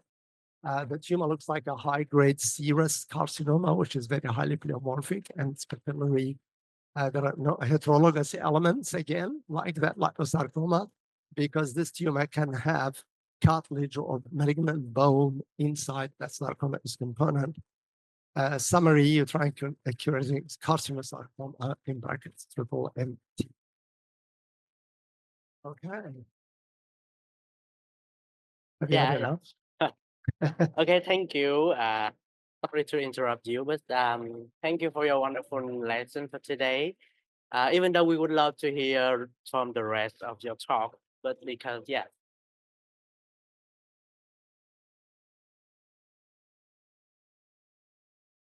Yes. So everyone, every audiences that enjoyed right now, and you guys can give us questions so we can send email to Dr. Sabah Nabati. Yes. And right now, because the shortage in our curriculum, so right now we gonna have a lunch for today, and after that we will come back at 1 p.m. and we're going to continue our session for this afternoon. Xin được cảm ơn tất cả mọi người là chương trình buổi sáng ngày hôm nay chúng ta sẽ tạm dừng vào thời điểm này và chúng ta sẽ quay lại vào lúc 1 giờ chiều để đến với bác sĩ Anita với lại các tổn thương và tăng sinh mô lympho. Cảm ơn tất cả mọi người đã tham dự và lắng nghe trong buổi sáng ngày hôm nay. Nếu như mọi người có bất kỳ một câu hỏi nào liên quan tới bài giảng thì xin phép mọi người gửi trong link ở trong đã được gửi. Sau đó thì ban tổ chức xin phép được gửi tới cho các báo cáo viên và gửi lại cho mọi người. Cảm ơn tất cả mọi người. Chúng ta sẽ tới với lại phiên buổi chiều ngày hôm nay, cũng là phiên cuối cùng ở trong cái buổi workshop giữa trường đại học y dược thành phố Hồ Chí Minh với lại các bác sĩ đến từ Australia. Bài phát biểu bài báo cáo vào buổi chiều ngày hôm nay sẽ đến từ bác sĩ Anita Mujono. Xin được phép giới thiệu với tất cả mọi người thì bác sĩ Anita Mujono thì hiện tại đang là bác sĩ giải phẫu bệnh thực hành tại Douglas Hanley Moore Pathology, đồng thời cũng là thư ký của hội đồng giám khảo của RCPA của Úc, cũng như là hiện tại đang là reviewer của một tạp chí giải phẫu bệnh của Úc. So I would like to introduce to all of you guys to our speaker for today, for this afternoon. She is Dr. Anita Mujono. Right now, she is a pathologist. She is working in the Douglas Hanley Moore Pathology. She is also assistant to chef examiner RCPA in Australia, and also a reviewer for Pathology Journal and Australian Journal of Dermatology. So she is her speaking will be talk about diagnosis in lymphoproliferative disorders. So I would like to invite you guys to Dr. Anita Mujono. Xin phép được bắt đầu bài báo cáo của bác sĩ Anita Mujono. Cảm ơn tất cả mọi người ạ. So in this section, I'm going to go through the pathology approach to diagnosis of lymphocytosis, and then in the next section, going through the histology by okay, so this time we're going to do it through the cytology. So let me start by introducing you to the WHO classification of the B-cell lymphoprolific disorders.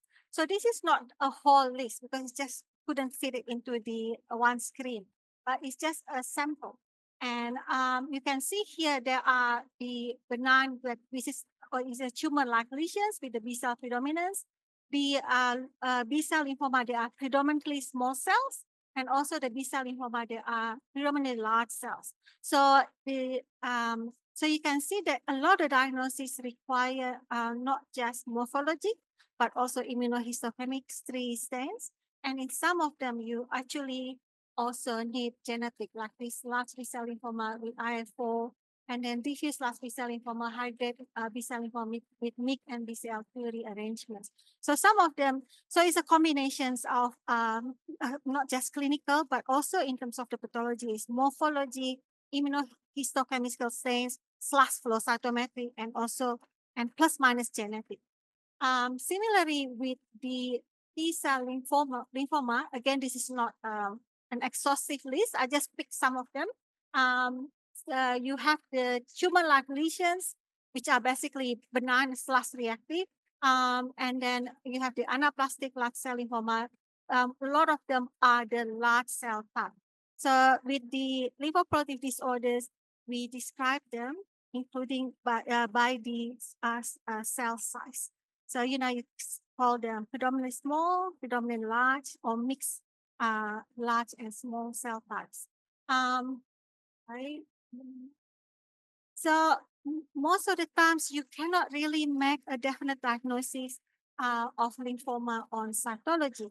So why do we do this? So it's actually a good method to diagnose metastatic malignancy, and you can see in the developing world, it's actually a best way because it's quite cheap compared to histology. It's also good for confirmation of reactive benign lymph node. So if somebody just want a reassurance, this is also a good way to find it. And it's also good for screening of lymphoprolific disorder and to suggest plan of actions. The way I approach them, I put them into categories. So firstly, the first thing that you look at is that you will say, is that predominantly lymphoid materials or not lymphoid materials? So number 1 to 4 will belong to the, yes, it's predominantly lymphoid materials. 5, 6, and 7, no, it's predominantly not lymphoid materials. And then once you get into the lymphoid material, then you see whether it's predominantly small, intermediate, whether it's polymorphous, means mixed large and small, or whether it's predominantly intermediate to large, or is there few scattered atypical large cells in small lymphoid background. So what is the histological diagnosis that can give a predominantly small intermediate lymphoid population in the smears? So the benign condition will be an inactive lymph nodes, so lymph nodes who are just sitting around not doing very much, and we usually do see them for the left axillary lymph node to check for breast metastasis before surgery. And then other benign conditions that can be tumor-like or cause enlargement of lymph nodes is progressive transformation of germinal centers and Castleman's disease. So the malignant component is basically all low-grade non-Hodgkin lymphoma. And they're basically B cell because the nodal T cells, most of them are high-grade. So once you see all small, is that benign or is that low-grade small B cell lymphoma? So this is a morphology of lymph node. I do the panoramic view and with the condenser. So you can see it has a very fatty hilum. The capsule at the periphery is of similar sizes. They're not thick and they don't have lymphocytes in them. So when they become reactive, you see the lymphocytes, or even with the lymphoma, the lymphocytes start going out of the lymph node. The other thing is that you can see the sinuses at the periphery and also on this side. And then in the middle, then you can see here. So that's the sinuses here at the periphery. And also on this side here. And then you get the germinal centers, the follicles. These follicles have a small reactive germinal centers. This one is a primary follicle, and then you have the interfollicular areas where you usually see the plasma cells, eos, neutrophils here as well. So that's morphology of reactive lymph node. So in the cytology, you see a recapitulation of that. So usually it's not very cellular because you get the fatty hilum as well. And then you see cells of different sizes. So there's small one, intermediate size, and there's large one. And then you get histiocytes. Histiocytes with lymphocytes with the blood in the sinus. Okay. So you can see that sinus histiocytosis looks like that. So histiocyte with a lot of small lymphocytes. They're not granulomas, they're just tiny tissue fragments. Again, here, you see histiocyte with small lymphocytes in it. But however, if you see lots and lots and lots of this in all the smears, then you start thinking, could this be a histiocytosis? Like maybe in Rosae dormant. And then you want to see other plasma cells, or in Langerhans cell histiocytosis. Then you can see other eosinophils as well. Again, you cannot make that definite diagnosis on cytology without the cell block or to do immunostains to prove it. Okay, or otherwise do a core biopsy and you can see it. So when you see a predominantly small lymphoid population, so this is lymph node that we get from the sentinel node biopsy from the breast. So you can see some of them can be very inactive. Most of the hilum are actually adipose tissue, and you can only have this thin layer of the lymph node cortex and paracortical area and the germinal centers. So the inactive lymph node, you see all these low cellular. So that's you see when you see like it's low cellularity, not likely to be malignant. And they're all predominantly small lymphoid cells, and you can see the fat, the lipid droplets in between the blood. So see, this is the fat stain. That's again similar finding. In the CLL, again at the panoramic view. So with the CLL, you get much enlarged lymph node. The fatty hilum is gone, and then you can't really see a good going sinuses. It's collapsed or gone, and then you have this proliferation of small lymphoid cells that have a slight nodularity, but it's not a good definite going follicle. It's just more like a pale areas. And then when you go on high power, there are predominantly small lymphoid cells. You can't see any tangible body macrophages. So this is on the modulator area, and then sometimes on the paler area where the proliferative centers, you see the larger cells and the more intermediate cells. So with the proliferative centers, you want to see how many large cells, how big the area, and whether there are mitosis or not. So in the CLL, you see this monotonous population. So if the cells, one of them next to one another look very similar, they're all small or round oval hypochromatic, that is likely to be B-cell non-Hodgkin lymphoma. Because they all B-cell non-Hodgkin lymphoma, they all like to be with one another, that look the same, talk the same, they're doing everything the same. So if you're not the same, you're not here. So that's the B-cell non-Hodgkin lymphoma. It's a monotonous proliferation.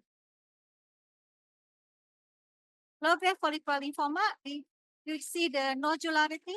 So this is on morphology, nodularity, and depending on with the low grade, you want to see predominantly small cell or the small centrocytes. And the difference between this and the CLL is that you tend to see them back to back.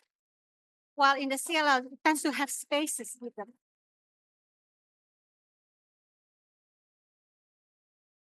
So with low-grade follicular lymphoma, you see centrocytes, so you see these clefted cells.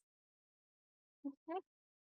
Again, and this one also, because it's low-grade, it's predominantly centrocytes, you don't see very much centroblasts at all. Again, centrocytes, cleft cells. This is a cleft cells looking at you. So the cleft is on the middle. And some people call that buttock cells. So yeah.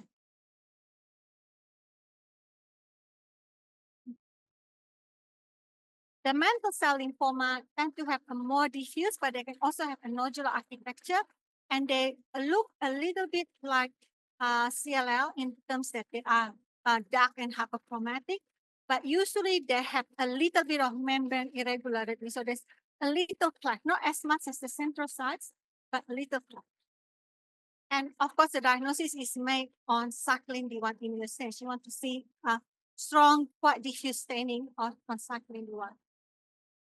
So again, on the cytology, you see a hyperchromatic round to oval small cells, look more or less the same, almost look like CLL. So on the PAP, it's kind of hard. Everything always looks irregular. But in here, you can just always see there's a small cleft on them, small membrane irregularity. Marginal lymphoma, you have these fried egg appearances. So the monocyte appearances, they have a little bit of a ring of cytoplasm. On the morphology, it can be diffuse or can be nodular because it can colonize the germinal centers. So on the DIFWIC, it's hard to see the cytoplasm, but you can see it better on the back. And you can see this rather watery, thin, pale cytoplasm. So when you see a predominant small to intermediate lymphoid cells, so benign, it'll be not cellular, small mature lymphocytes. And you often still have the histiocytes because the sinuses are not completely gone. While with more atypical, more lymphoma, you see a more monoformous and then a morphology depending on the type. And the histiocytes tend to be lost. But these two unit flow cycle.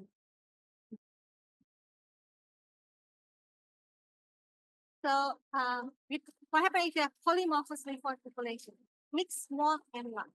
So benign conditions that can do this is follicular hyperplasia, autoimmune disorder, and a draining lymph node of infected or traumatized sites.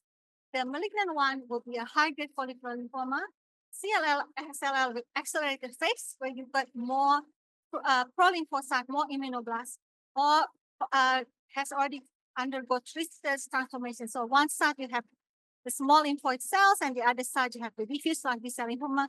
But with fine needle, you get a mixture of partial involvement of lymph node by lymphoma, and also in the angioimmunoblastic, you do tend to get variable sizes. So the T cells, abnormal T cells, often are small, intermediate, and occasional large size.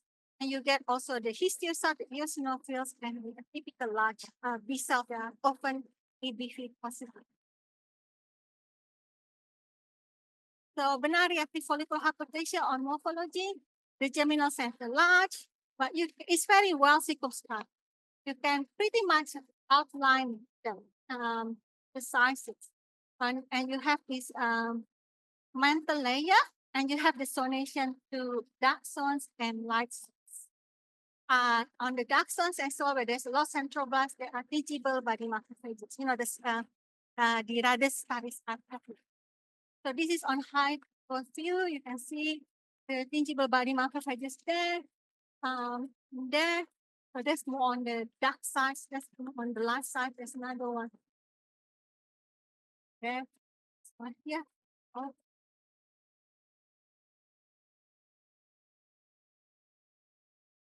So the SME that you get tend to be highly cellular, but don't give up, because if you go up and down, you can still find the tangible body macrophages there. You can see it there. And you can see the cells here, they are small and they are larger size. This one. You can see this it's not a monotonous population, it's mixed, small and large with tangible body macrophages. this will be in keeping with quite florid follicular hyperplasia.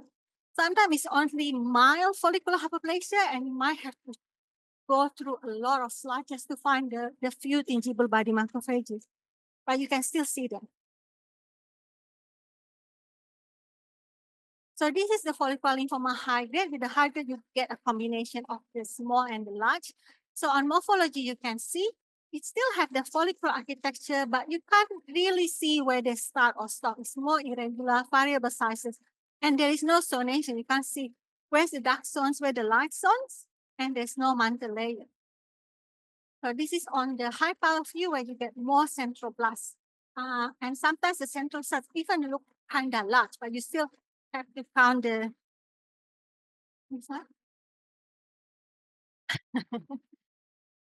Okay.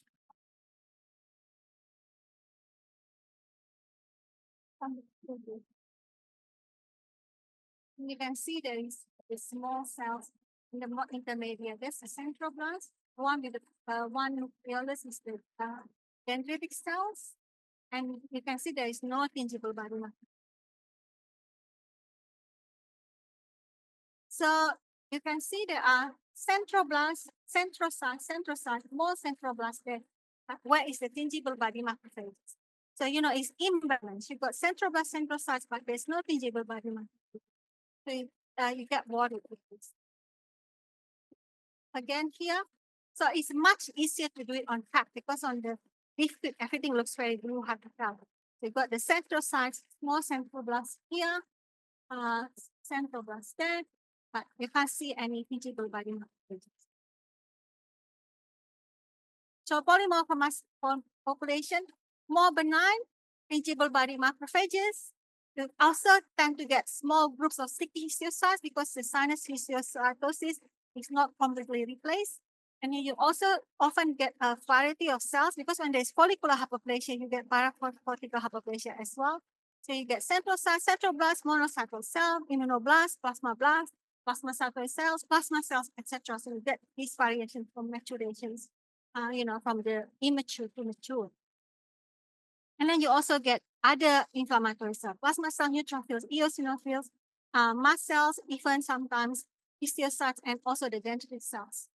Well, if it's more atypical, then you don't see the atypical, the tingible body macrophages. You see a lot of centroblasts, which means that it should be follicular hyperplasia if it's benign, but you don't see the tingible body macrophages.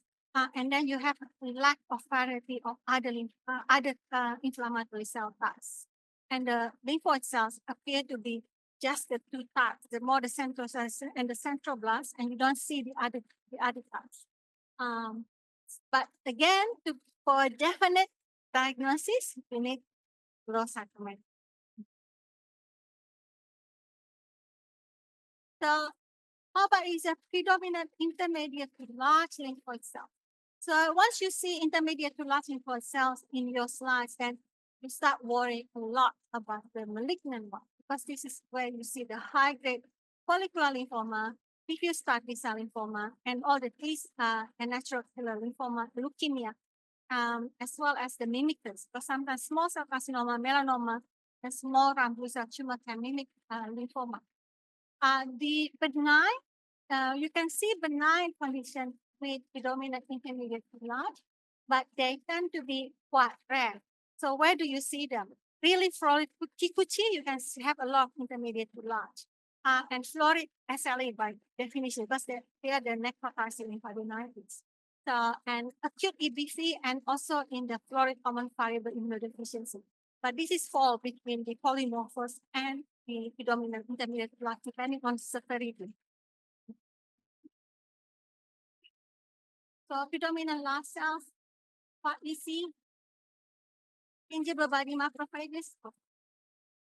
Tingible body macrophages doesn't mean benign in the intermediate to large. Actually, it could mean quite a bad one because you see them in the starry side pattern. So it tends to be in the Burkitt or the high-grade B-cell lymphoma with MYC and BCL2 generic arrangement, so the double Burkitt, and also in lymphoblast. So in the intermediate to high-grade, the tingible body macrophages don't mean benign.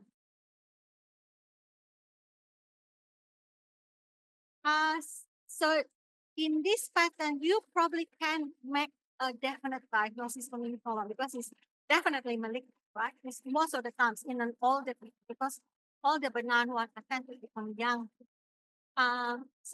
This is a case of a 67-year-old male with CML, and this is actually pleural fluid. So you can see intermediate to large. There's a lot of nuclear debris or bioactive debris, and very large. And we have like something like 500 mils of fluid, so they give us a lot. This is on the cell block, still looks very highly atypical.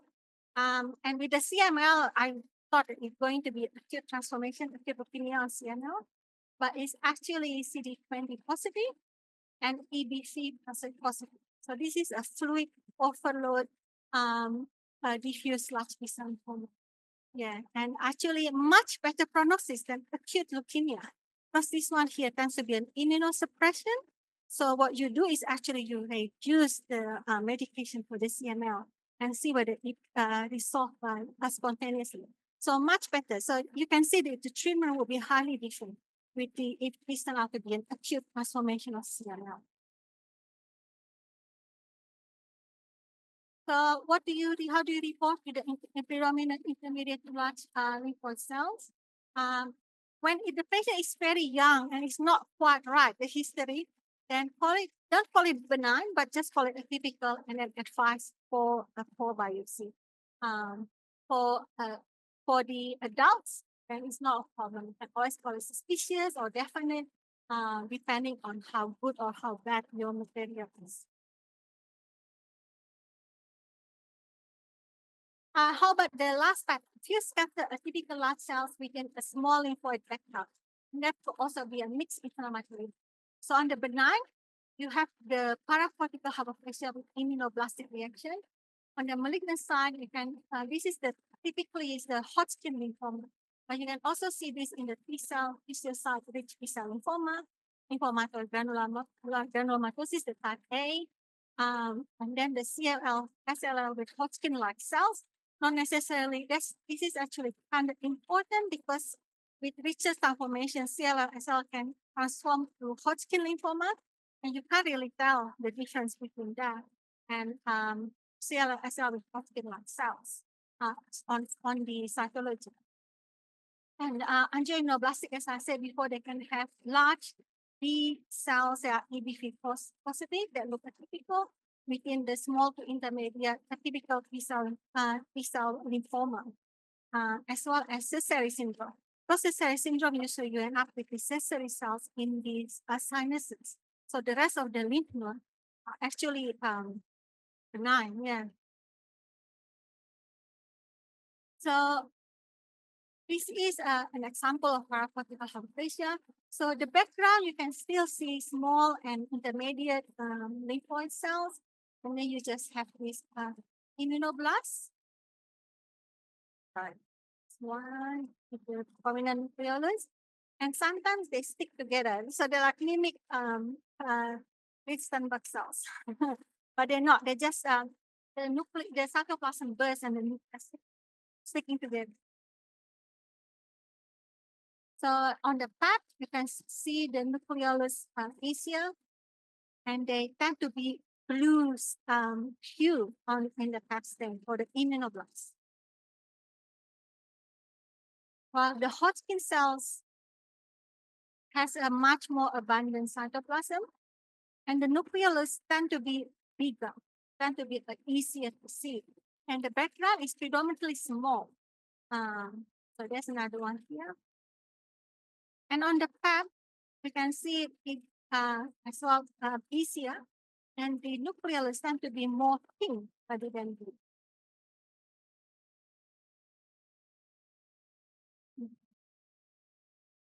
So this is on histopathology. You can see the Hodgkin cells on. And then there's a big nucleated one here.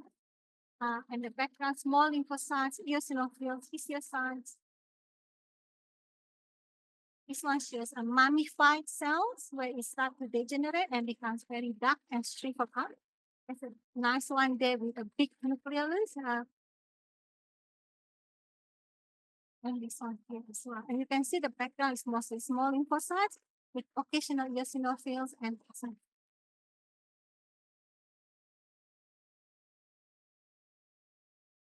So this is a nodular lymphocyte predominant Hodgkin lymphoma, which is treated differently from the classic Hodgkin. But on morphology alone, they can mimic each other.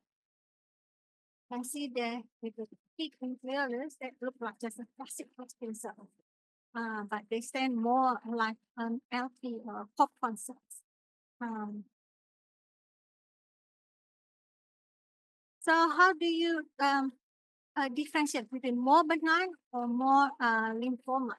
So with the benign one, you can still see the tingible body morphology.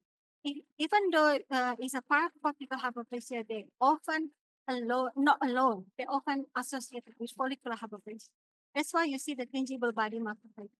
And the immunoblasts tend to be smaller than Hodgkin cells. It's got a smaller nucleolus and more blue hue, while the Hodgkin lymphoma tends to be larger, more cytoplasm, and pink hue. And with the Sézary cells, it's got the typical pattern. So all you have to see a really good morphology before you call it suspicious for Hodgkin lymphoma. Otherwise, stay with benign or atypical lung cell, and then suggest follow-up plus minus 4 values. Okay, so metastatic malignancy, it's like anybody else. So you won't cover this part. The only thing is that if you have the FNA of ciliary lymph node to check for staging for breast carcinoma, if you have a small amount of malignant cells, you raise possibility of macrometastasis. And then if you have all malignant cells and no lymphoid background, you suggest that it could be a second primary rather than a metastasis.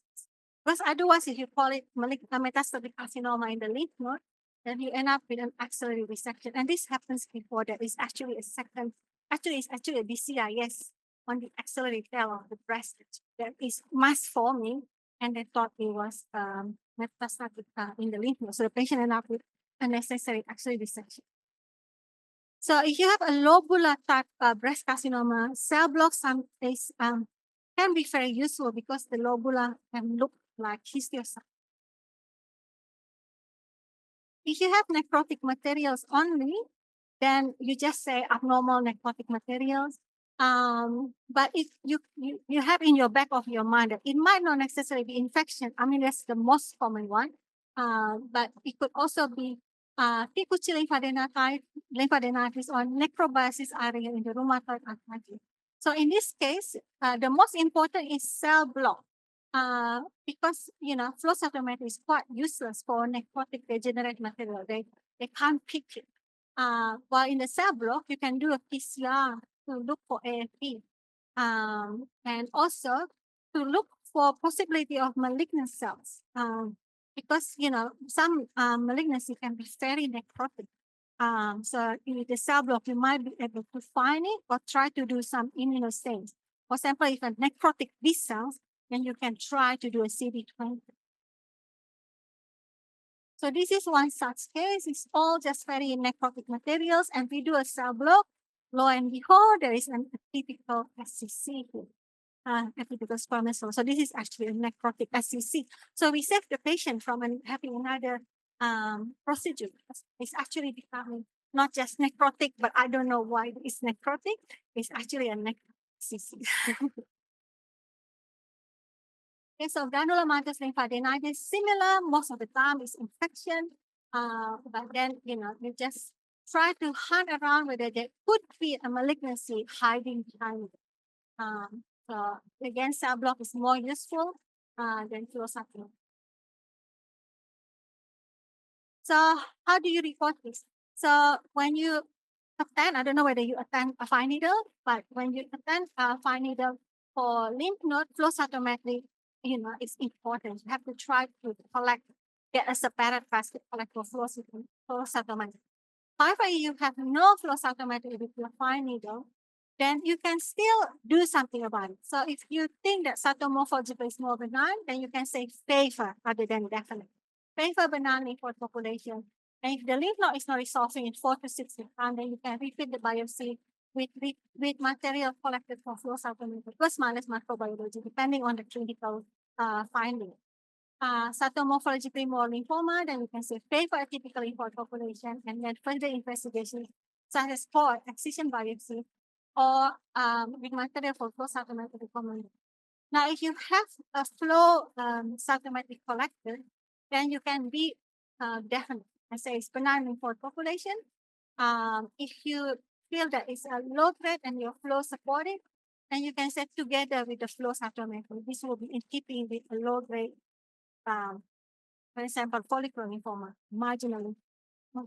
But you need that with the flow cytometry. And if it's cytologically more high grade, then you can say it's could be consistent with a large CD10 positive follicular, large CD10 positive B cell non-Hodgkin lymphoma, for example. But that's about as far as you can go, because you don't know whether it's follicular lymphoma high grade or whether it's a diffuse large B cell lymphoma. So in general, the CD10 positive lymphoma, you do need core or excision biopsy to see the morphology.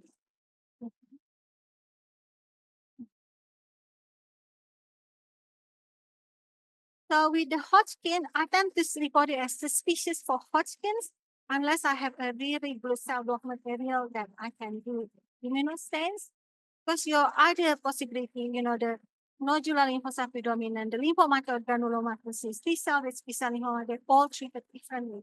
So it's good to have a histo diagnosis. Fluid-based lymphoma, obviously, you can make a diagnosis, no problem. So pleural effusion lymphoma, breast implant associated ALCL, you can make this diagnosis because you get a lot of material.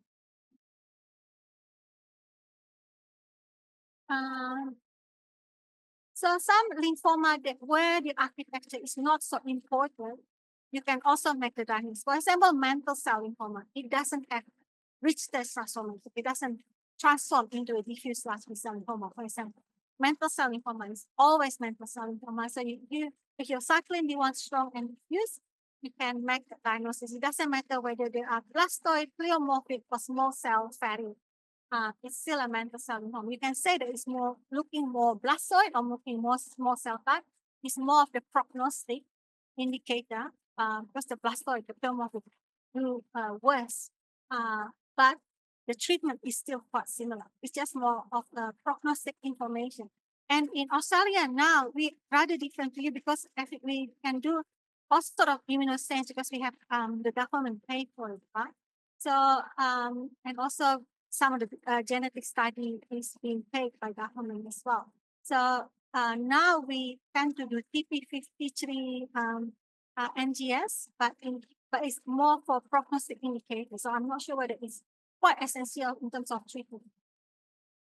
So the CLL, SLL, if it's predominantly small lymphoid cells with a CLL phenotype, you can say consistently, especially if there is already a history. So the only limitation is that you can't really tell accelerated phase or reach the transformation when you have quite a lot of small lymphoid intermixed with the large lymphoids. So that's the only limitation. But, as long as you communicate with the clinician, you can see how hot the lymph node or the area of interest. Then you can say, yeah, it's consistent with CLL, or whether they need to do more biopsy, just in case there is reach the transformation. The CD10 is very tricky because, you have a lot of differentials. You've got the follicular lymphoma, the Burkitt lymphoma, the lymphoblastic lymphoma, diffuse large B-cell lymphoma, the double triple lymphoma. So, and they all need morphology plus minus genetic. So it's difficult to make this diagnosis on the cytology. So the CD5 positive lymphoma, yes, you can make it diagnosis cytology. The CD10 positive, I'll be reluctant. How about the CD10 and the CD5 negative? Well, this one, possibly you can, but the problem is that there is a CD10 negative follicular lymphoma. So how do you differentiate that to marginal without the actual morphology? So Hodgkin lymphoma is quite risky, as I told you, because of the other disease, and they all treated differently. The ALCL, you can make it if the CD30 is very diffuse. If your CD30 is sort of borderline 70%, then you don't know whether it's ALCL or peripheral T-cell lymphoma with increased CD30 expression. The treatment is probably not that much different, so it's probably still okay if the patient can't pay, for example. In Australia, we don't have that problem because of the Medicare rebate. But in here, if the clinician is having to understand that the CD30 is borderline, so it could be ALCL or PTCL. So it's just in terms of prognosis, the PTCL with CD30 has a worse prognosis compared to the ALCL.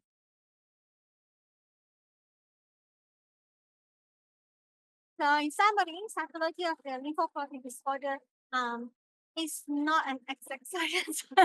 So it's difficult. So you do need morphology in a lot of cases. So either flow cytometry or histopathology, but it's not all lost. You can always make a suggestion.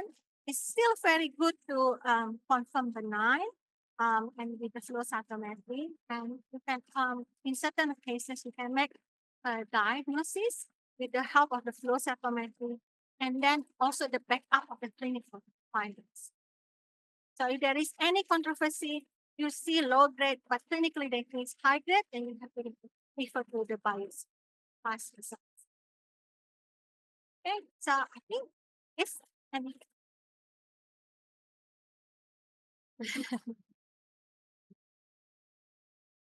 I think it's very wonderful presentation because it's very helpful for us to develop the flow cytometry in Vietnam.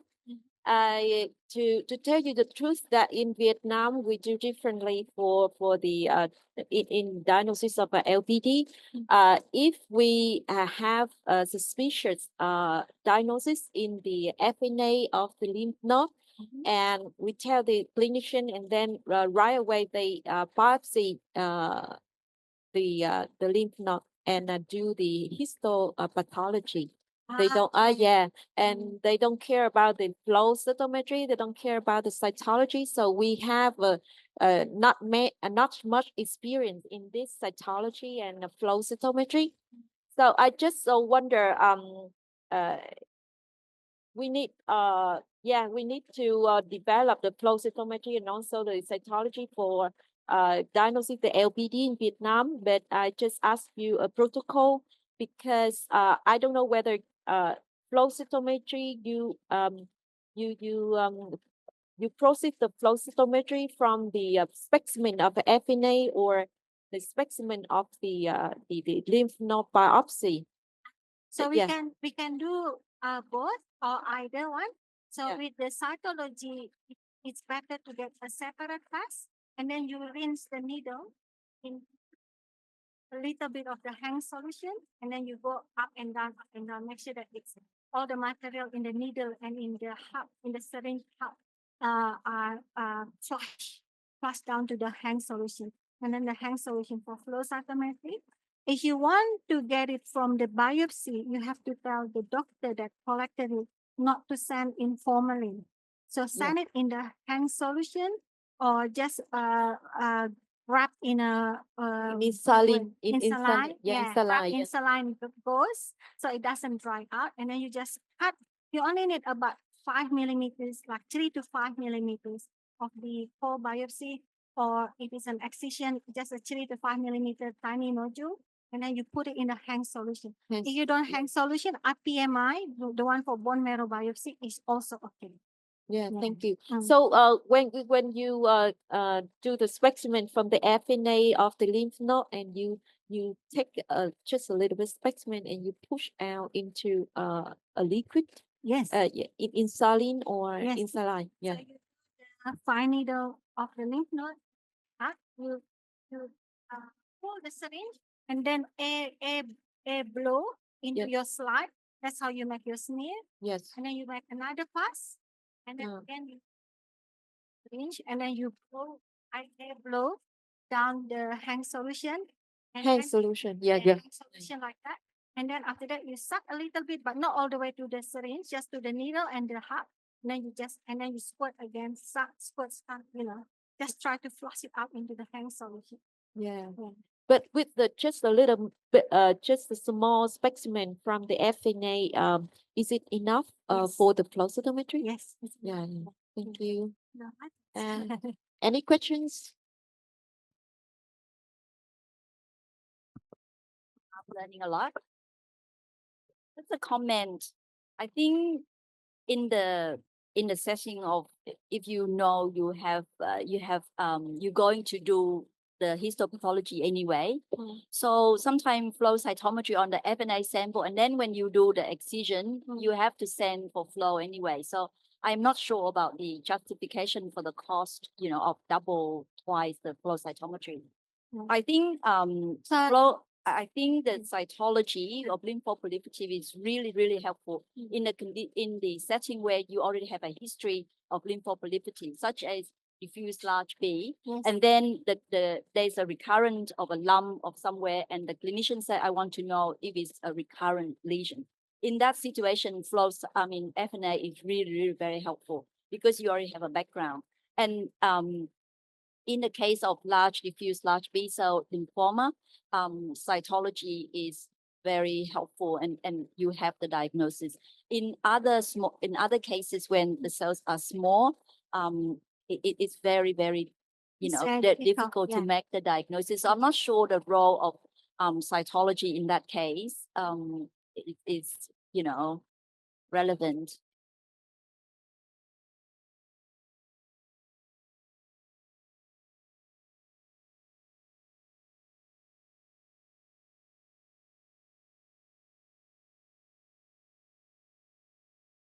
But it is difficult everywhere, even in our country. It is very, very difficult. So usually if you already have a flow cytometry with your cytology, then if we need an excision biopsy, then I don't bother telling them to repeat for the flow cytometry, but we already have it. But sometimes you get unlucky and your flow is not much, then and so you get two chances, I guess. You can say it that way. And also it's also quite useful when the patient already has a background. For example, patient already has CLL, and now you got a lung mass with a higher lymph node. You don't know whether the higher lymph node is a lung metastasis, or is it CLL, or maybe even worse, not just higher lymph node, but actually lymph node on the neck, for example. In that case, you don't really need a core biopsy. You can just do a fine needle, and you probably don't even really need flow cytometry. You can just say, oh, the enlargement is because of the CLL. But the flow cytometry, if it's not costing too much, obviously not, because it's medical, it's just easy. Yeah. But in here, if it's not costing too much, then you can do it just to confirm that the node enlargement here is from CLL. And that way the patient can still go ahead with the surgery, but it hasn't become a stage 4, it's still a stage 1. So in that setting, it's quite useful that you can see whether this is a metastatic disease or not. And like mantle cell lymphoma, that's the other one that's quite useful, because you can just do a cycling on your cell block. But with the mantle cell lymphoma, because the flow doesn't have cycling or SOX11. So with that one, you have to do at least 3 passes: one for your FNA, one for your flow, and one for your cell block. Yeah, so cell block is similar. You also collect them in tank solution, and then you put the gel material and a spin. So you end up with the cells in the gel. Yeah. And then after that, you put it into, you wrap it up in a tissue, put it with the formalin, and then you process it like a histo.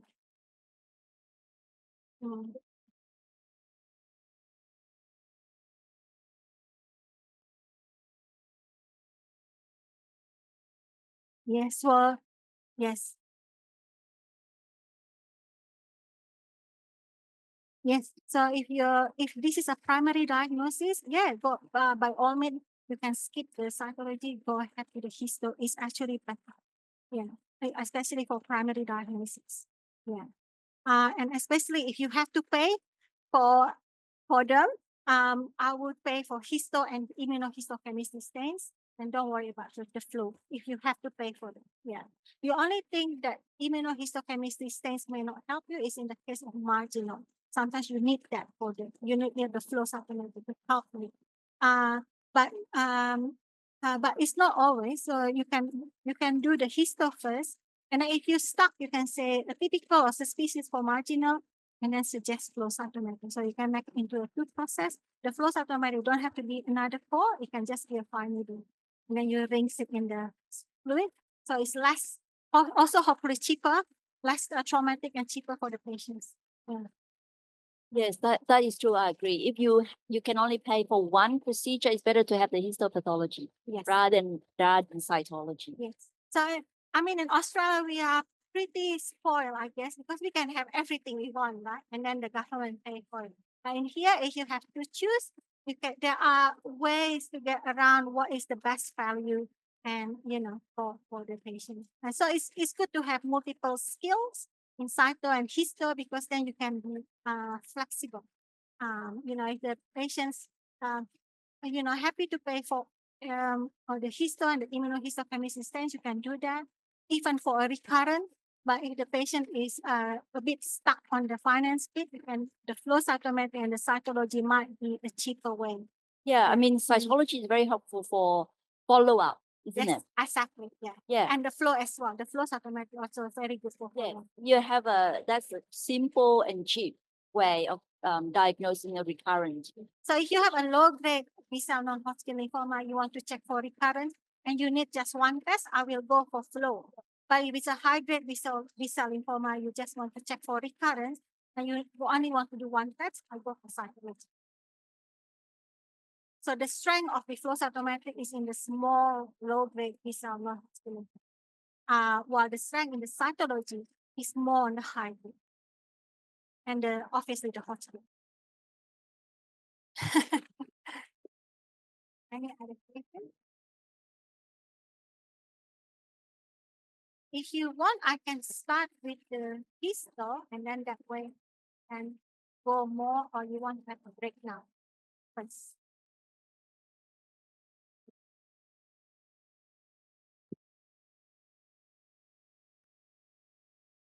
Before we move into next part of this section, I would love to give a summarize for everything. Yeah, okay. Thật ra thì cũng xin phép được tóm tắt một số phần nho nhỏ về cái tổn thương liên quan tới bệnh lý tăng sinh của lympho ở trên tế bào học. Thì thật ra thì cái mảng này nó cũng hơi khó. Thực ra là khá là khó đối với lại thực tế trong thực hành cũng như là trong việc chẩn đoán hàng ngày. Đối với trong thực tế ở Việt Nam thì chúng ta đa phần là chúng ta dựa trên mô bệnh học là chủ yếu nhiều hơn, chủ yếu ở trên tế bào học thì giống như hồi nãy phó giáo sư Thư cũng có đề cập và trao đổi với lại các bác sĩ. Thì tình hình thực tế ở tại Việt Nam thì thực tế chúng ta đa phần là sẽ dựa trên mô bệnh học nhiều hơn, ở trên các tổn thương chủ yếu ở trên FNA cũng như là các tổn thương trên FNA chủ yếu đa phần là chúng ta sẽ gợi ý là có tổn thương tăng sinh lympho nghi ngờ theo hướng nào đó hay không, rồi sau đó chúng ta mới gợi ý và tiến hành sinh thiết tổn thương là chủ yếu. Thì đối với các việc tiếp cận chủ yếu ở trên tế bào học thì chúng ta sẽ dựa trên thứ nhất, đó là bác sĩ có nhấn mạnh là chúng ta cần phải chia cái tổn thương của chúng ta thành các nhóm chính, trong đó sẽ có 4 nhóm chủ yếu mà liên quan tới đặc điểm dạng lympho tím mù thế. Đó là loại tế bào nhỏ đến trung bình, thứ hai là loại hỗn hợp tế bào, loại thứ ba là loại trung bình đến lớn, và cuối cùng là hiện diện rải rác một vài tế bào lớn trên nền lympho tế bào nhỏ. Ngoài ra thì sẽ có 3 dạng khác có thể gặp nhưng mà nó không liên quan tới dạng tế bào lympho tím mù thế. Đó là loại di căn ác tính, loại có dạng hạch hoại tử, và cuối cùng là viêm hạch dạng hạt. Trong một số các trường hợp chẳng hạn như hạch phản ứng thường sẽ có nền tế bào không có nhiều. Bác sĩ Anita có đề cập tới là vì đây là đa số các tổn thương sẽ có vùng rốn hạch là mô mỡ, nên trên một cái nền tế bào thường sẽ không có hiện diện nhiều. Ngoài ra thì mô bào sẽ là một đặc điểm chính giúp chẩn đoán có ích nhiều hơn trong trường hợp lành tính hơn là các hình ảnh thực bào, tại vì đôi khi các hình ảnh thực bào có thể hiện diện trong các trường hợp của lymphoma tế bào lớn độ cao. Ngoài ra thì một số những cái đặc điểm khác mà chúng ta cần phải lưu ý đối với các cơ sở hiện tại có flow cytometry hoặc là chưa có flow cytometry thì chúng ta có thể cân nhắc, chẳng hạn như là đối với trường hợp nếu như chúng ta chưa có dòng chảy, chưa có phương pháp flow mà việc chẩn đoán tế bào học chúng ta nghiêng về hướng lành tính, chúng ta có thể ưu tiên đánh giá đây là quần thể lympho lành tính. Sau đó chúng ta tiến hành nếu như sau đó theo dõi lâm sàng sau 4 tới 6 tuần mà không có cải thiện thì chúng ta có thể thực hiện sinh thiết lại. hoặc là thực hiện lại flow cytometry và tiến hành kèm theo với xét nghiệm vi sinh. Còn nếu như khi mà trên hình ảnh của chúng ta nghiêng về hướng có tổn thương tăng sinh của tế bào lympho thì chúng ta sẽ tiến hành sinh thiết lõi và cắt bỏ để chúng ta sẽ thu thập vật liệu để chúng ta thực hiện kết quả xét nghiệm. Còn đối với những cái cơ sở mà chúng ta đã có thực hiện được flow cytometry thì nếu như kết quả nghiêng về hướng lành tính thì chúng ta sẽ chẩn đoán đây là nhóm tổn thương quần thể lympho lành tính. Còn nếu như tổn thương nghiêng về hướng lymphoma độ thấp, các trường hợp có thể kể đến như là nhóm không điển hình hoặc nhóm nghi ngờ lymphoma không Hodgkin. Thì để phân loại thì khuyến cáo là chúng ta nên thực hiện sinh thiết lõi hoặc là chúng ta có thể cắt chọn hạch. Còn đối với những trường hợp nghiêng về lymphoma độ cao thì chúng ta có thể tiến hành thực hiện thêm các xét nghiệm khác như sinh thiết lõi hoặc sinh thiết chọn hạch. Một điểm nhấn mạnh nữa đối với việc chẩn đoán bằng flow cytometry thì chúng ta không thể chẩn đoán được Hodgkin lymphoma bằng phương pháp này. Một số những cái trường hợp khác có thể kể đến mà bác sĩ Anita có nhấn mạnh là đối với các trường hợp mà tăng sinh lympho mà có CD10 dương tính thì chúng ta cần phải kết hợp ở trên mô bệnh học. Vì cái việc biểu hiện của CD10 dương tính trên tế bào học là một đặc điểm vô cùng khó để chẩn đoán đơn thuần mà cần phải có đặc điểm giải phẫu bệnh đi kèm. Ngoài ra các trường hợp mà lymphoma B có CD10 âm tính cũng như CD5 âm tính ở trên tế bào học thì chúng ta thì cũng không có ít những trường hợp mà lymphoma nang, mặc dù nó là lymphoma nang nhưng mà nó lại có CD10 âm tính. Ngoài ra thì đó là lý do vì sao chúng ta cần phải có sự kết hợp với lại mô bệnh học đi kèm tương ứng.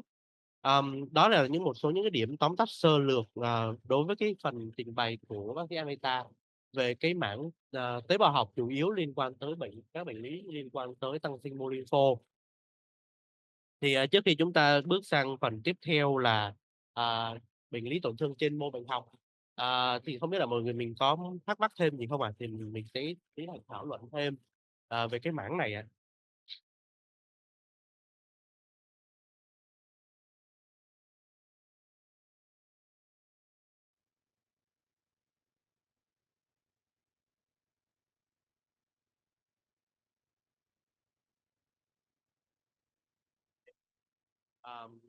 Thì cái phần tiếp theo của chúng ta á, thì tức là trong chương trình của chúng ta thì cái phần slide bài giảng á, thì đây thì chúng ta sẽ chỉ có một phần slide bài giảng duy nhất này thôi. Phần tiếp theo sẽ là phần tiếp cận với những cái ca lâm sàng thực tế và nó ở trên mô bệnh học luôn. Thì cái phần này nó sẽ dài hơn rất nhiều so với lại cái phần đầu này. Tại vì đối với lại lymphoma thì thực tế là lý thuyết là nghe rất là nghe rất là lùng bùng. Mọi người đều biết là có cái câu là khó như hạt rồi, đúng không? Nên là cái chương trình của chúng ta sẽ chủ yếu tập trung vô phần tiếp cận thực tế ở trên mô bệnh học là nhiều hơn. Nên là ban tổ chức nghĩ là chúng ta sẽ qua phần tiếp theo luôn trước khi chúng ta tiến hành nghỉ giải lao ở giữa giờ. So I think that we should move to the next part of this section before we have a tea break. Yeah, everyone is okay with this one? Okay. So we are moving to the next part, and Dr. Anita will do the slide show, and I will do the talk for her.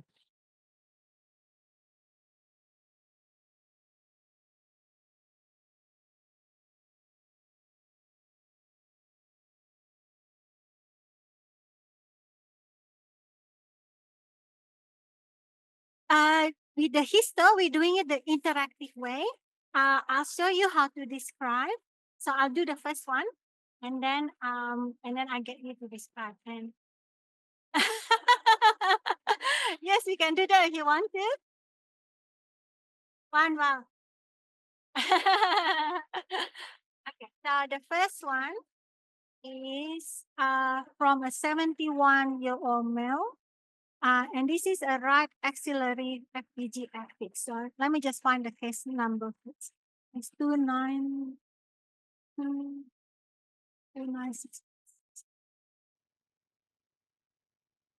Thì chúng ta có một số lỗi nhỏ ở trong cái ca đầu tiên thì xin phép được bỏ qua đầu tiên.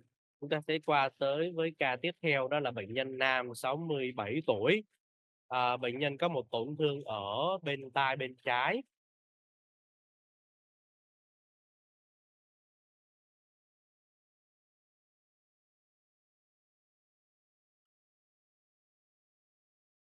This is a 67-year-old man, and this is a lesion in the left ear between the pinna and the mastoid angle, so skin of the head and neck region on a 67-year-old. So firstly, with the lympho itself, you describe that this is an excision of skin and to the depth of the subcutaneous tissue, and then there is a florid or heavy lymphoid infiltrate. They are forming a nodular or follicular pattern, or you can say a nodular pattern because we're not sure whether it's follicles or not. And then you say the depth. So it's in the dermis, practically full thickness of the dermis and into the subcutaneous tissue.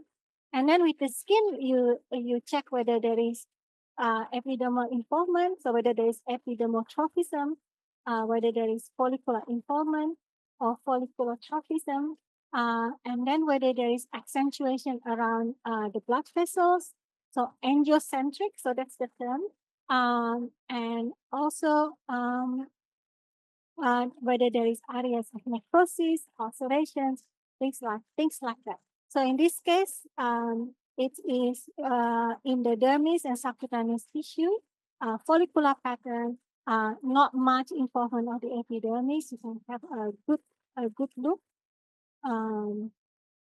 The follicle is pretty much compressed or on the way out, pretty much on the way to be destroyed, but not really follicular trophisms. There's no angiocentric, and then after that, it's like the cytology. Is it predominantly small or predominantly large, or is it mixed? But in this case, it looks like there is mixed. So there's large lymphoid cells with the small lymphoid cells. So, okay, so that's how you describe them. And then with the germinal centers as well. So you think there is a follicular pattern or nodular pattern is obviously abnormal. It's irregular edges instead of the smooth one. You can't see any zonation. There's no dark areas. There is no light areas.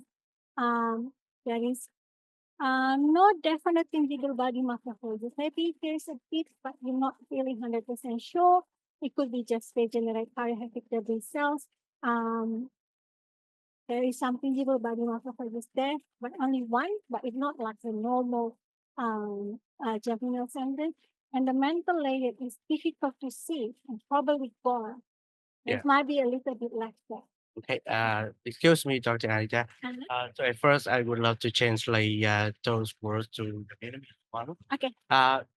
Thì chắc là có lẽ là nên dịch ra một số phần nhỏ ha. Tại vì cái bảng này á, có một số cái terminology nó khá là chuyên biệt á. Mình xin phép là dịch sơ lại cho mọi người một số cái cụm trong cái phút mà mình tả này. Thì đầu tiên đây là một cái tổn thương ở trên vùng da.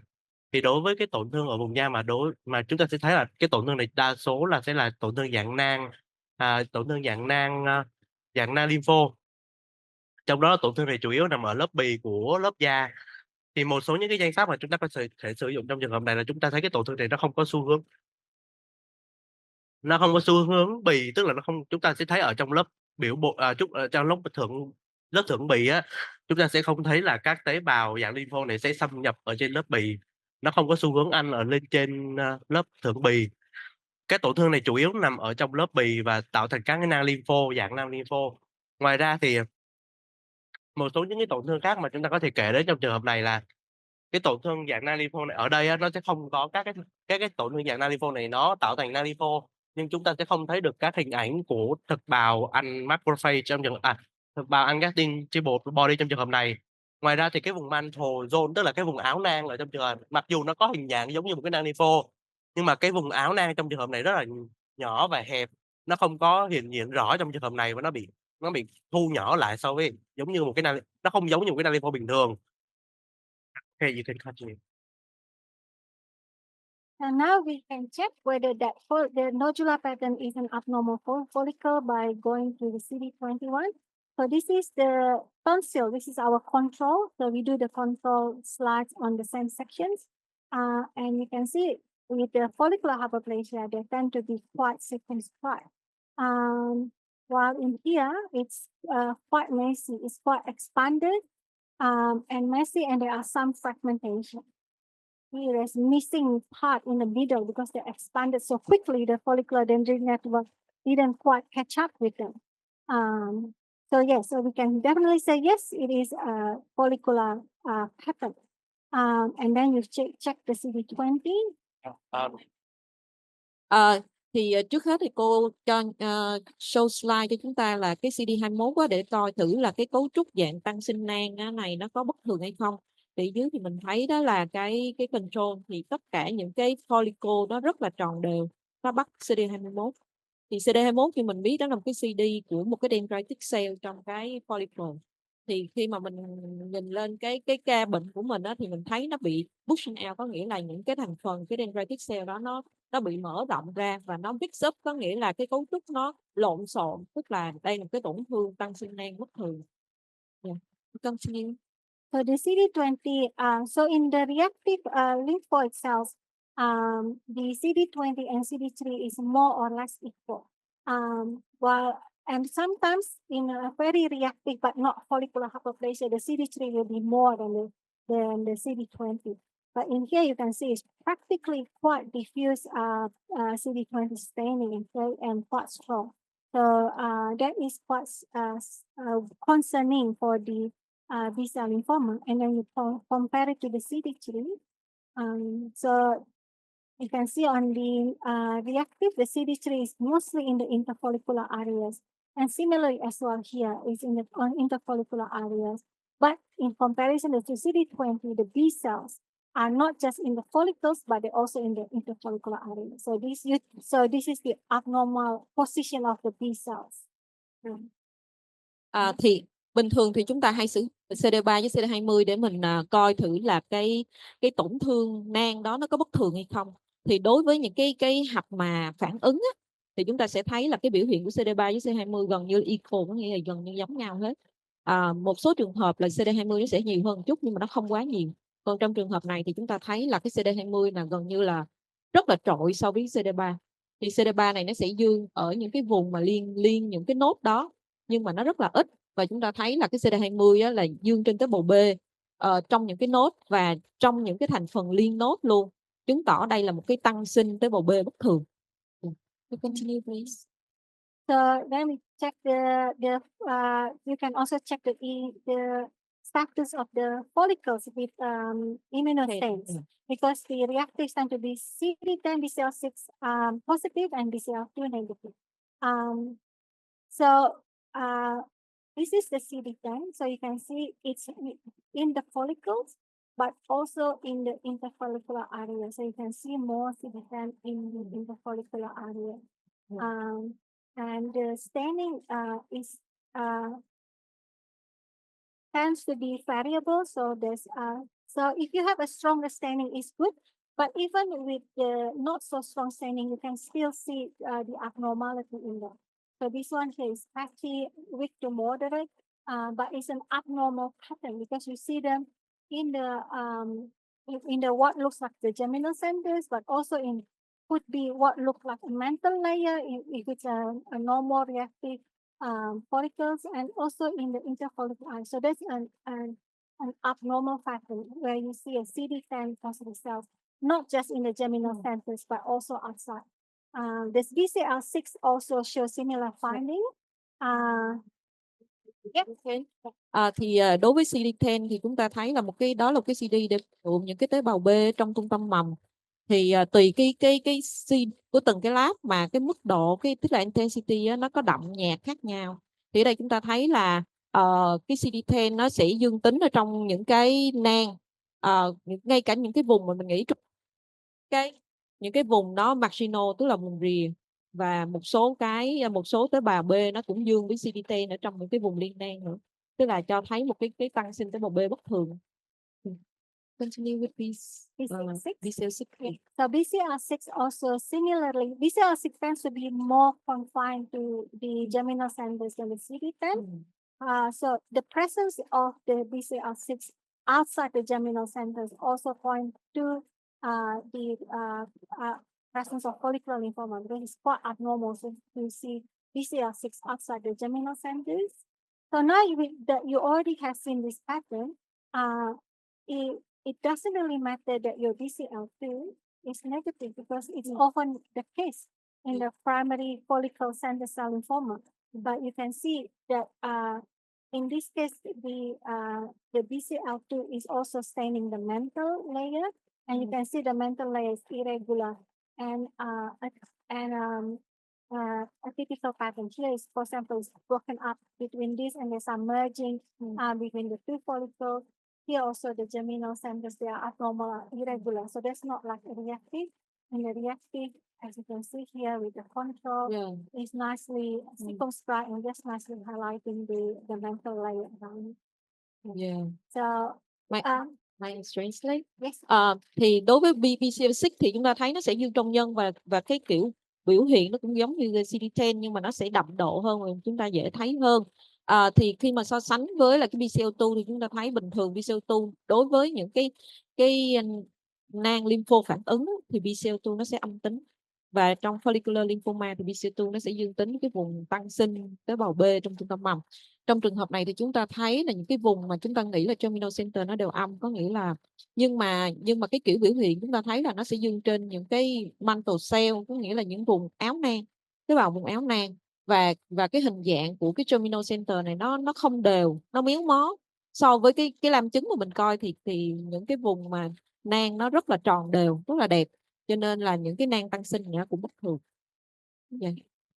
So the IgD also helps with highlighting the mantle layer. So that's the control with the reactive follicular hyperplasia, nicely highlighting the mantle layer, and it's very even. So in here you can see an abnormal pattern. Some of them are thin, some of them are thick, and some are disappear.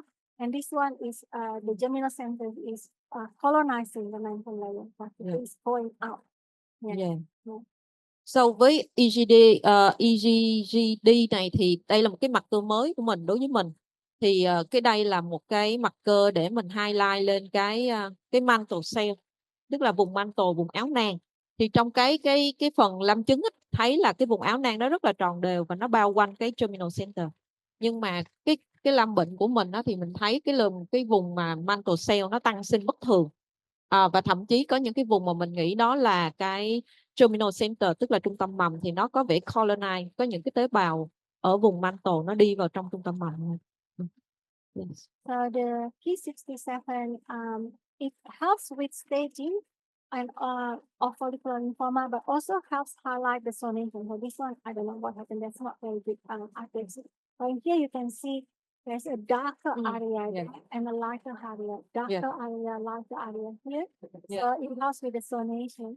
And if you look at here, this one still got a bit of reactive process. But in here, it's all over the place. There's not really. This one may be used to be where the dark center, but now it's all broken up, and this one as well is all over the place. With the primary cutaneous follicle center cell lymphoma, even on if it has a lot of mitosis or even some visible body macrophages, it doesn't really matter because all of them are of good prognosis. So whether they are diffuse or follicular, or whether they have a lot of large cells or little large cells, if it's completely confined in the skin, then it's not graded, and they just all call primary cutaneous follicle center cell lymphoma, and good prognosis, and treated with just excision, but it can be multiple. And it may recur in up to 30%, but again, no worries. You can, if it's recur or if it's multiple, you can also try excise it again, or multiple, you can try radiotherapy. The only thing is that we can't tell whether this is definitely just completely skin or whether it's a skin involvement from a nodal follicular lymphoma. So the clinicians still have to check their lymph nodes and do the staging. Thank you. Với Ki67 thì như chúng ta biết là Ki67 là một cái mặt cơ giúp chúng ta biết được đó là cái nang lympho nó có bình thường hay không. Tại vì nó sẽ phân vùng là vùng dark zone, light zone. Trong một cái nang lympho bình thường, đó là cái sự phân cực của nang lympho, thì mình nhìn trên cái lam trứng mình sẽ thấy có sự phân cực rất là rõ. Còn đối với cái lam bệnh của mình thì mình thấy đôi khi nó cũng những cái nang ở bên cạnh tay phải đây, mình thấy những cái vùng dark zone nó cũng còn chút xíu thôi, vùng light zone thì nó nhiều hơn, nhưng mà đa số là nó lan tỏa hết, nó không có phân vùng gì hết, chứng tỏ đây là một cái nang tân sinh bất thường, Thì cô nói là trong khi cái follicular lymphoma nó có thể là biểu hiện Ki67 đôi khi nó rất là nhiều, đôi khi rất ít, nhưng mà nó rất là good prognosis. Và đây là một cái trường hợp mà follicular lymphoma ở da thì chúng ta cần phải liên hệ lâm sàng để biết được là đây là một cái trường hợp nguyên phát ở da hay là nó là involvement của một cái systemic follicular lymphoma của toàn cơ thể, và da chỉ là một cái bộ phận mà nó đi tới thôi. Okay, now we go to the second case, and But why? Because in the first case, the BCL2 negative. So do we need the molecular for the protein to make the diagnosis of the follicular? No, because you got an abnormal morphology and you got spread of CD10 outside of the follicles. I mean, if you want to, there's you can do it. Definitely, you can do a fish, maybe cheaper than and also quicker than cytogenetics. You can do the BCL2 fish and the BCL6 fish. But in this case, because morphologically is already very good, and the immunostain shows spread of the CD10 and BCL6 beyond the germinal. Yeah, thank you. Thì bác sĩ Thư có hỏi một cái câu là bình thường mình hay chẩn đoán là follicular lymphoma thì mình dựa vô BCL2 positive, nhưng mà trường hợp này negative thì mình có cần làm cái gì thêm để xác định là nó là follicular lymphoma hay không? Thì cô nói thì trong trường hợp này chúng ta không cần, bởi vì là cái hình ảnh mô bệnh học nó quá rõ và nó biểu hiện cái CD của tế bào B trung tâm mầm là BCL6 và CD10 rất là rõ, cũng như là biểu hiện của cái P67.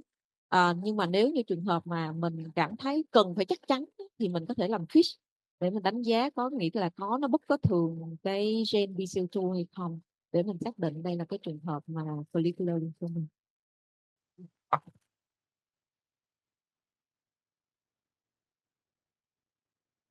So usually they BCL2 negative in primary cutaneous. So if they unsure, it's very unusual to have a BCL2 negative lymphoma in a nodal follicular lymphoma unless it's high grade, isn't it? Yes. So high grade, but in this case you can see the morphology is not of high grade. The other thing the clinician can do is just do a PET scan and see if any other lymphadenopathy, like a staging process. And if they can exclude that clinically, then it's excised, it's done, it's gone. Yeah. Staging, still the most important is staging, because if there's lymph nodes, then it needs treatment, right? Because follicular lymphoma, either low grade, high grade, you need some sort of treatment. However, if it's completely in the skin, primary, then the patient basically already cured because it's already got a complete excision in that case. Yeah. So and even if it's there is a little bit in the margin, they usually go away by itself. So you can still just watch it and follow it up. Yeah. So that's a good thing with the cutaneous one, because they usually behave quite well. Yeah. I think it is a good point. So I translate it in Vietnamese so everyone can understand. Thì trong trường hợp này đây là một cái follicular lymphoma ở da, nhưng mà chúng ta thấy là cái mô bệnh học nó là thuộc loại low grade chứ không phải là high grade. Và đa phần cái trường hợp follicular lymphoma ở da thì BCL2 nó sẽ âm tính, mình nhớ chuyện đó ha. Và cái quan trọng trong trường hợp này là nó chính vì nó lành tính, nó không phải lành tính mà nó là low grade, cho nên khi mà mình cắt rộng nó là đủ rồi. Còn quan trọng nhất ở trong lymphoma thì mình luôn biết đó là phải staging, có nghĩa là phải xếp giai đoạn. Nhưng mà trong trường hợp này thì mình sẽ phải liên hệ với lâm sàng coi thử là PET scan coi có chỗ nào khác không. Có nghĩa là trường hợp mình đi tìm coi là cái lymphoma này nó ở da này là nó là nguyên phát hay là nó là của một cái lymphoma da, một lymphoma follicular của cơ thể mà da chỉ là một cơ quan trong những cái cơ quan khác, thì trong trường hợp đó mình phải staging và mình phải điều trị tốt cho bệnh nhân hơn. Còn đối với mà primary follicular lymphoma của da thì mình chỉ xin viết rộng thôi. Mặc dù ví dụ như cái rìa của bạn có thể có một vài cái tế bào mà nghi ác tính nhưng mà nó chỉ là low grade thì mình cũng không có làm gì thêm, mình cũng không hóa trị gì thêm cho bệnh nhân, mình chỉ theo dõi. Thank you.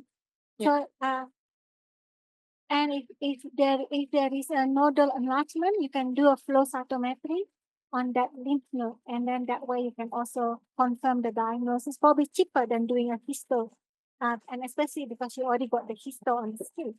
Yeah, so clinically it looks like we got nodal enlargement. Clinically it looks like a follicular lymphoma, either low grade or high grade. Then you can just do a flow cytometry. But if clinically you worry more about maybe turn out there's a huge abdominal mass, very high, very hot on PET, for example, so high FDG, then you might want to do another core biopsy for, just to make sure that it is actually, it looks follicular lymphoma, but there's already a transformation in the abdomen, for example. But otherwise, you can just put a needle in and just do a flow cytometry. Thì cô nói là đối với những cái trường hợp follicular lymphoma mà chúng ta thấy có một cái hạch ở cổ, thì đây là những cái trường hợp low grade đó, thì mình sẽ làm FNA, mình làm cytology, mình làm flow là cũng có thể đủ rồi. Tuy nhiên nếu dùng kết hợp lâm sàng mình thấy là hạch nhiều nơi rồi, có vẻ là nghi ngờ là một cái high grade lymphoma, thì mình sẽ nên làm thêm mô bệnh học và những cái xét nghiệm khác. Yes, we continue with the next case. Thank you. So the second case is a 72-year-old man, and this is a lesion from the back. So I need some volunteer to describe.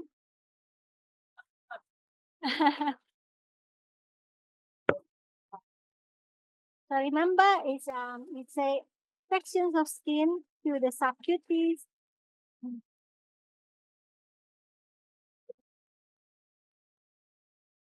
I'll help you. Don't worry. I'll help you. Okay. Có thể là vitamin.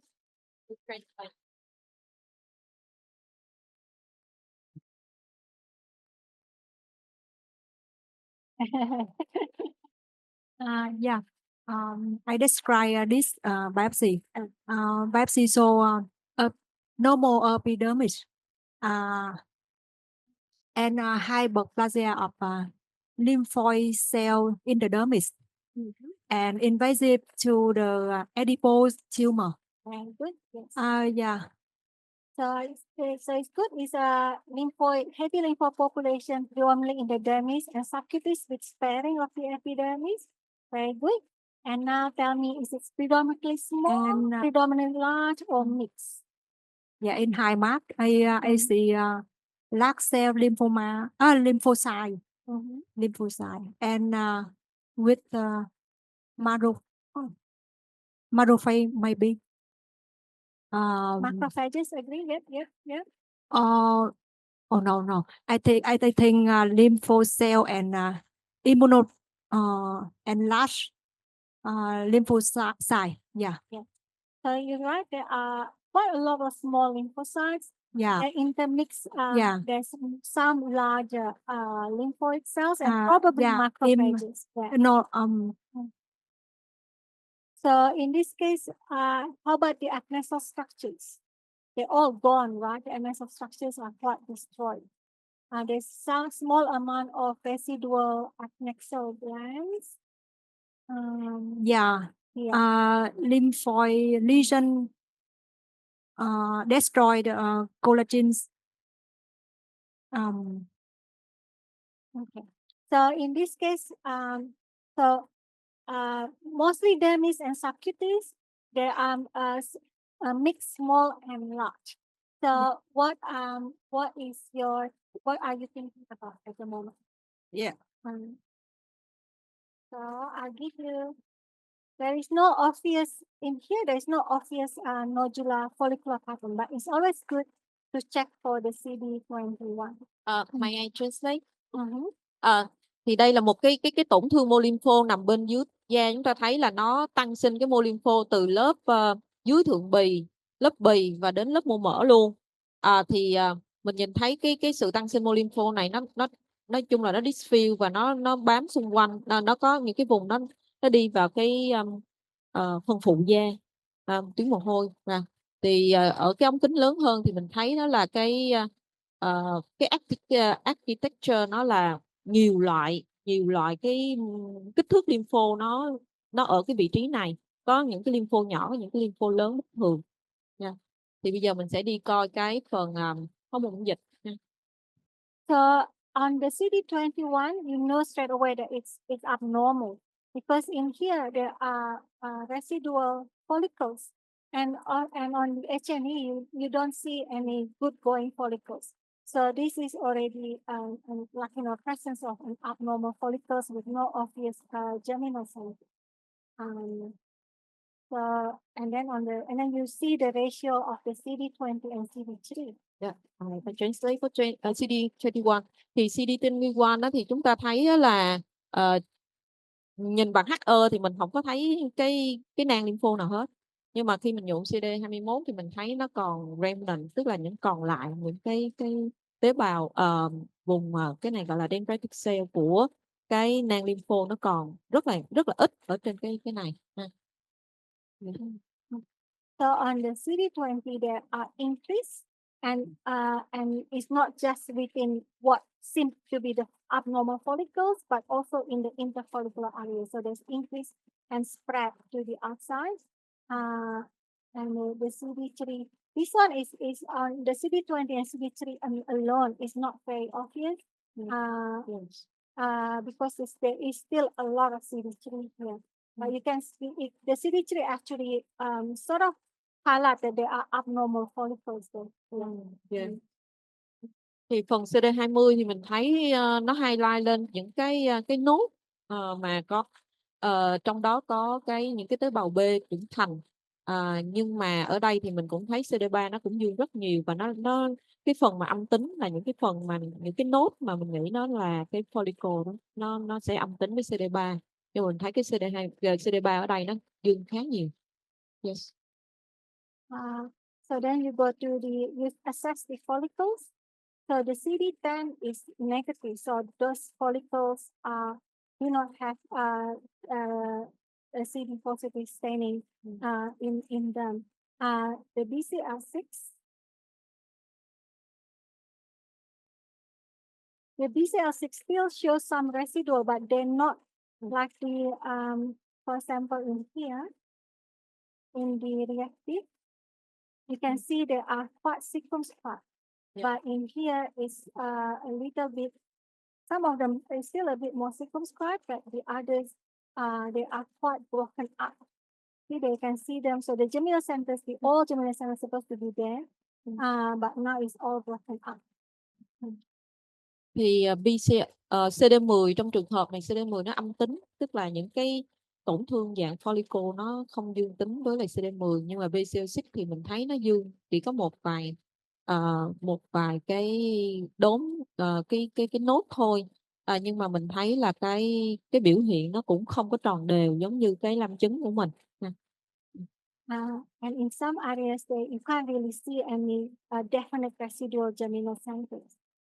Và cô nói đây là những cái vùng nó dương rải rác như này, nó làm cái vùng tồn tại còn lại của cái follicle. So you do the BCL2.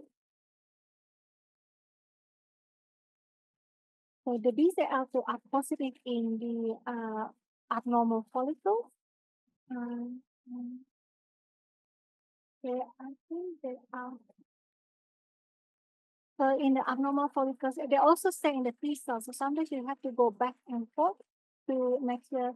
And there are these residual germinal centers where the BCL6 is, and the BCL2 negative, but they're all small. So this and quite circumscribed. So we know there is some residual reactive germinal centers, but the rest is all covered up by the BCL2 positive, but not a CD10 positive T cell.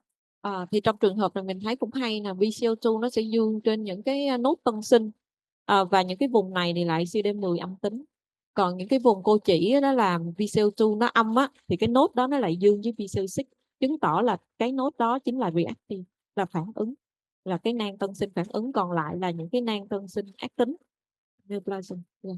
So at this stage, it's not a CD10 positive B cell, so you're thinking more the CLL, mantle, and marginal. And then I'll just tell you, I don't take a picture, but the CD5 is also negative, and the suckling D1 negative. So it's not mantle and it's not CLL. In addition, CLL doesn't tend to have any residual germinal centers. They usually destroy the germinal centers. So now at this stage, you're thinking maybe more marginal. So do the kappa and the lambda. Dạ thì cô nói trong trường hợp này á, thì cái follicle lymphoma thì mình có vẻ ít nghĩ tại vì CD10 nó âm tính. Nhưng mà thì có thể cái tổn thương dạng nốt này có thể là CLL, có thể là marginal lymphoma. Thì cô nói là cô không có show cái CD5 trong trường hợp này, nhưng mà CD5 trong trường hợp này nó cũng âm rồi, cho nên là cũng có nghĩ đến CLL. Thì khả năng nhiều ở đây là marginal lymphoma. So in the reactive plasma cells, you tend to have more kappa than lambda. So if it's more kappa, you want to be at least 2 to 3 times more kappa than lambda on the reactive. So in this pattern, you can see the lambda is actually quite a lot, and the kappa is little. So this is a reverse pattern. So this is basically lambda is monotypic for lambda. So it's a B-cell non-Hodgkin lymphoma with plasmacytic differentiation. There is more monotypic for lambda, and the CD10 negative, CD5 negative. So it's consistent with marginal cell lymphoma. Trong trường hợp này thì cô có nhuộm lambda và kappa thì bình thường á, nếu như mà cái nốt tăng sinh bình thường mình sẽ thấy là cái kappa nó sẽ dư nhiều hơn cái lambda. Mà trong trường hợp này mình lại thấy đảo ngược lại là lambda nó sẽ dư nhiều và kappa dư ít. Mặc dù ở đây mình không đếm được tỷ lệ, nhưng mà mình có thể nhìn bằng mắt đó, mình thấy là nó có vẻ là nó tăng tỷ lệ của cái lambda thì nó cũng là reverse cái ratio đó. Và từ cái kết luận này thì cô nói là đây là phù hợp với marginal cell, marginal lymphoma. We don't usually stain the kappa lambda in Vietnam because it's background staining, so we cannot rule out the ratio of the lambda in kappa because it's I don't know why it's always background staining. Yeah.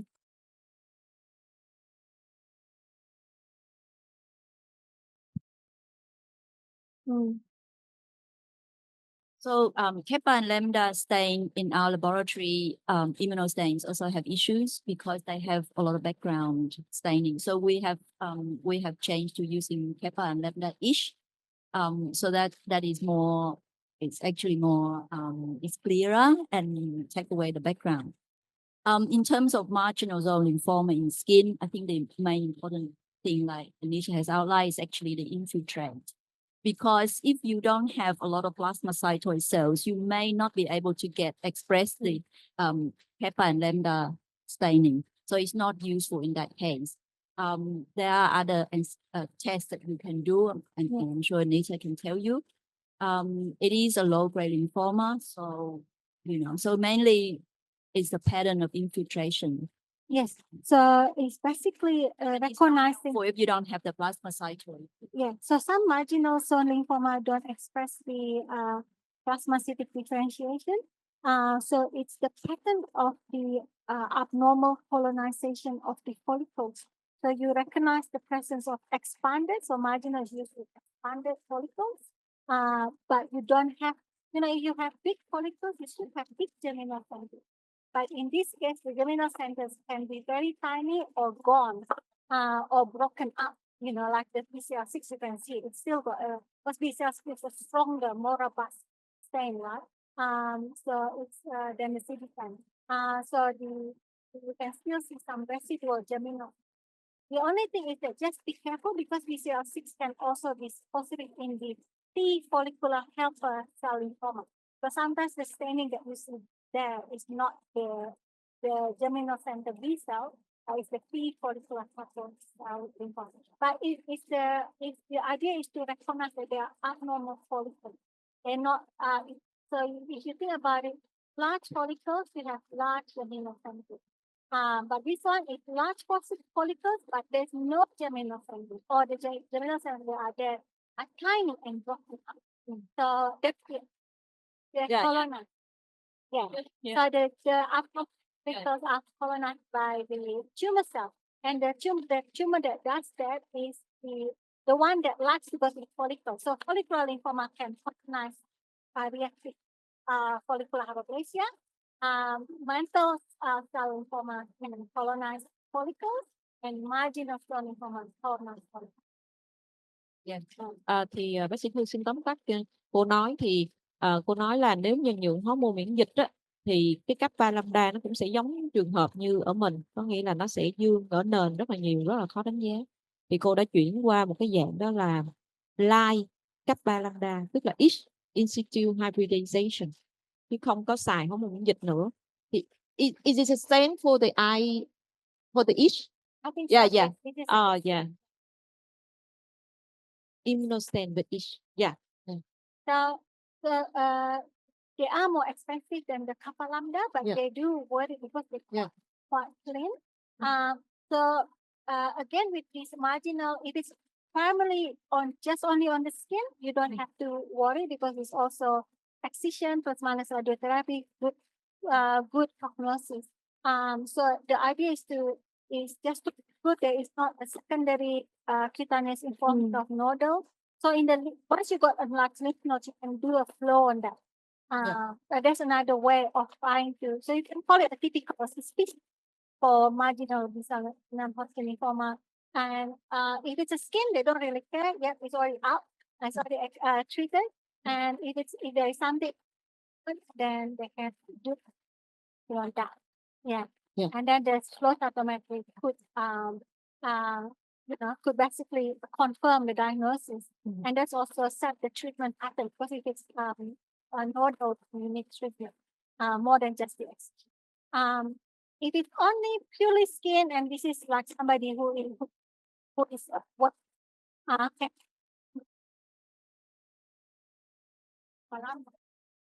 You don't have the kappa lambda for this, for example, then you can do a PCR of the immunoglobulin gene rearrangement. Yeah, and that can be done on the paraffin section, on the formalin fixed paraffin. Yeah. The flow cytometry doesn't tend to work with skin because I think the dermis is so tight. So by the time you break it up, to get the lymphoid cells, the lymphoid cells itself die.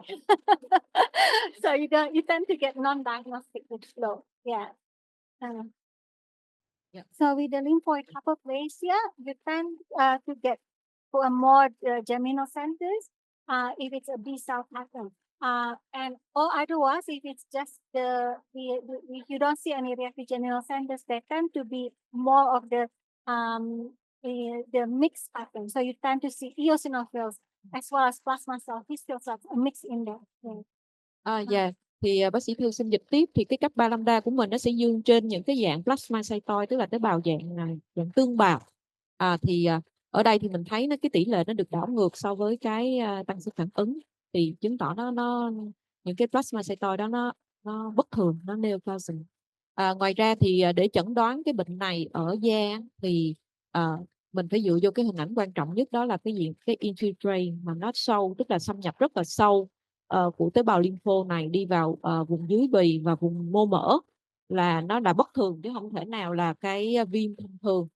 Và đây là một cái dạng low grade lymphoma, do đó là mình phải kiểm tra kỹ coi thử nó là secondary hay là primary ở da.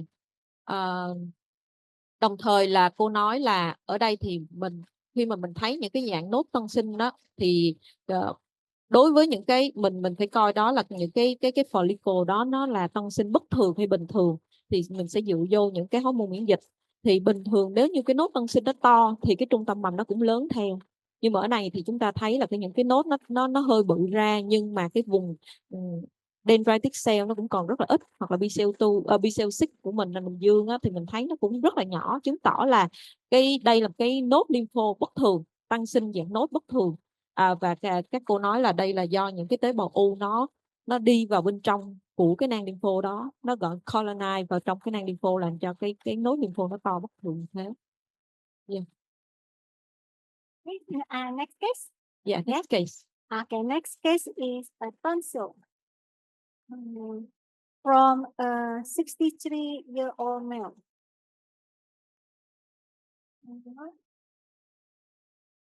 Anyone wants to volunteer? No.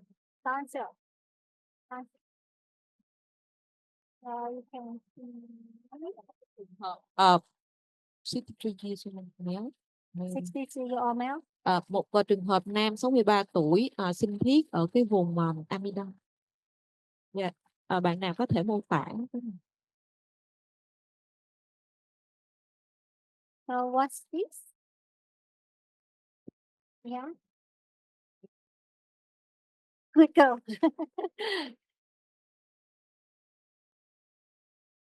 Excuse me. I see that epidermis is squamous cell layer, but not skin. Not skin. Maybe tonsil. Yeah. Yeah.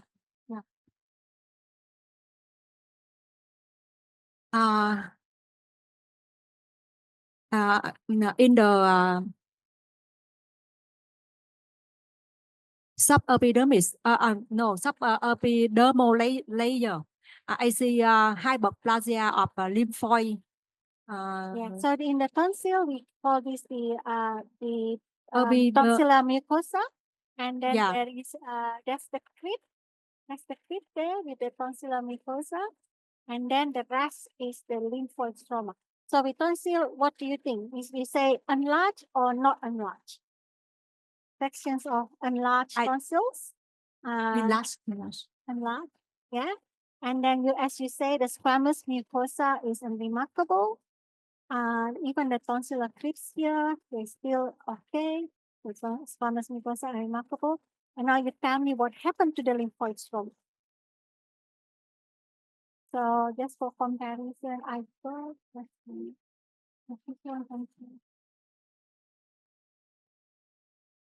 So I know it's immunosensed. See, this is CD20, but this is reactive tonsils. Yeah. And this is the abnormal one. Thì ở đây mình thấy nó tăng sinh mô lympho nằm dưới cái lớp niêm mạc của amidan ha. Thì khi mà cổ nhuộm CD20 á, thì cổ cũng lấy trứng là amidan luôn để coi cái nó có đúng là cái amidan bất thường không, chứ mình không có chọn trứng là hạch lympho. So Thì diffuse nodular yeah. diffuse or nodular? Yeah. May I translate? Thì mình thấy cái lam trứng á, thì nó có tăng sinh những cái nang lympho, nhưng nang lympho nó bình thường và nó rất là tròn đều. So với cái phần mô bệnh của mình thì cái CD20 nó dương lan tỏa luôn, nó không có ra dạng này. Yes. Who wants to do? I think the girl over there. Is the one to try to describe? No. Dr. Giang, you will continue to describe. Yeah.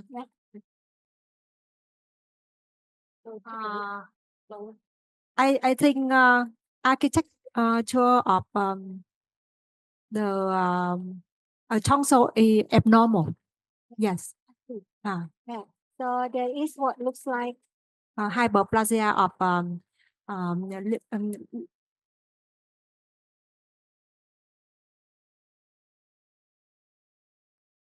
when you use pathology terms, hyperplasia means physiological, it's normal.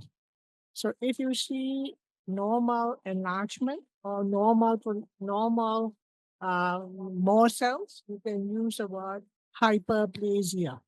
If you think that it is abnormal, don't use the word hyperplasia, use proliferation. Abnormal proliferation of lymphocyte, abnormal proliferation of large cells, small cells, spindle cells. But if you use the word hyperplasia, it means it's normal physiologic proliferation. So you can say enlarged rather than hyperplastic. So you can say enlarged follicles. Yep, keep going. So enlarged follicle. And too many. Yeah, too many follicles pretty much back to back, enlarged and abnormal looking. There is, so this is called a large follicle, but there is a small germinal. So, and in some areas, You can't see the germinal centers at all. So this one here, probably just a sliver left. Okay. And so now you tell me what the nuclear size. Remember, there's the red blood cell. Sometimes it's hard because everything looks like sometimes. But you know, so you have to look at this at some normal structure that you recognize. So yeah. So is it small, large, predominantly small, predominantly large, or mixed? Predominant of medium size. Yeah, intermediate, small to intermediate, maybe. Small to- Yeah. Okay. May I translate? Yes. Thì ở đây mình thấy là có một cái sự tăng sinh mô lympho gọi là proliferation chứ không phải là hyperplasia, tăng sinh mô lympho. Thì cái mô lympho này chúng ta thấy là cái architecture, có nghĩa là về cấu trúc thì chúng ta thấy rất là nhiều nang. Có những cái nang nó còn cái trung tâm mầm, nhưng trong trung tâm mầm nó bị teo lại. Còn có những cái nang mình không thấy trung tâm mầm luôn. Thì mình cũng chưa biết đó là nó nang bất thường hay không. Và sau đó thì mình tiếp cận tới là cái kích thước tế bào. Thì cô nói là chúng ta sẽ dựa vô con hồng cầu. Con hồng cầu thì chúng ta sẽ đánh giá được là cái tế bào lympho này nó như thế nào với con hồng cầu. Thì đối với cái tế bào này thì kích thước từ small đến medium, tức là nhỏ tới trung bình. Some of them still has quite a good size germinal centers. They are circumscribed, but in here the mantle layer is thickened. Yeah. Ví dụ như ở đây thì chúng ta thấy là còn cái trung tâm mầm, nhưng mà trung tâm mầm nó nhỏ lại, còn cái vùng mantle á, nó lại phình ra to hơn. Yes. So that's so again, so it's not fully all. There are small amount of residual reactive follicle. Yeah. So this is another abnormal follicle. So what's your DD straight away with the abnormal follicles? But I just mentioned that. What you worry about when you have the abnormal follicles? Khi mà chúng ta thấy những cái nang bất thường thì chúng ta nghĩ tới cái gì? Everybody?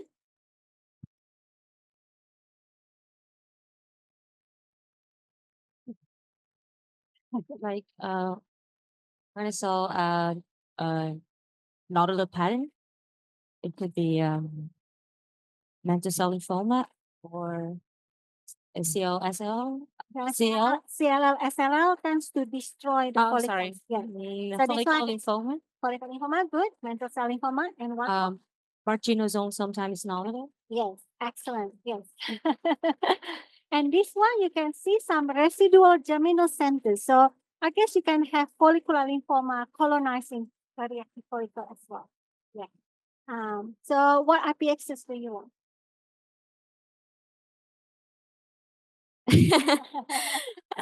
Cô hỏi là mình sẽ nhuộm những cái CD nào để mình đánh giá tiếp theo các bạn. In CD20, Yes. CD3, CD5, CD1, Yeah. CD23, yeah. 21. Yeah. CD20. So this is nice because our control are tonsils. So that's reactive tonsil. This is our case. CD3.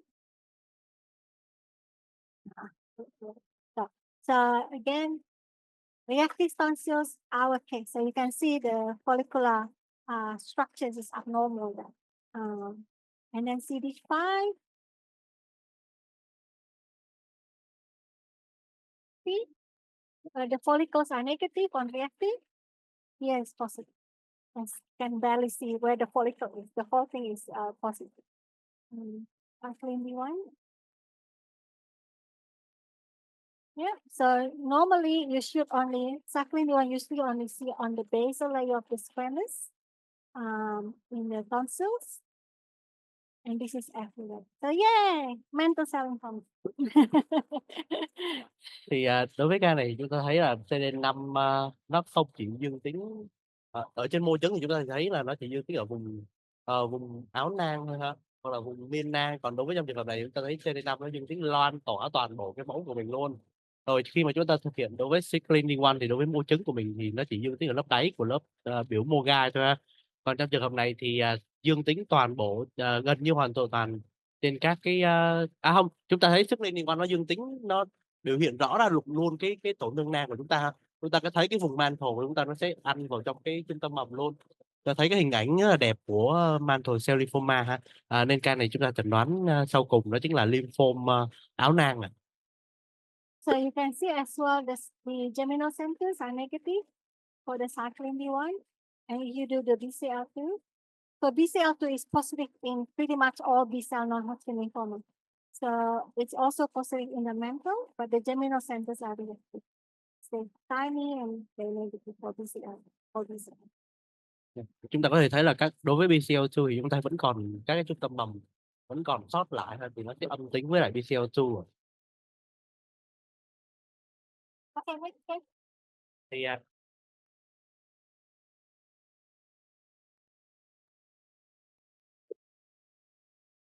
Yes, so cyclin D1 is a CCND1 genetic abnormality, and that's in about 97-98% of mantle cell lymphoma. The other abnormality are CCND2 and CCND3. So cyclin D1 is very good, but doesn't pick up the CCND2 and the CCND3 gene rearrangement. And sometimes you need SOX11 for that. Yeah. That's right. Yeah. But Thì but with the distinction with the CLL is that you still got up colonization of the follicle. CLL don't do that, but it's rather hard to distinguish with the CD5 positive marginal. That's the problem. So that's why in the about like 3% of cases you do need SOX11. Yeah. Thì đối với lại mantle cell lymphoma thì nó sẽ có 3 loại đột biến gen khác nhau ha. Là một loại của cyclin D1, cái đó thì là phát hiện được 97 cho tới 98% các trường hợp. Thì sẽ còn 2 trường hợp còn lại thì nó sẽ là loại nhóm tức là nhóm CC2 với nhóm CC3. Thì đối với cái đột biến gen của hai loại này thì nó sẽ âm tính với lại cyclin D1, tại vì cyclin D1 là chỉ phát hiện được một đột biến phổ biến nhất thôi. Thì trong trường hợp đó thì việc sử dụng SOX10 sẽ là SOX11 sẽ là một trong những công cụ hóa môn miễn dịch giúp ta chẩn đoán hỗ trợ trong các trường hợp này. Do đó thì việc chẩn đoán ở trên mô bệnh học vẫn là một trong những yếu tố quan trọng để chúng ta gợi ý. So any questions? Is that good? That's good. We can go to the next one. Is 21888. This is 79-year-old male. I don't know why my patients mail today, but anyway, it wasn't deliberate. It just happened. Yes. A breakfast? Okay, all right. Okay, let's have a break. Okay. Thì trước khi chúng ta sẽ tiếp tục tới với phần slide ảo trình qua bác sĩ Anita, thì chúng ta sẽ có một cái phần team break nho nhỏ để chúng ta có thể trong quá trình vừa nhâm nhi thưởng thức team break thì chúng ta có thể nghiền ngẫm được các cái ca lâm sàng này xin phép được mọi người, chúng ta sẽ nghỉ giải lao trong khoảng 15 phút, chúng ta sẽ quay trở lại vào lúc 15:15. Rồi cảm ơn tất cả mọi người ạ.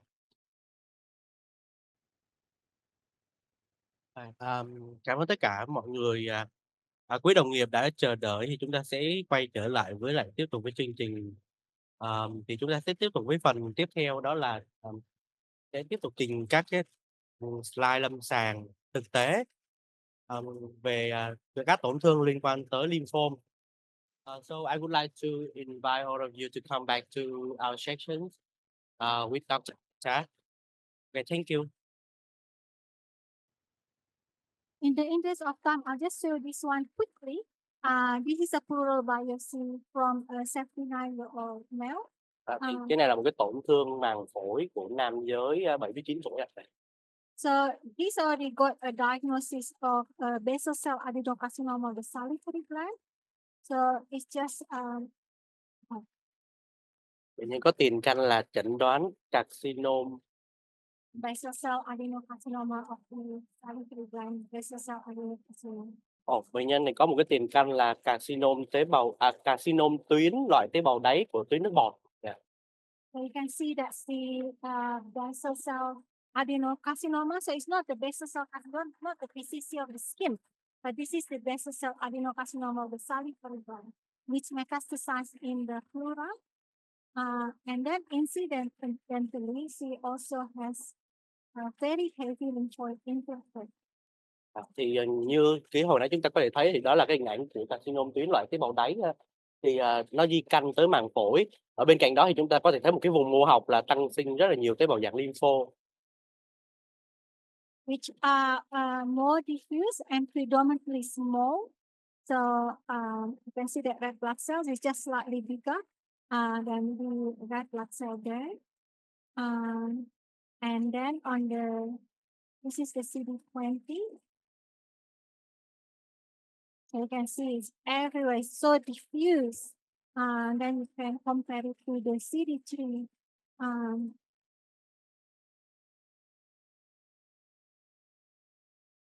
You know, this CD3 is much less. So on the reactive, it should be the same or as CD20 or more. So this one, you know straight away that this patient has a B-cell non-Hodgkin lymphoma. So it's just which type, right?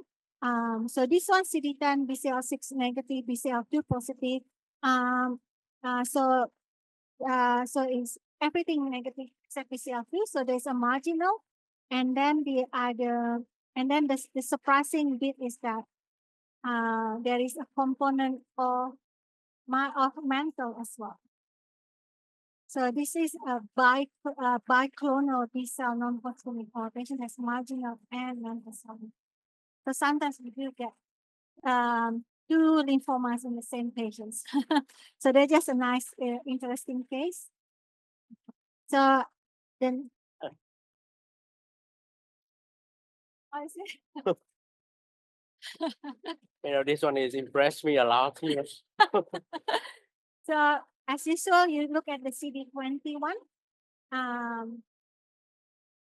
So that's the control. So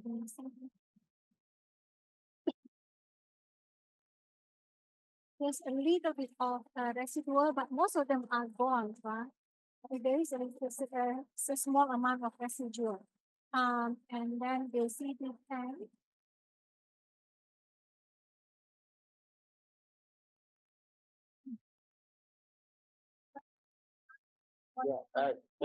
Dr. Anita, just from this case, I just wondering that because from the H&E, when I see there are proliferative lymphoid cells, they are small to intermediate size. So you will do the panel of immunohistochemistry, right? So because the secretly one just positive incidentally, so you just don't know if they are coexist or not. Right? That's true. Yes. So when you look on the H&E, you wouldn't know whether there are two types or one type. So it's only usually with the B-cell non-Hodgkin lymphoma, with us, we don't have because of Medicare rebate. We actually just do direct about 15 panel. But the minimum you can do is CD20, CD3, CD10, BCL2, CD5, cyclin D1, and CD23. Then you can see what the result of that. So the CD21 shows the expanded. The CD20, you can see a lot more than the CD3. So from there, you know that it's abnormal. And then the CD10,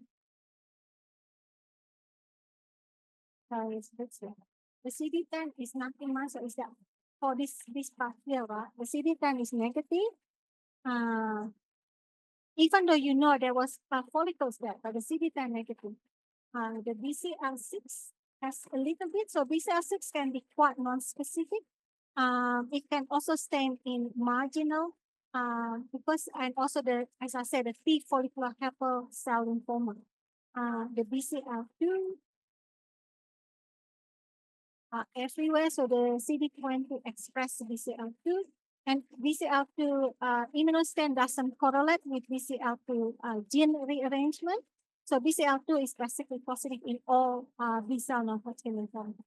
The IgD, it should be just the mantle layer, right? So there's only very weak non-specific staining, so it's pretty much negative. And then you go to the CD5. The CD5 should stain only just T cells. But in this case, it's positive where the cyclin D1 is. But some of the B cells are. And then you go to CD23. The CD23 just where the follicular dendritic network, but otherwise negative. The CD43. The CD43 can be positive in mantle cell and also can be positive in marginal, but rarely tend to be the one that in gastric and not so much in the skin and nodal marginal. So you can see here, majority negative for CD43, except for the one that was the mantle, and then the cyclin D1 cleansing. So you got two B cell population, one that is CD, so all of them are CD10 and BCL6 negative, all of them are BCL2 positive, but the larger population, this is the marginal, is negative for everything except BCL2. And then the mantle cell lymphoma that shows the cyclin D1, CD5, and some weak CD43. So it's cute. Yeah. Dạ. Yeah. Thì đối với ca này thì rất là đặc biệt ha, tại ca này là một trong những ca chắc là đó giờ chắc chưa ai bao giờ thấy quá. Thì ca này là một cái ca đồng, tức là bệnh nhân vừa có một cái tổn thương là carcinom tuyến, loại tế bào đáy của tuyến nước bọt, di căn tới màng phổi, đồng thời trên màng phổi chúng ta phát hiện một cái tổn thương tăng sinh mô lympho, và sau khi thực hiện các cái panel của hormone miễn dịch thì chúng ta phát hiện là đồng hai loại lymphom, trong đó là một loại lymphom vùng rìa với lại lymphom vùng áo nang. Thì trong đó điều quan trọng nhất ban đầu vẫn là chúng ta phải tiếp cận dựa trên mô bệnh học, là chúng ta xác định được đây là nhóm lympho loại kích thước loại tế bào nào. Sau đó thì giống như bác sĩ Anita có đề cập thì chúng ta sẽ thực hiện cái panel, thông thường là nó sẽ khoảng 15 dấu ấn. Tuy nhiên thì chúng ta có thể thực hiện một số cái dấu ấn cụ thể, chẳng hạn như là CD20, CD3, cây số 7, BCL2, BCL6, CD21 và CD1 là một trong những cái dấu ấn mà chúng ta cần thực hiện để khảo sát các cái loại lympho mà nó phổ biến. Ngoài ra thì nó sẽ có những cái dấu ấn khác liên quan trong trường hợp này, vì đây là một cái ca khó, do đó thì chắc chắn là phải thực hiện thêm những dấu ấn khác để khẳng định hai cái tổn thương này. Thì trong trường hợp này chúng ta có thể thấy là cái tổn thương đối với lại nhóm mantle cell lymphoma thì tổn thương được highlight rõ cụ thể, biểu hiện rõ nhất ở trong trường hợp của cyclin D1 sẽ dương tính. Thứ hai là một số những các dấu ấn khác có thể bổ trợ trong trường hợp này, có thể kể đến như là loại một cái dấu ấn là IgGD, thì cái dấu ấn này thực sự là rất là mới đối với lại Việt Nam chúng ta. Ngoài ra thì đối với nhóm marginal zone lymphoma thì các cái dấu ấn khác nó đều không biểu hiện, nó chỉ biểu hiện duy nhất với lại BCL2 thôi không biết mọi người có thắc mắc gì với ca này không? Ca này rất là đặc biệt và vô cùng lạ luôn. So okay, so please continue. Yeah, so yeah, it's good. This is the cases that keep on giving out, so it's good for pathologists, but maybe not so much for the patient.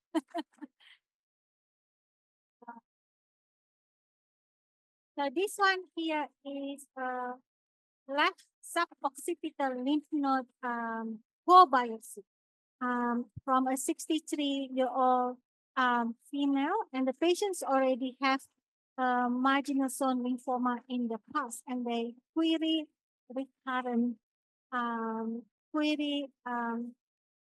progression.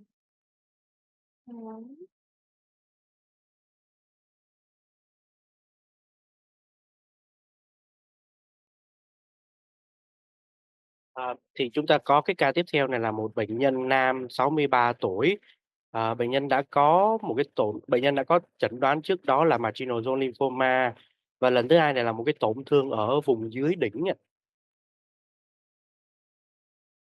Anyone wants to volunteer? So for lymph node,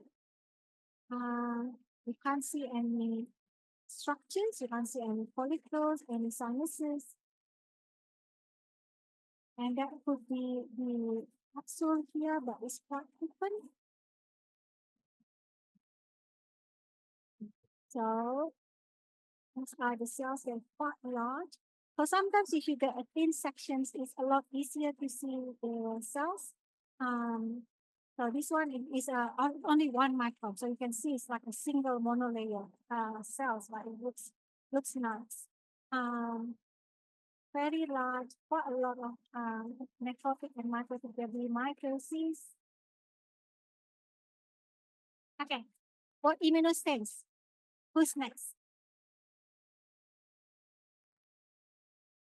Thì đối với ca này chúng ta có thể thấy là các tế bào dạng lympho nó phát triển lan tỏa xâm nhiễm toàn bộ cái mẫu thử của mình. Tế bào có kích thước lớn các tế bào có kích thước lớn và đa số là đồng nhất một loại tế bào duy nhất. Ngoài ra thì chúng ta có thể thấy ở trên nền có rất nhiều phân bào cũng như là các mảnh vụn tế bào cũng như là phân bào, điện tử phân bào. Thì đối với trường hợp này chúng ta tiếp cận thì chúng ta phải đi bằng hóa mô miễn dịch nhiều khi mà chúng ta đưa ra cái benno trong trường hợp này. If you're the one that is orange blue, and 20.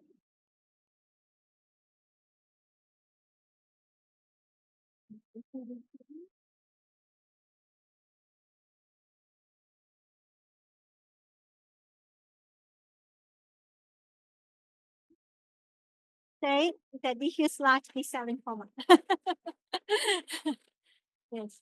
So sometimes so with the diffuse large B-cell lymphoma, we want to see whether they are activated or germinal-centered type. So sometimes I just still do the CD21. It's usual when we do the germinal-centered type, whether there is underlying follicular lymphoma. But in this case, it's the CD21 is probably redundant, not necessary to be done. The CD10 is negative. BCL6 positive. Very patchy though. BCL2 positive. NAM1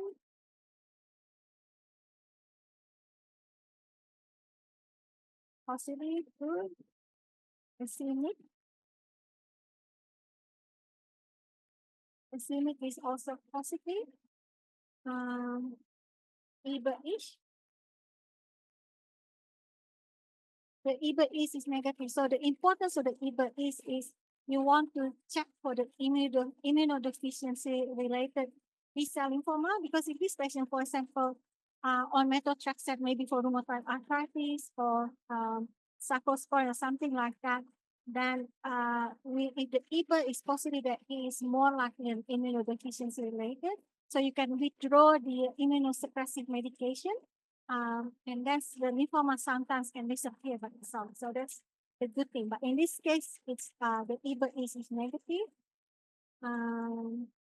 So what's your final diagnosis after the IPS?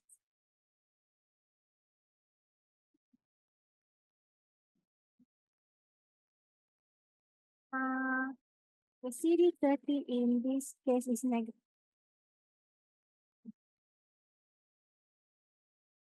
In case like B-cell lymphoma, yes. Which type? Activated or germinal?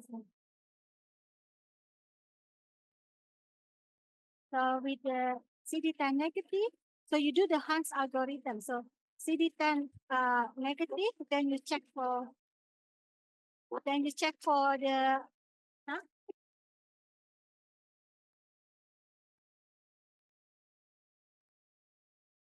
right. So the germinal center type tends to have a better prognosis.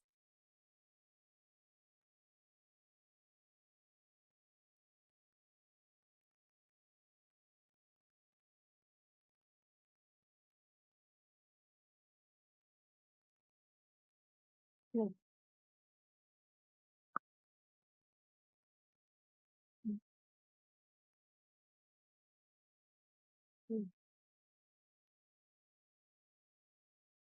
Yeah, so yes, so the diffuse large B-cell lymphoma can arise. So in the past that we categorize them as centroblastic type or immunoblastic type, right?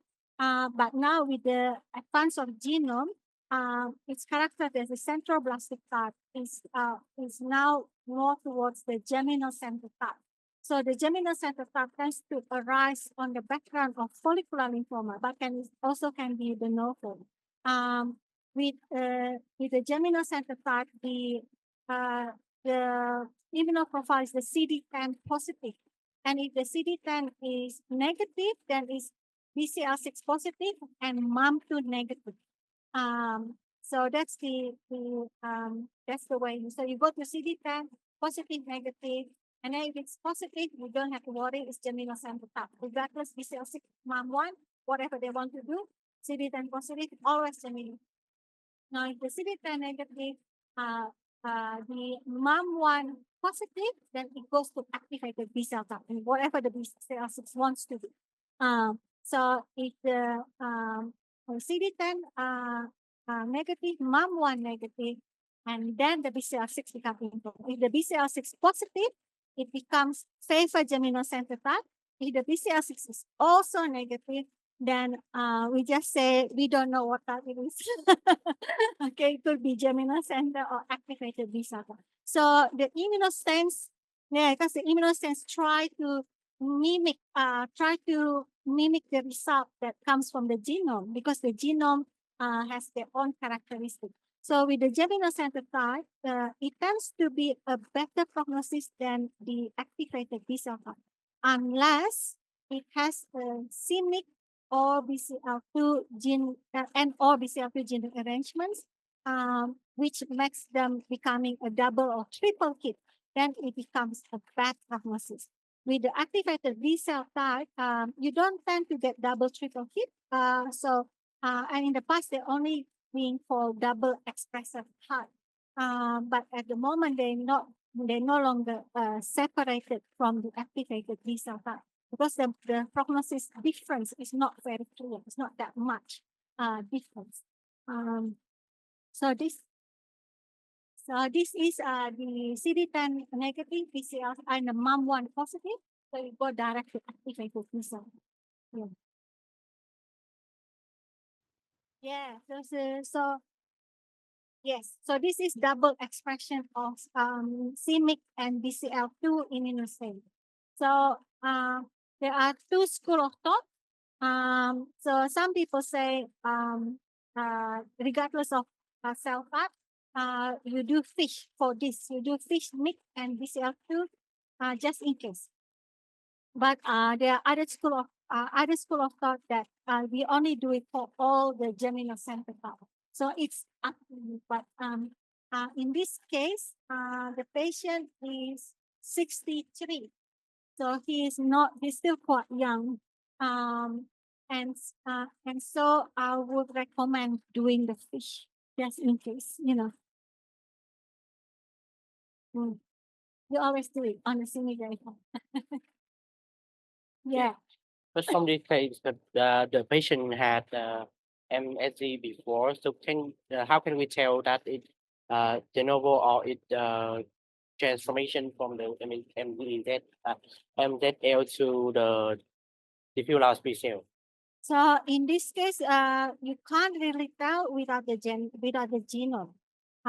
Or the flow cytometry may suggest it. So if there's a flow cytometry that says on the previous marginal was kappa, for example, kappa restricted, and this one kappa restricted, there is likely a transformation from the marginal. But if it's this one lambda and previous one was kappa restricted, that it could be a de novo, even though there is a background of marginal. Yeah. So in this case, because there is no residual marginal or marginal next to it, you can't really say whether this is the de novo or like the patient has a second lymphoma unrelated to the previous one, or is actually the previous one, the previous marginal has transferred. But at any rate, prognosis-wise, it's not different. It's the same. Thì đối với cái ca này thì xin tóm tắt sơ lược với mọi người một số ý ra. Thì nó cũng khá là phức tạp. Thì đối với ca này thì bệnh nhân đã có một cái tiền căn trước đó là lymphoma tế bào vùng rìa. Thì bây giờ bệnh nhân xuất hiện một cái tổn thương khác và sau đó được sinh thiết chúng ta tiến hành ở trên lab thì chúng ta nghi ngờ đây là tổn thương dạng tế bào lympho. Sau đó chúng ta lympho với kích thước tế bào lớn thì chúng ta sẽ tiến hành nhuộm bộ panel liên quan tới tế bào lympho loại tế bào lớn.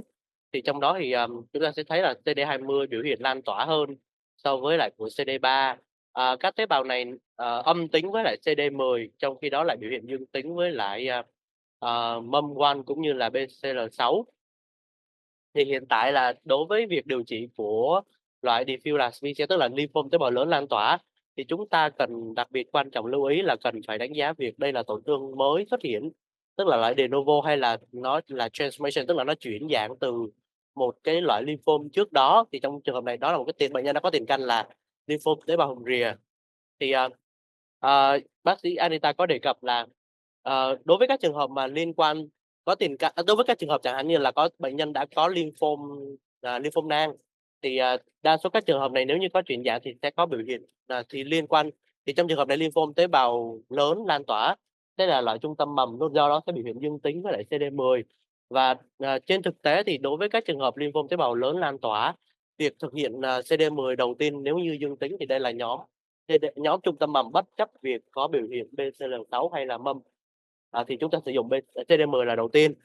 Sau đó thì nếu như việc đánh giá CD10 mà âm tính thì tiếp theo đó chúng ta sẽ tiến tới hành đánh giá tới kết quả của mâm quanh. Thì nếu như kết quả mâm quanh dương tính thì chúng ta sẽ nói đây là nhóm B hoạt động, activated B cell. Còn đối với trường hợp mà nếu như kết quả cả các trường hợp này đều âm 3 cái trường hợp của CD10 cũng như BCL6 hoặc là mâm quanh đều âm tính thì chúng ta không xác định rõ được đây là nhóm nào.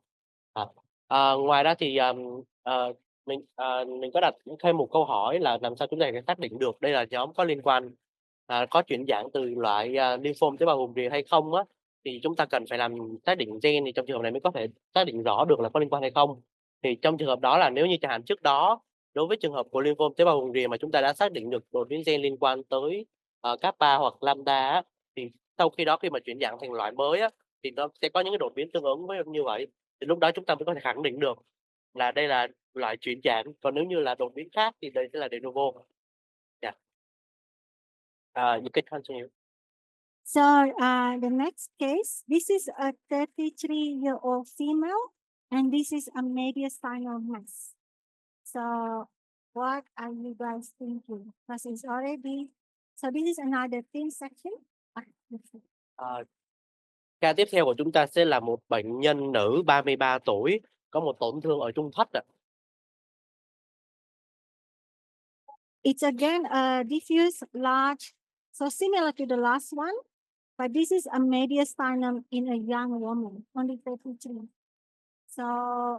So when we have mediastinum young, what looks like a diffuse large B-cell lymphoma, we need to think about primary mediastinal large B-cell lymphoma. This one tends to be more localized and have a better prognosis. I guess in terms of treatment, it's probably not so important because they treated similarly with R-CHOP. But with this one, also the chance of you having a double triple hit is quite rare. So it's basically of activated B-cell type. So the CD20, because I'll just do it quicker that way because we got other cases. And this one is very similar to the one before. CD20 very diffuse, CD3 less, CD10, BCL6 are negative, and the BCL3 positive. BCL2 negative on this case. And then MAM1 positive. So it's activated B-cell type, which is what tend to be seen in the primary mediastinal large B-cell lymphoma. So the difference with that one is that is the PDL1, it tends to be positive in the mediastinal large B-cell lymphoma. So in this case, is negative. Positive for PDL1 in lymphoma has to be quite diffuse. It has to be similar to cyclin B1. Has to be at least 70%. The CD23 is negative. So these three IPXs can help you to see whether it's diffuse large B-cell activated cell type or primary mediastinum, and the other one is STAT6. So these three supposed to be positive in primary mediastinum. So the STAT6, it has only very weak patchy, non-specific. So in this case, we think more of the activated B cell. Yeah. So that's something to think about. Sometimes you get a little, this one tends to be more CD30 positive, and sometimes it can be quite difficult to distinguish this type. The primary mediastinal, not this one. This one is not primary. The primary mediastinal large B-cell lymphoma with the Hodgkin. So that's when you call it mediastinal gray zone, which I didn't bring that case, but it's just this one is only for illustration. Ca thì tóm tắt sơ lược cho mọi người. Thì nói chung là đối với ca thì chỉ có một điểm cực kỳ nhấn mạnh thôi, là đây là một bệnh nhân nữ có độ tuổi là khoảng 30 mấy tuổi thôi, nên mà vị trí là ở trung thất nữa, nên là cái chẩn đoán mà chúng ta cần phải có để ở trong đầu đó là loại lymphom B nguyên phát ở trung thất. Đây là một trong những vị trí thường gặp vị trí mà gặp phải của cái lymphom này. Và thứ hai là vì tiên lượng cũng như là điều trị là bệnh nhân sẽ có tiên lượng tốt hơn và điều trị với loại R-CHOP và đối với phương pháp này là tốt hơn hẳn so với lại tiên lượng tốt hơn so với lại những cái loại lymphom khác ở khu vực này. Do đó thì chúng ta cần phải chẩn đoán chính xác ra được loại này. Vì về mặt biểu hiện đối với lại hormone miễn dịch thì cũng tương tự giống như lymphom tế bào B lớn, sẽ không có sự khác biệt nào ở đây. Ngoài ra thì đối với khu vực này thì sẽ có một số những trường hợp mà cần phải chẩn đoán phân biệt với lại Hodgkin cũng như là loại gray zone, tức là những trường hợp mà lymphom nó sẽ nằm ở vị trí trung gian, có biểu hiện của cả Hodgkin lẫn lymphom tế bào B lớn, thì đây sẽ là loại nằm ở trung gian ở giữa, thì chúng ta cần phải lưu ý trong trường hợp này. Next is this is actually from is a thyroid enlargement and a neck lymph node enlargement. So clinically they thought maybe papillary or something like that. Papillary thyroid carcinoma. But they did a cytology first, and it comes out as a suspicious for lymphoma. So now they do a core biopsy with flow cytometry. And this is what you get. Unfortunately, it's all crushed and highly necrotic. So this is from 83-year-old female.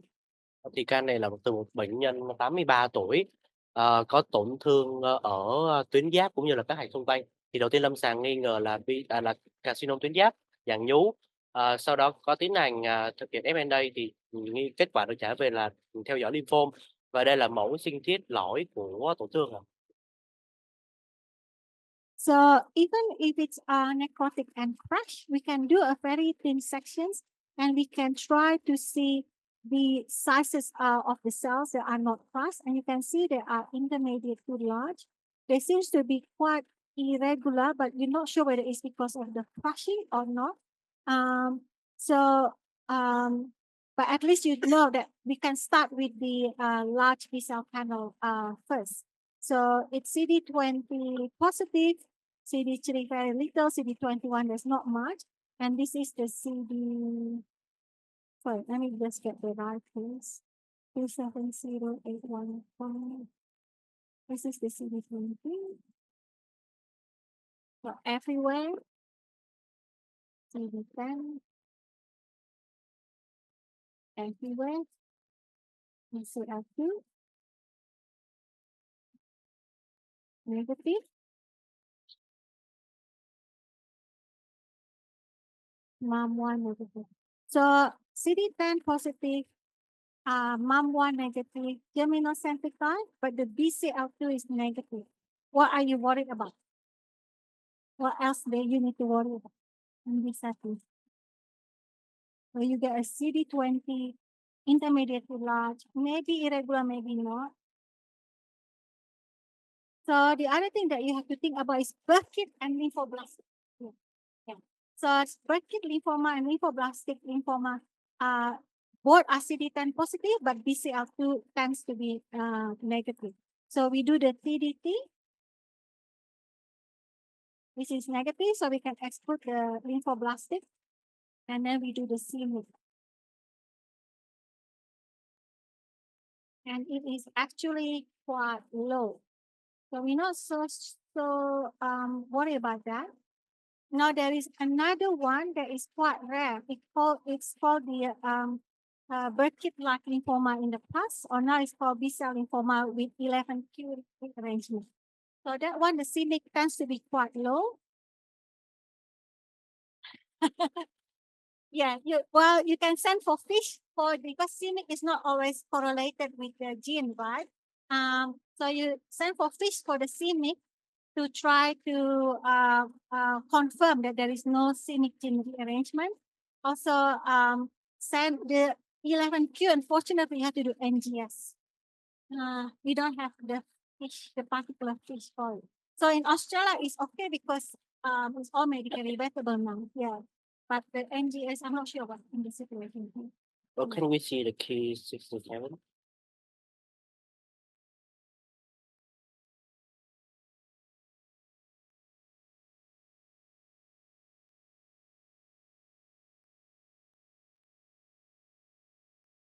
Very sorry for the.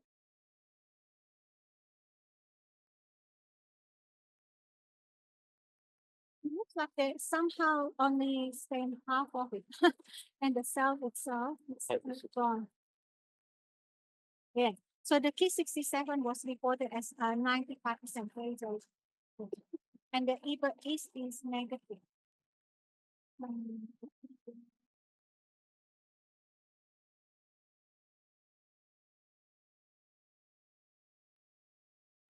No, because the lymphoblast, you have to ask the lymphoblast. The treatment's different. Yeah.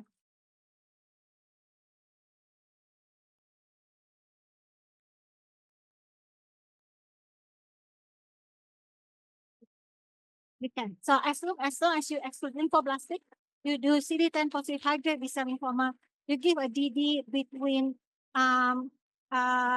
B cell lymphoma with 11 curing arrangement, or high grade B cell lymphoma NOS, or less likely Burkitt. And then the patient likely, if the patient is healthy enough and young enough, they can do ECOG. So the very high, the very aggressive chemotherapy, but it probably doesn't matter because it's 83. So she probably can't get EPOC anyway. So it's just gonna be an R-CHOP. Yeah. So But- excuse me, yeah, I beg your pardon because I just want to ask because I'm not sure what is the flow in your what is the flow when you get into the Burkitt lymphoma, because when I first approached to this one, I just saw that this is the proliferative of large lymphoid cells, and then when we do the CD20 and CD3, so this one is B cell proliferative lymphoid cell. Yeah. Mhm. So how can we get into the Burkitt lymphoma? So it's a combination of intermediate with large atypical lymphoid cells. Yeah. The CD20 is very high, and the CD10 is positive. CD10 positive. Yeah. Yeah, CD5 negative. And your BCL2 is negative. So Burkitt lymphoma is BCL2 negative, while the germinal-center type tends to be BCL2 positive. Yeah. So the other thing is that lymphoblastic can be CD10 is positive, but the BCL2 is always negative. Or even if it's positive, it's only very focal and weak.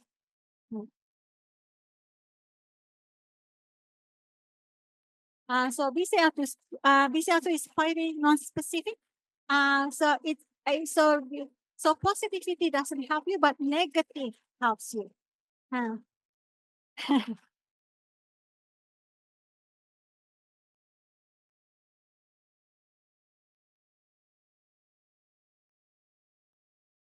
So yeah, so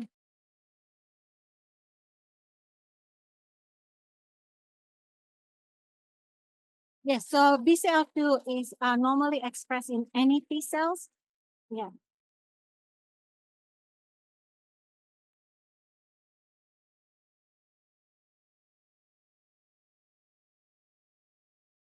It's except if it's in the mantle layer. If it's a mantle layer or primary follicle, then the BCL2 can be normally positive. Yeah.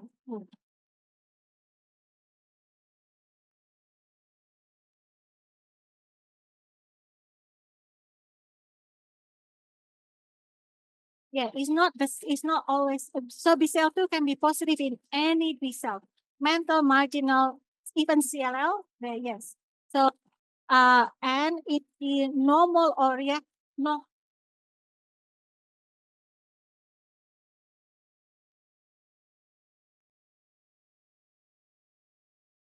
Except in the primary follicle and in the normal mantle.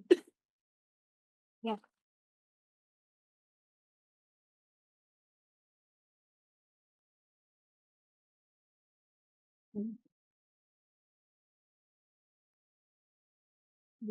However, if you have something that is obviously abnormal, you know, and the BCL2 is negative with CD time positive, then you have to think about where to and lymphoblast. Rồi thì đối với ca này thì mình sẽ xin tóm tắt lại ngắn gọn ra. Tại vì đối với trong trường hợp này thì chúng ta sẽ thấy là đầu tiên là mô học sẽ là tế bào dạng trung bình tới lớn, tế bào dạng tăng sinh của các tế bào dạng lympho từ kích thước từ trung bình tới lớn. Thì sau đó chúng ta sẽ thực hiện panel của tế bào lympho kích thước trung bình tới lớn. Trong đó thì chúng ta sẽ thực hiện là CD3, CD20, CD10, BCL6, BCL2, MUM1. Thì trong trường hợp này chúng ta có thể thấy là chúng ta sẽ có thấy là biểu hiện lan tỏa các tế bào của trong trường hợp này dương tính với CD20 cũng như là dương tính với CD10. Tuy nhiên thì các tế bào này lại âm tính với BCL2. Giáo sư Esther có nói rằng là BCL2 sẽ có vai bình thường các tế bào mà biểu hiện với lại CD3 sẽ phải biểu hiện dương tính với BCL2.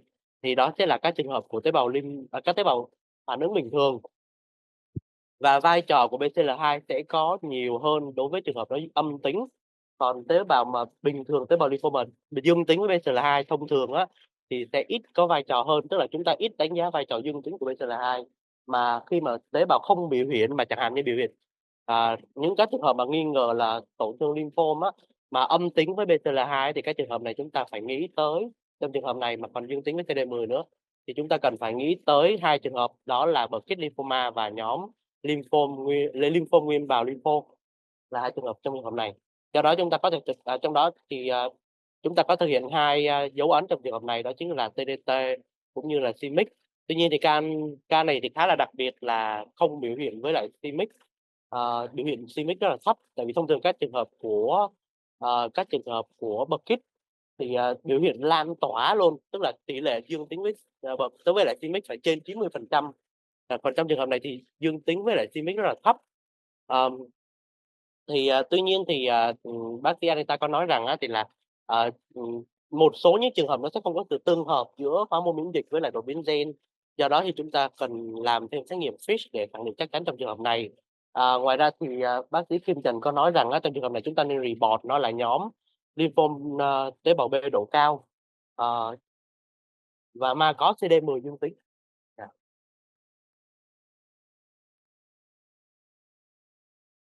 Mọi người có thắc mắc thêm bất cứ câu hỏi nào liên quan tới vấn đề này không ạ? Cũng như là tất cả mọi người đang nghe ở trên phần mềm Zoom nếu như mọi người có bất kỳ thắc mắc nào thì mọi người cứ thoải mái hỏi ạ. Xin được cảm ơn mọi người. Bây giờ chúng ta tiếp tục. Okay, the next case. So this is a 64 female, and this is an arm, so left distal humeral lymph node, so in the elbow. This is a lymph node in the elbow. And I give, so this is why sometimes sampling is very important, because if I give you this, it will be this area here, it will be impossible to tell. But all you can say is that there's no normal structure I can see. There's no sinuses, no follicles. And then in here, so it's small lymphocytes, histiocyte, eosinophils there. And then what's this?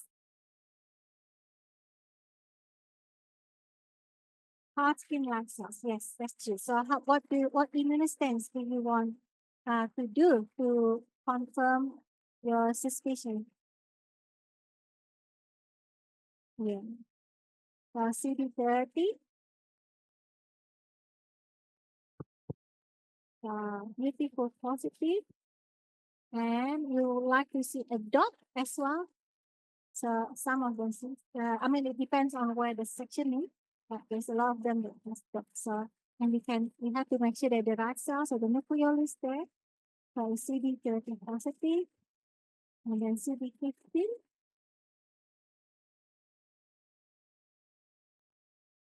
Again, so CD15 can also stain neutrophils, and our CD15 is very heavy, so it's a bit harder to see the nucleus. But I think this one is in the right location and matching the CD30. Next 5.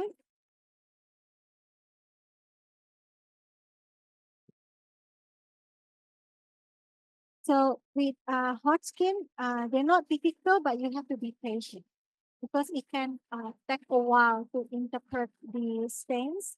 But you can see here there are weak positive cells.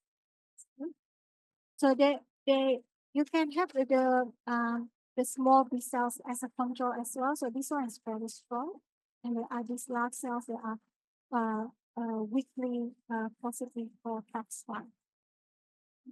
The CD20, you want to see them negative, and negative is always harder to see. That's why you just have to be patient with the. So sometimes with the hot skin, I do it first thing in the morning or at lunchtime or at the end of the day where I want to get interaction. So because you have to look at your immune response on high power to just make sure that you get the right cell. You can see very abnormal cells there, and you can see it can be negative.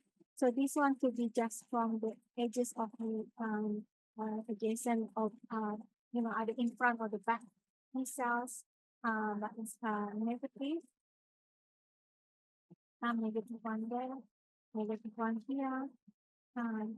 This one hard to tell because you got the cells around it. So, but it's okay. You can always find another other cells. So you just look around until you're certain. So this one I think is negative because you can see a hole there. So we see this one on negative. CD3. So it's just that one. And then the mom one's positive. So it's just a matter of being patient. So mom one is nice because it's nuclear staining and highlights the cells. This one I think is negative. So this is negative for either. So yes, perfect.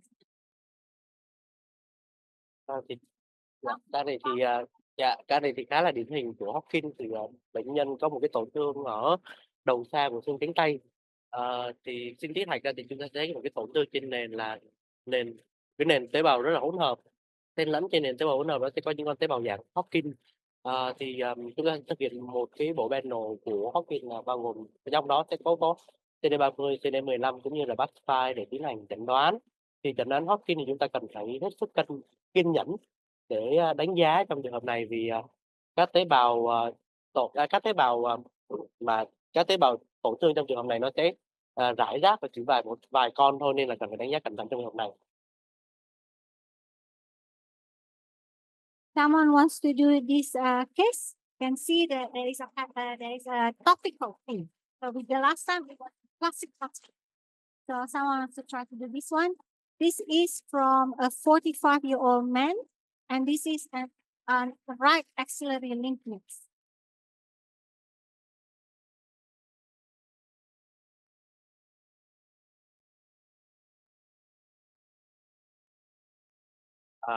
Thì chúng ta sẽ có ca này là một ca bệnh nhân nam 45 tuổi, có hạch ở nách phải, hạch ở nách bên phải. But he's got tattoo, so it's just draining there. Thì không biết là bạn nào có muốn thử sức với ca này không nhỉ?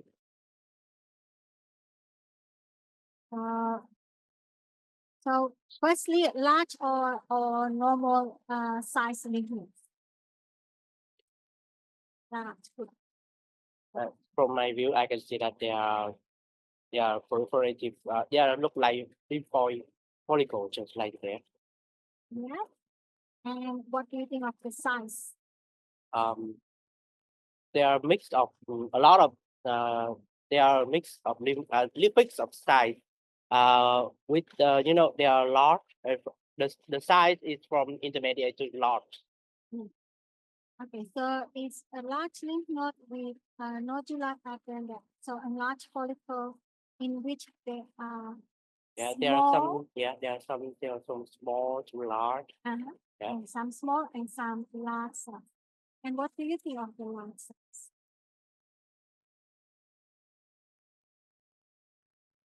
large cell. There are some halo around them. There's some halo with prominent nucleoli. Yeah. But not as good as the last spot skin, right? Yes, yes. So what's your difference here?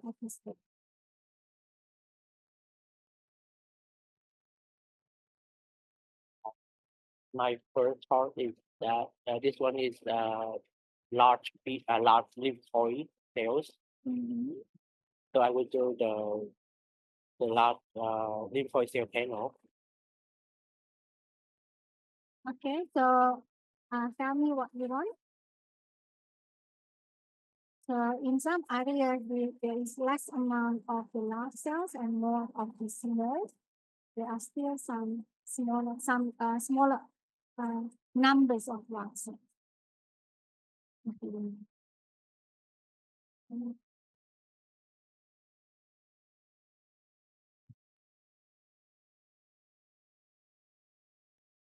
Well, I'll give you the usual one that we do is silicone. Sorry, that's not the one. Silicone.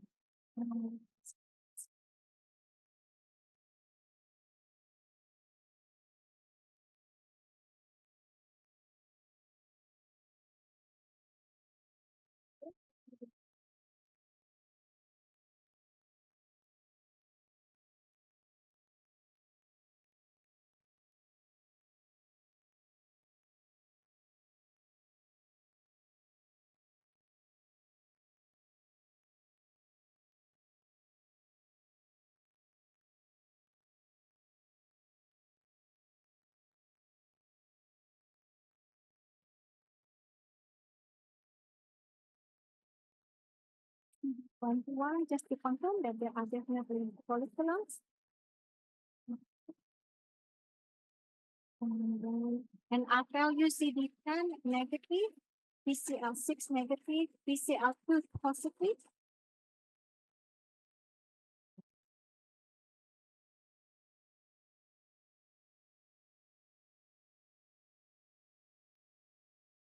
And this is what the IgD looks like.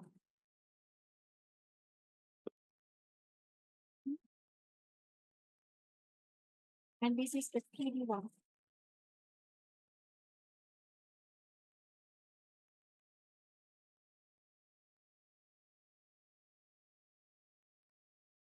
So in particular, the PD1 go around. So in this case, you're thinking, oh, is it marginal? Is it progressive transformation or germinal centers? We can exclude follicular because CD10 is negative. And also the pattern is not likely, right? With the IgD looking like this. Okay, so can I see again the CD3 markers? Yeah.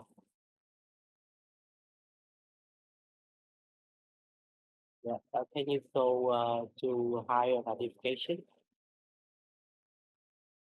We would love to see the big thing. Yeah.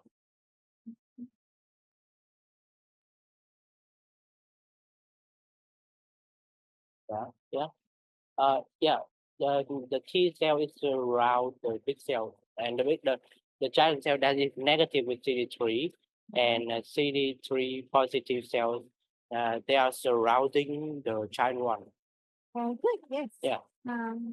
And the OP2, I love the OP2. It Yes, just makes life easier because it's a nucleus level. Yeah. Oh wow. Yeah. So I think this one is predominant lymphocyte, follicle lymphoma, B cell lymphocyte. Yeah, nodular. Nodular. Yeah. Lymphocyte predominant B Yes. cell lymphoma. Yes. So the nodular lymphocyte predominant nodular, a lot of CD20, which is in contrast to the classic Hodgkin, where the small lymphocytes are mostly T cells. And here you get a lot of aggregates of IgD positive B cells, so the mantle cell type B cells. And you also have a lot of the T follicular helper cell lymphoma that is shown by the PD1. And they stand like a B cell, so they're OP2 positive, FOX5 strongly positive, the CD30 usually just send the immunoblastic cells around, but they themselves are negative. So you see here, the immunoblastic tends to stand weaker than the Hodgkin, and they're not as large as the LE or the popcorn cells. So they're just the immunoblastic. So if you look around and try to find the large cells, they are actually negative for the CD30. I just wondering about this case because actually we don't have OCT2 in our laboratory. Are there any markers that we can we do in this case to confirm the So diagnosis? you can still do the FAX5, Yeah. which is strong instead of weak. So this one is stronger than the CD30 positive T cells. And then you just have to do with the CD20, and you just have to be patient. You just have to be patient and find the cells on high power. So yeah. So you can see that one there. Yes, so yeah, it's unfortunately Hodgkin is not a difficult diagnosis. You just have to be patient going through the RTXs, especially when you have a big excision. Or maybe you can possibly. Yes, so the Octo makes life a whole lot easier. But yes, but if you don't have it, yeah, you just have to go through them slowly and be patient. Yeah, and you can put a sign on the on your door, do not disturb, because if somebody come ask you thing and you take away this slide, you have to start again from the beginning. Yeah. Yeah, but it should be only, it shouldn't be all of, yeah. And if your CD30 is a lot of them are up. So if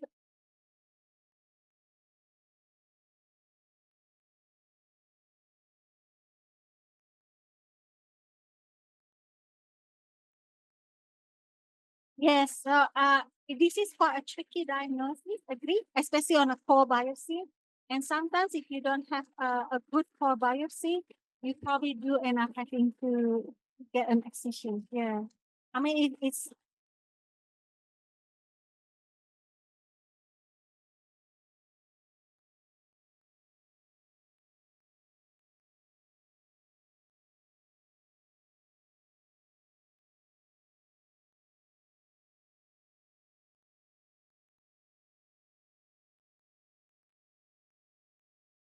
yes.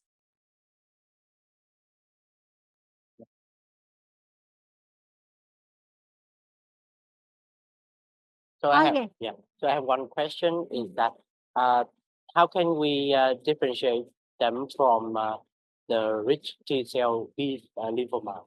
Rich B-cell lymphoma Yeah. cannot be nodular. Yeah. It cannot be nodular, and you cannot have follicular dendritic network. That is one of the categories. So on the excision, yes, of course you can tell easily, right? On the core biopsy, it can be quite tricky because it depends on sampling. So that's Thì nói chung là ca này thì là một trong cái loại lymphom này thì nó khá là hiếm hiếm, và thứ hai là chẩn đoán khá là dễ chẩn đoán nhầm thôi. Vì một trong những cái marker mà tốt nhất cho việc chẩn đoán này chính là loại OCT2, thì chúng ta lại không có dấu ấn này. Thì tiếp cận đối với ca này thì sẽ là loại tổn thương dạng nang.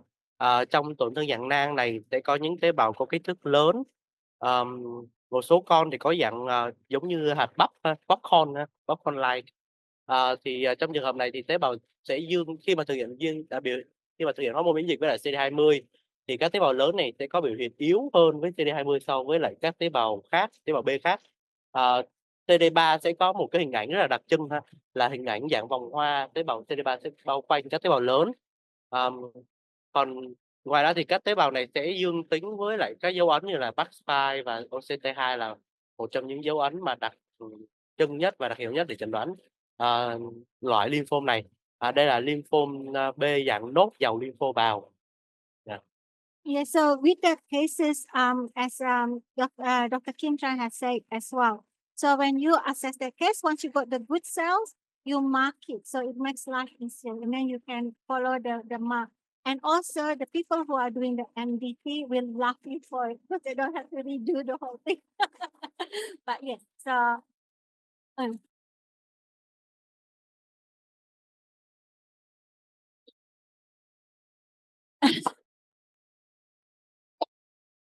yes, and also with the nodular lymphocyte predominant, it can be very focal, and the rest of the lymph node can show just progressive transformation of germinal-centers and some follicular hyperplasia even.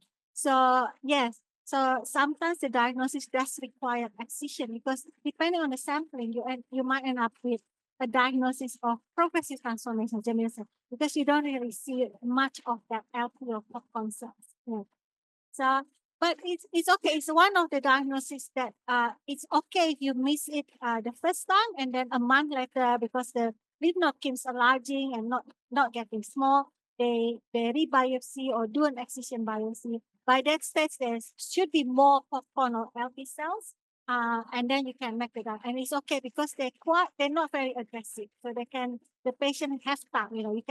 They can go brewing for a little while longer, and it doesn't affect them for them.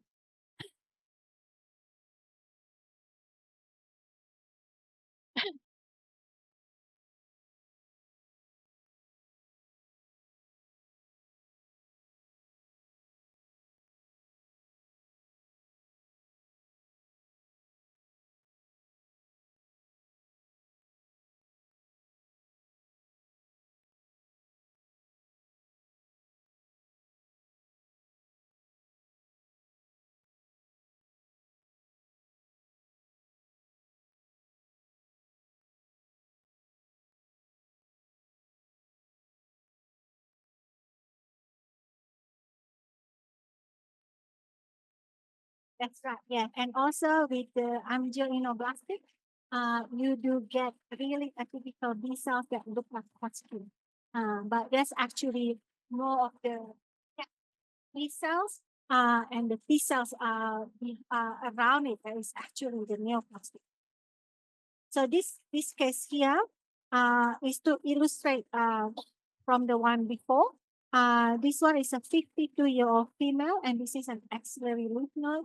And this is a core biopsy. So compared to the last biopsy, you can't really see nodular pattern. Although in the core biopsy, sometimes it can be quite difficult to see large nodule, but this one cannot no obvious nodule. The same also, there's quite a lot of small lymphocytes and histiocytes, and then there are these atypical cells that look like it could be Hodgkin or Hodgkin-likes. Quite a lot of them.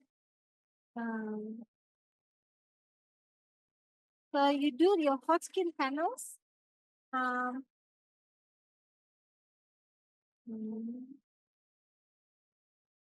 So this one here, I probably didn't put the CD30 because it's negative. No, it's not CD30 positive on this one. So this one is CD30 positive, MAM1 positive, PAX5 positive, CD20 positive. I'll just show you. So again, with all these cases where you only have large cells among C or B, you just have to be patient. So this is CD30. You can see they're quite nicely positive. X5.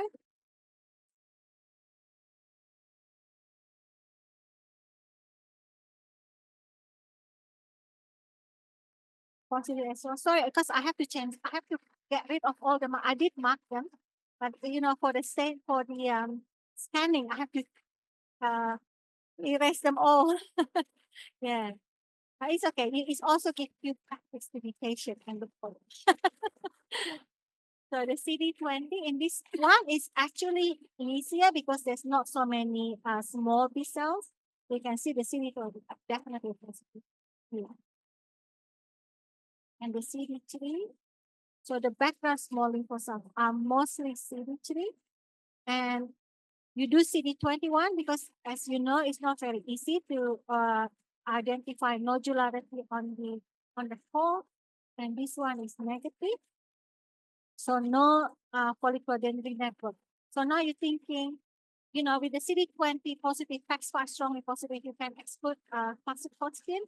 But now you're thinking, is it nodular lymphocyte predominant, or is it a T-cell histiocyte rich B-cell lymphoma?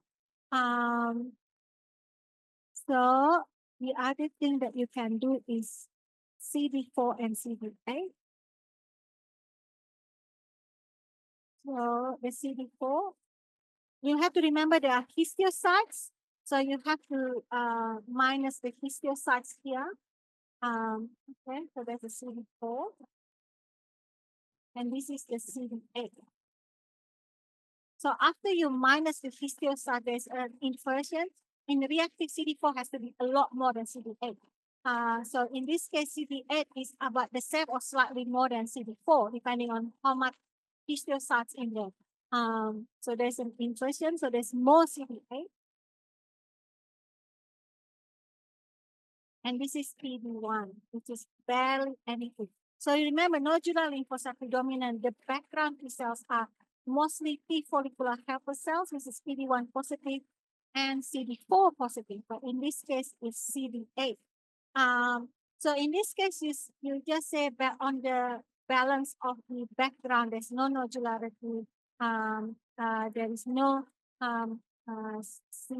CD4 positive rosetting, PD1 rosetting the large cells, then you are more likely to be T-cell histiocyte rich B-cell lymphoma. But you know, this is only a call, so you can only say favor.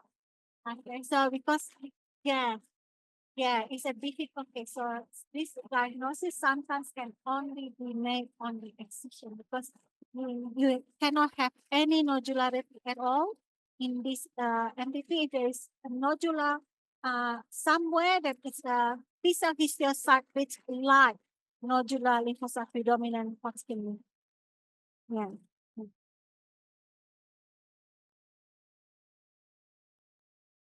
Yeah. Well, no. This one is because of the fibrotic, and there's quite a lot more histiocytes.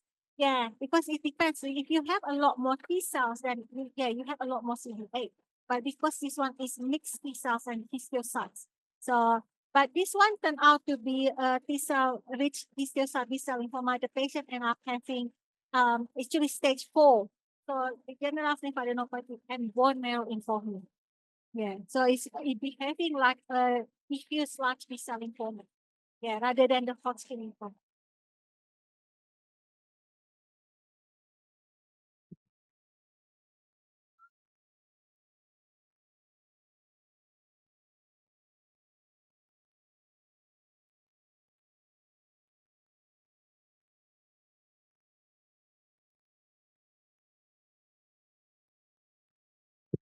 Cái ca vừa nãy thì là một cái ca ví dụ cho cái câu hỏi mà vừa mới đặt ra, đó là làm sao để chúng ta có thể phân biệt giữa trong trường hợp mà khi mà sinh thiết nhỏ thì cần phân biệt giữa loại lymphom B mà giàu tế bào T và mô bào so với lại loại mà lymphom dạng lymphom tế bào B loại nốt mà giàu lympho bào.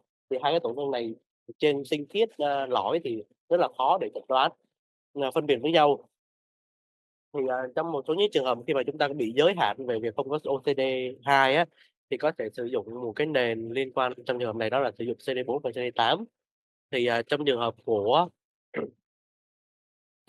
của lympho tế bào B giàu T mà loại mô bào, thì trong trường hợp này thì CD4 sẽ biểu hiện nhiều hơn. Trong trường hợp này CD4 là của tế bào helper, thì trong trường hợp này thì cái dấu ấn này nó sẽ biểu hiện lan tỏa hơn so với lại CD8. Còn đối với trường hợp của loại lymphom dạng nốt mà giàu lympho bào thì trong trường hợp này sẽ là ngược lại.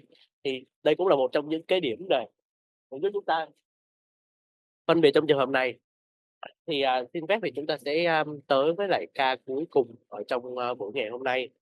Trước khi tới với lại một cái phần hội chẩn trực tiếp rồi. So I would like to use final cases for today. Before we move into our for our conversation, yeah. So you guys have to go through the T-cell lymphoma. The rest of them are mostly T-cell lymphomas. But this one, I'll just do this one because this one might be touching on the area of the large atypical cells amongst the small lymphocytes or mixed inflammatory cells. So this one here is 63-year-old male. And this was initially diagnosed as Hodgkin. But then and initially disappear. So it has general lymphadenopathy treated as Hodgkin, disappear and recur again 2 years later. And now it is excised because the biopsy was very challenging even before on core biopsy. So we asked the hematologist to just please excise it. Thì ca này là một bệnh nhân nam 63 tuổi. Thì bệnh nhân trước đó có trên sinh khiết thì chúng ta chẩn đoán là Hodgkin, lympho Hodgkin. Sau đó bệnh nhân được điều trị thì có nói chung là có đáp ứng trên lâm sàng. Tuy nhiên sau đó 2 năm thì bệnh nhân xuất hiện tổn thương và khi mà sinh tiết thì việc chẩn đoán gen sinh tiết rất là khó, do đó là cần phải sinh tiết chọn tổn thương hạch ra, thì đây sẽ là mẫu của chúng ta. Okay, so this one is very similar to the one before in the way of morphology. So you have the predominantly small lymphocytes, some intermediate one, and then we got the scattered large atypical cells. So when you have this pattern, you take Hodgkin T-cell, this your cell bridge, and this entity here. So just to make life easier, sometimes we do immunostains to guide us where the architecture is.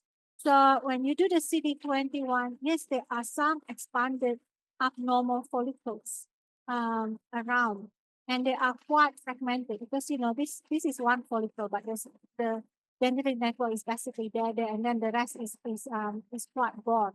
So that's the CD21. And this is the CD20. So very little B cells left.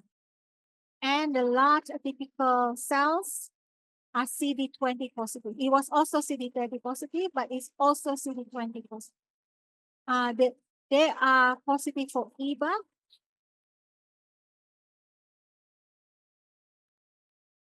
But not only very focal, not many of them. So you have to hunt around. Sorry, because I have to scratch them out for the scanning. Yeah, there are some positive cells there. Okay, but not all of them. And not necessarily just the large B cells, also the smaller B cells. And they are PAX5 strongly positive as well. And this is the PD1. So the PD1 is all in the abnormal follicles. CD4.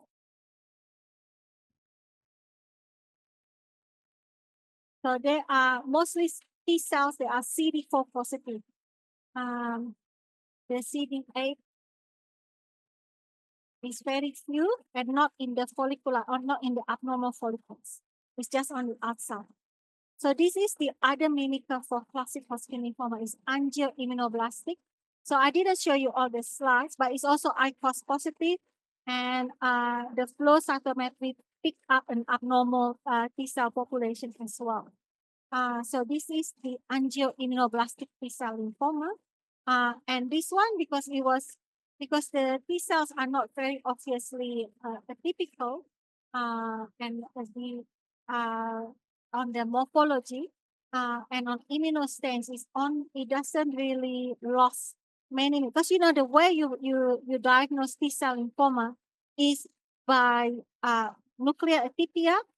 So very obvious nuclear atypia is definitely T-cell lymphoma. If it's not very obvious nuclear atypia, you want to have loss of marker. So ideally, you lost CD2, CD5, or CD7. So in this case, it actually didn't lose much of the CD2, CD5, CD7. So the only way that we were thinking of the angioimmunoblastic is because the flow cytometric. I mean, the morphology is correct because it's abnormal follicles containing mostly CD3 positive, CD4 positive T cells that are expressing PD1 and ICOS. So the morphology is correct. The only thing that is lacking is lack of CD2, CD5, and CD7 loss, because you want to see loss of at least one of them, if not more. The more loss, the better. So this one was actually sent for NGS, and it does have the abnormalities that are seen in the angioimmunoblastic/nodal T follicular helper cell lymphoma. They have the same genetic pattern, and they are interchanging. Sometimes they look more angioimmunoblastic, sometimes they look more T nodal follicular helper cell lymphoma. So that's the other differential diagnosis for Hodgkin. So in this case, it's due to the CD10. The CD10 in this case. So the CD10 is negative, but the CD10 in our laboratory is not very good for the T cell follicular helper lymphoma. So you do need to express 2 follicular helper markers to make this diagnosis. And for us, it was PD1 and ICOS. Yeah.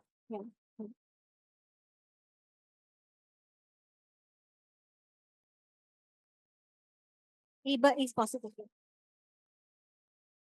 So I think the last time it was the CD30 was positive, the CD20 was difficult to determine, and the EBA was negative on the 2 years ago when it was diagnosed as classic Hodgkin. And again, the T cells not obviously atypical, and there was no loss of CD2, CD5, CD7. And with Hodgkin, you can get a lot of PD1 positive cells, and we didn't have ICOS at the time. Yeah. So that's why it was, but I think on retrospect, it was probably has always been angioimmunoblastic from the /nodal T follicular helper lymphoma from the very beginning. Plus the NGS that only shows the angioimmunoblastic, not the classic Hodgkin lymphoma abnormality. Đối với can này là một trong những chẩn đoán phân biệt cực kỳ quan trọng của lymphoma Hodgkin. Đây là một loại lymphoma T, loại nguyên bào miễn dịch mạch máu AITL. Thì một trong những trường hợp chẩn đoán rất là challenging trong trường hợp này, khi mà các cái dấu ấn biểu hiện cũng như là trên mô bệnh học, nếu như chúng ta không nghĩ tới thì thực sự là rất là dễ chẩn đoán nhầm trong trường hợp này. Một số những cái dữ kiện có thể chẩn đoán hỗ trợ trong trường hợp này có thể kể đến chẳng hạn như là nhất là nền hỗn hợp tế bào. Ngoài ra thì một số các cái đặc điểm khác trên mô học có thể gợi ý chẳng hạn như là mạch máu thành dày hoặc là hiện diện rải rác các tế bào có kích thước lớn. Tuy nhiên thì đây cũng chỉ là một số những cái dấu hiệu có thể gợi ý để chẩn đoán nhóm lymphoma này. Thông thường thì khi mà chẩn đoán lymphoma T thì chúng ta cần phải thực hiện một bộ panel liên quan tới bộ của lymphoma T, bao gồm có CD2, CD3A, CD4, CD8, CD5 và CD7, thì cần phải có mất của một trong các dấu ấn này thì chúng ta mới nói đây là nhóm liên quan tới lymphoma T. Tuy nhiên thì đối với ca này thì bác sĩ Anita cũng có nói thì đối với ca này thì các dấu ấn này có vẻ như không mất, có vẻ như các cái dấu này không có một cái dấu ấn nào mất để khẳng định được cả, nên là hơi khó trong trường hợp này. Thì sẽ có một số những cái dấu ấn khác có thể giúp hỗ trợ trong trường hợp này, vì đây là một loại lymphoma T nhóm loại helper, nên là sẽ có các cái dấu ấn khác như là ICOS hoặc là PD1 trong trường hợp này có biểu hiện dương tính. Ngoài ra thì cũng thực hiện thêm như là IBX, tuy nhiên thì các trường hợp tế bào dương tính của IBX trong trường hợp này thì lại dương tính thì các tế bào nhỏ chứ không phải là tế bào lớn. Thì đó, thì đây cũng là một trong những cái ca cuối cùng mà liên quan tới bài giảng ngày hôm nay. Thì chúng ta sẽ tới với một cái phần nhỏ, đó là chúng ta sẽ hội chẩn 2 ca thực tế trong tình huống lâm sàng thực tế của chúng ta. Trước khi chúng ta kết thúc cái buổi chiều ngày hôm nay cũng như là chúng ta kết thúc chương trình hội thảo cũng như là workshop, Um,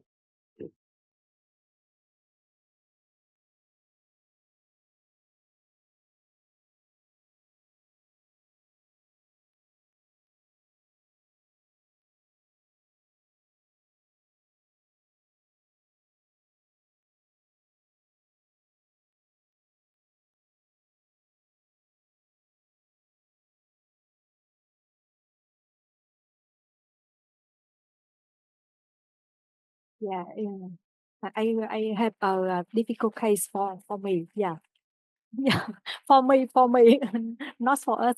Yeah. The patient is 27 years old. He young and multiple ulcer on his skin. Yeah. I don't know he have lymph node or not. I don't have a lot of information from him. Yeah. And on the biopsy,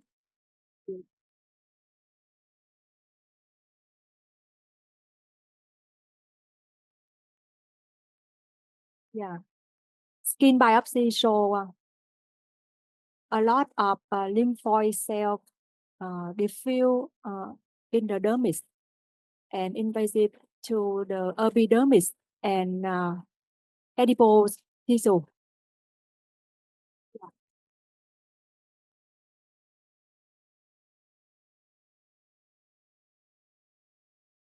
Necrosis here. Yeah, it looks like there is angioedema. Yeah. Which makes sense because the ulcer is very healthy. So it looks like there is a necrotic top.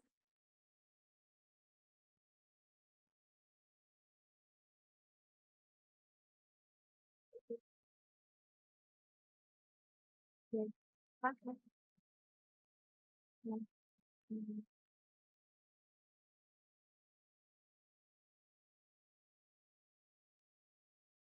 So there's blood vessels here. And it's quite a lot, and there's necrosis there, but there is a better one. Here. So this looks like a blood vessels that are probably the blood vessel is probably here. It's all this rounded structure here, and the lumen is markedly narrow to just like one tiny red blood cells, and the whole wall is infiltrated by these large epithelial cells. So so it's a lymphoma, and just which type? So there is this so the angiostatic tends to be the natural killer T-cell lymphoma. But this one is also fat wrapping, and it's all the way from the dermis to the subcutis. So we don't know whether it's from the dermis to the subcutis or the subcutis to the dermis. Do you have immunostains? So they're also going to the skeletal muscle. Yeah.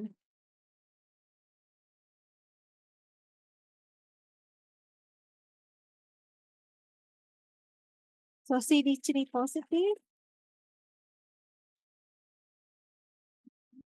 This is still CD3. Okay. So CD3 positive. Even on the necrotic pit, we can still see some staining of the epithelial degenerate lymphoid cell. And any other states? Will be 20 negative. Okay, negative. And I also do CD4 and CD8. Yeah, CD4 positive. CD4 Strong. Yeah. it's not very strong. It could be weak positive, but it could be double Yeah. CD. It could be CD4 and CD. You know, you can have double CD4, CD8. CD8 positive. CD8 positive. So it could be double CD4, CD8. And do you do CD therapy? CD30 positive. Over 75%. I think so. Yeah. And CD56 negative. Okay. Yeah. So with this one, you can have with the CD30 very, very strong, then it could be the anaplastic large cell lymphoma.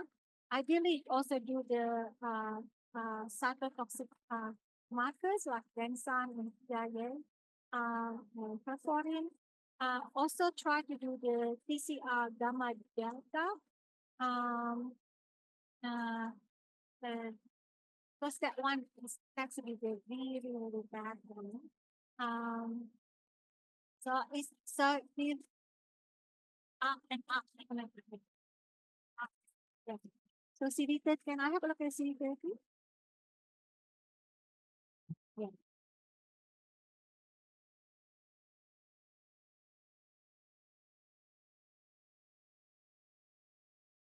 So it's T-cell lymphoma, and it could be either the anaplastic large cell lymphoma, cutaneous. Looking at the picture, that is probably the most likely.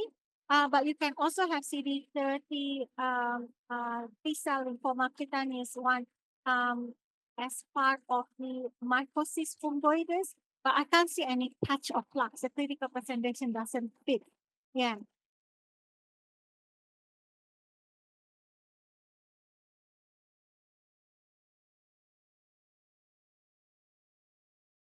Not yet, not yet. Yeah, I do after. Yeah.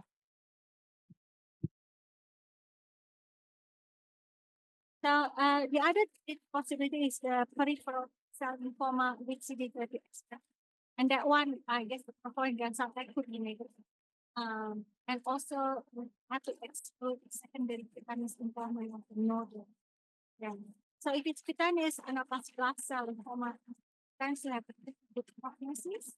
But if you have a peripheral cell lymphoma, NOS with CD30 increasing the expression, that don't do as well. And if it's a secondary cutaneous lymphoma, then yeah, it just even works. Yeah. In this.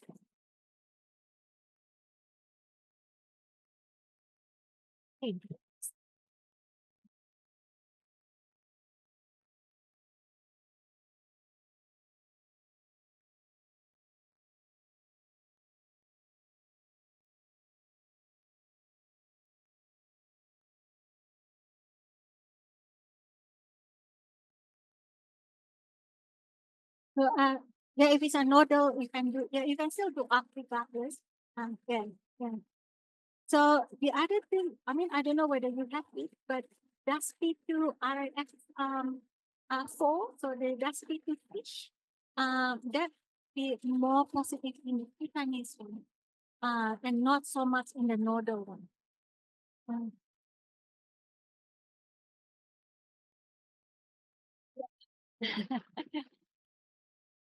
We can send we can send the other access and send it for us. When I see H&E biopsy, I also think about ALCL. Yeah, but when I see the picture, I worry about another lymphoma. Yeah, in this case, CD56 negative. So do I need continue to perform TEA or perforin? Or don't need to perform to do. If it's positive, it is more like a nodal. It's more like a systemic going to the skin. Yeah. But I guess your clinician can probably just palpate the lymph nodes. Yeah.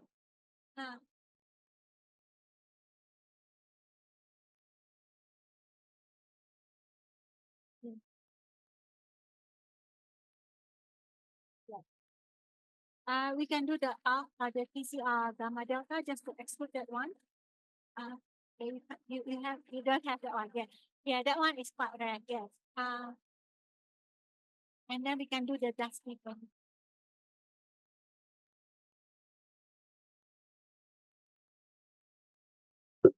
Otherwise, you can give us 4 unsane sections.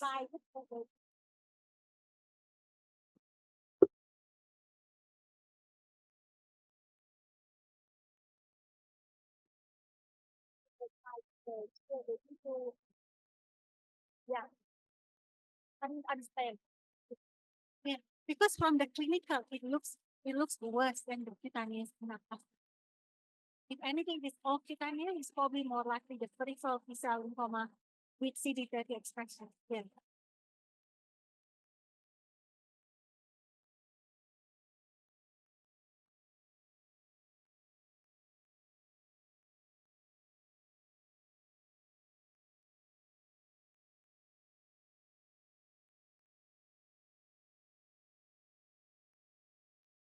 cái ca này thank you.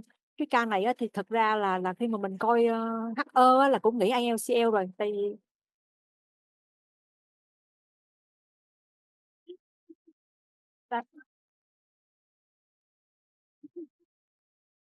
yeah, I translate to Vietnamese. Cái ca này HE thì không có khó lắm để mà nghĩ là IELTS, nhưng mà có cái là khi mà xem hình lâm sàng thì thấy loét nhiều quá nên là mình hơi lo lắng, là tại vì cái IELTS ở da thì tiên lượng nó khá là tốt, mà cái IELTS mà cái sang thương da thì loét nhiều vị trí ở trên da đó, là mình sợ những cái loại khác nữa. Thì nãy chị thấy cái câu hỏi các chuyên gia là khi mà CD56 nó âm á, tại vì cô cũng đang sợ cái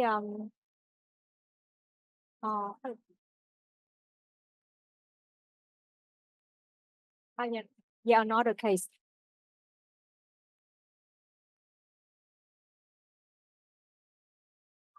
Thì cô cũng có nói là nếu nhuộm được thì nhuộm thêm cái mấy cái mặt cơ gây độc á, là mình không có enzyme B hoặc là tia cho những cái loại tia lymphom T khác á. Nhưng mà nghĩ nhiều nhất thì vẫn là IELTS. Mà mình lưu ý là IELTS thì CD30 á, nó phải dương tính lan tỏa trên 75% tế bào U, chứ còn bình thường những loại lymphom khác thì CD30 nó vẫn dương, có thể dương nha. I have another case, yeah, last case. He a doctor, and he 47 years old. 1 year ago he has one lesion on the shoulder skin. Yeah,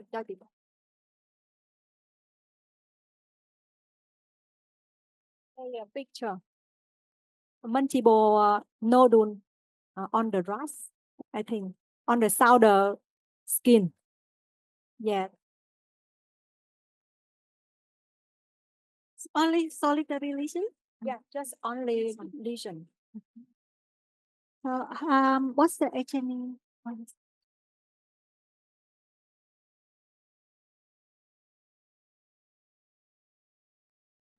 Did biopsy show mixed lymphocyte and histiocyte on the dermis? Yeah.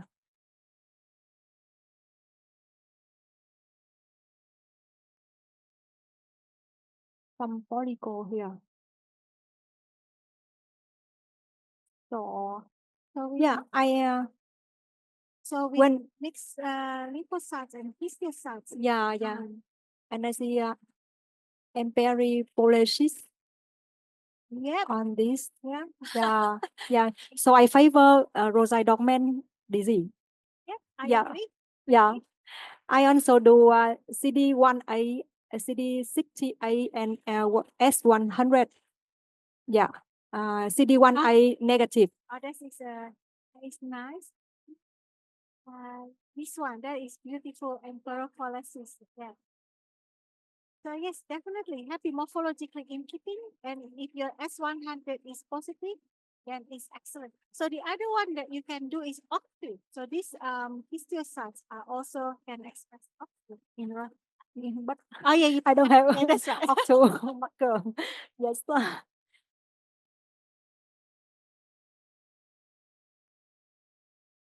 S100 is good enough. It's very perfect. Yes. So if it's solitary, you can just excise it. There is also otherwise if it's multiple or you can't or it is not accessible because of the size, you can do a immunosuppressive medication. So I think usually first line is steroid, and then I don't know what the others. Yeah. I don't know the treatment for him, but after 10 months, he has another lesion on the thigh. Yeah. Here. And they also do biopsy, second biopsy. The first lesion on the shoulder and the second lesion on the thigh. And this is the H&E biopsy. Yeah. So I don't know two lesion or not. Maybe the immunosuppression. The immunosuppression for the Rosai-Dorman. Give him the TP to come back. How about sarcoidosis? Yeah, I guess sarcoid. If it's sarcoidosis, is the steroid will treat the sarcoidosis as well. But I think you have to do your best. Yeah, because if it's been immunosuppressed from the rosa dormant, that whatever latent TB before coming back.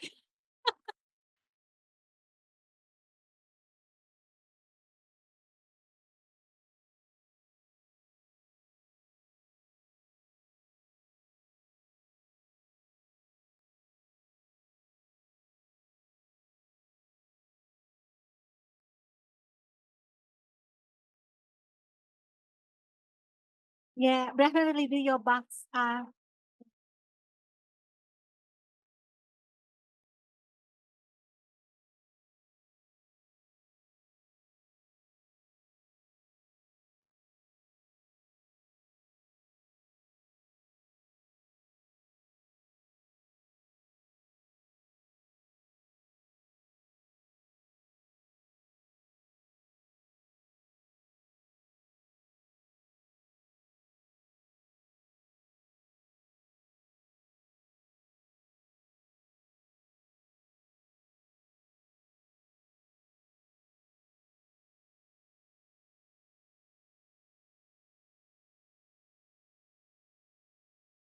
No, PCR can be done on paraffin 6. Yeah. Yeah, not as sensitive as culture. Yes, that's correct. Yeah. So it's not as sensitive as culture. Yeah. So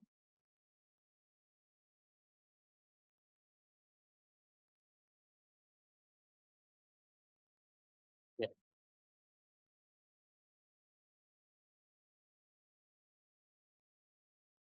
Okay then. So I think we have come to the end of today. The esteemed speakers and also participants that have joined for 2 days. As we come to the end of our 2-day workshop on updates on pathology and cytology, I would like to take a moment to express my deepest gratitude to and my appreciation to everyone that have joined for today. And also, and from first and foremost, I would extend my sincere thanks to our distinguished speakers, my associate professor, Dr. Esther Min, associate professor Saban Nabaki, and also Dr. Kim Chen and Dr. Nabaki, Dr. Anita Mujono. Your knowledge, expertise, and dedication to the field have enriched our understanding and equipped us with valuable insights that will undoubtedly enhance our clinical practices and research. We are grateful for your time and efforts in sharing your experiences and knowledge with us. And to our participants, thank you for your active engagement and also your thoughtful contributions throughout the workshop. Your enthusiasm and dedication to advancing your skills are what make events like this impactful and meaningful. We hope that the knowledge you have gained here will inspire you and contribute you to your professional growth. I also want to acknowledge the organizing team and all the staff members behind the scenes. Without your hard work and meticulous planning, this workshop would not have been possible. Thank you for ensuring everything ran smoothly and efficiently. As we conclude, I encourage you to all of you to stay connected, continue to collaborating, and apply what you have learned in your practice. Let's work together to advance the field of pathology and cytology, striving for excellence in patient care and outcomes. Thank you once again for your presence and participation. We look forward to seeing you in future events and workshops. Have a wonderful evening. Xin được cảm ơn tất cả mọi người đã tới tham dự 2 ngày workshop cũng như là buổi cập nhật Giải Phẫu Bệnh cũng như là tế bào học trong ngày hôm nay. Cảm ơn tất cả mọi người đã tới tham dự trực tiếp cũng như là tất cả mọi người đã tham dự ở trên Zoom trực tuyến. Hy vọng là tất cả những kiến thức mà các cái báo cáo viên mang tới ngày hôm nay cũng như là các slide bài giảng và các cái bài trình chiếu, các cái ca thực tế mang tới cho mọi người những cái kiến thức rất là hữu ích. Thì mong được gặp lại mọi người ở trong tương lai, chúng ta sẽ giữ kết nối cũng như là chúng ta sẽ gặp lại ở trong một thời gian sắp tới. Cảm ơn tất cả mọi người.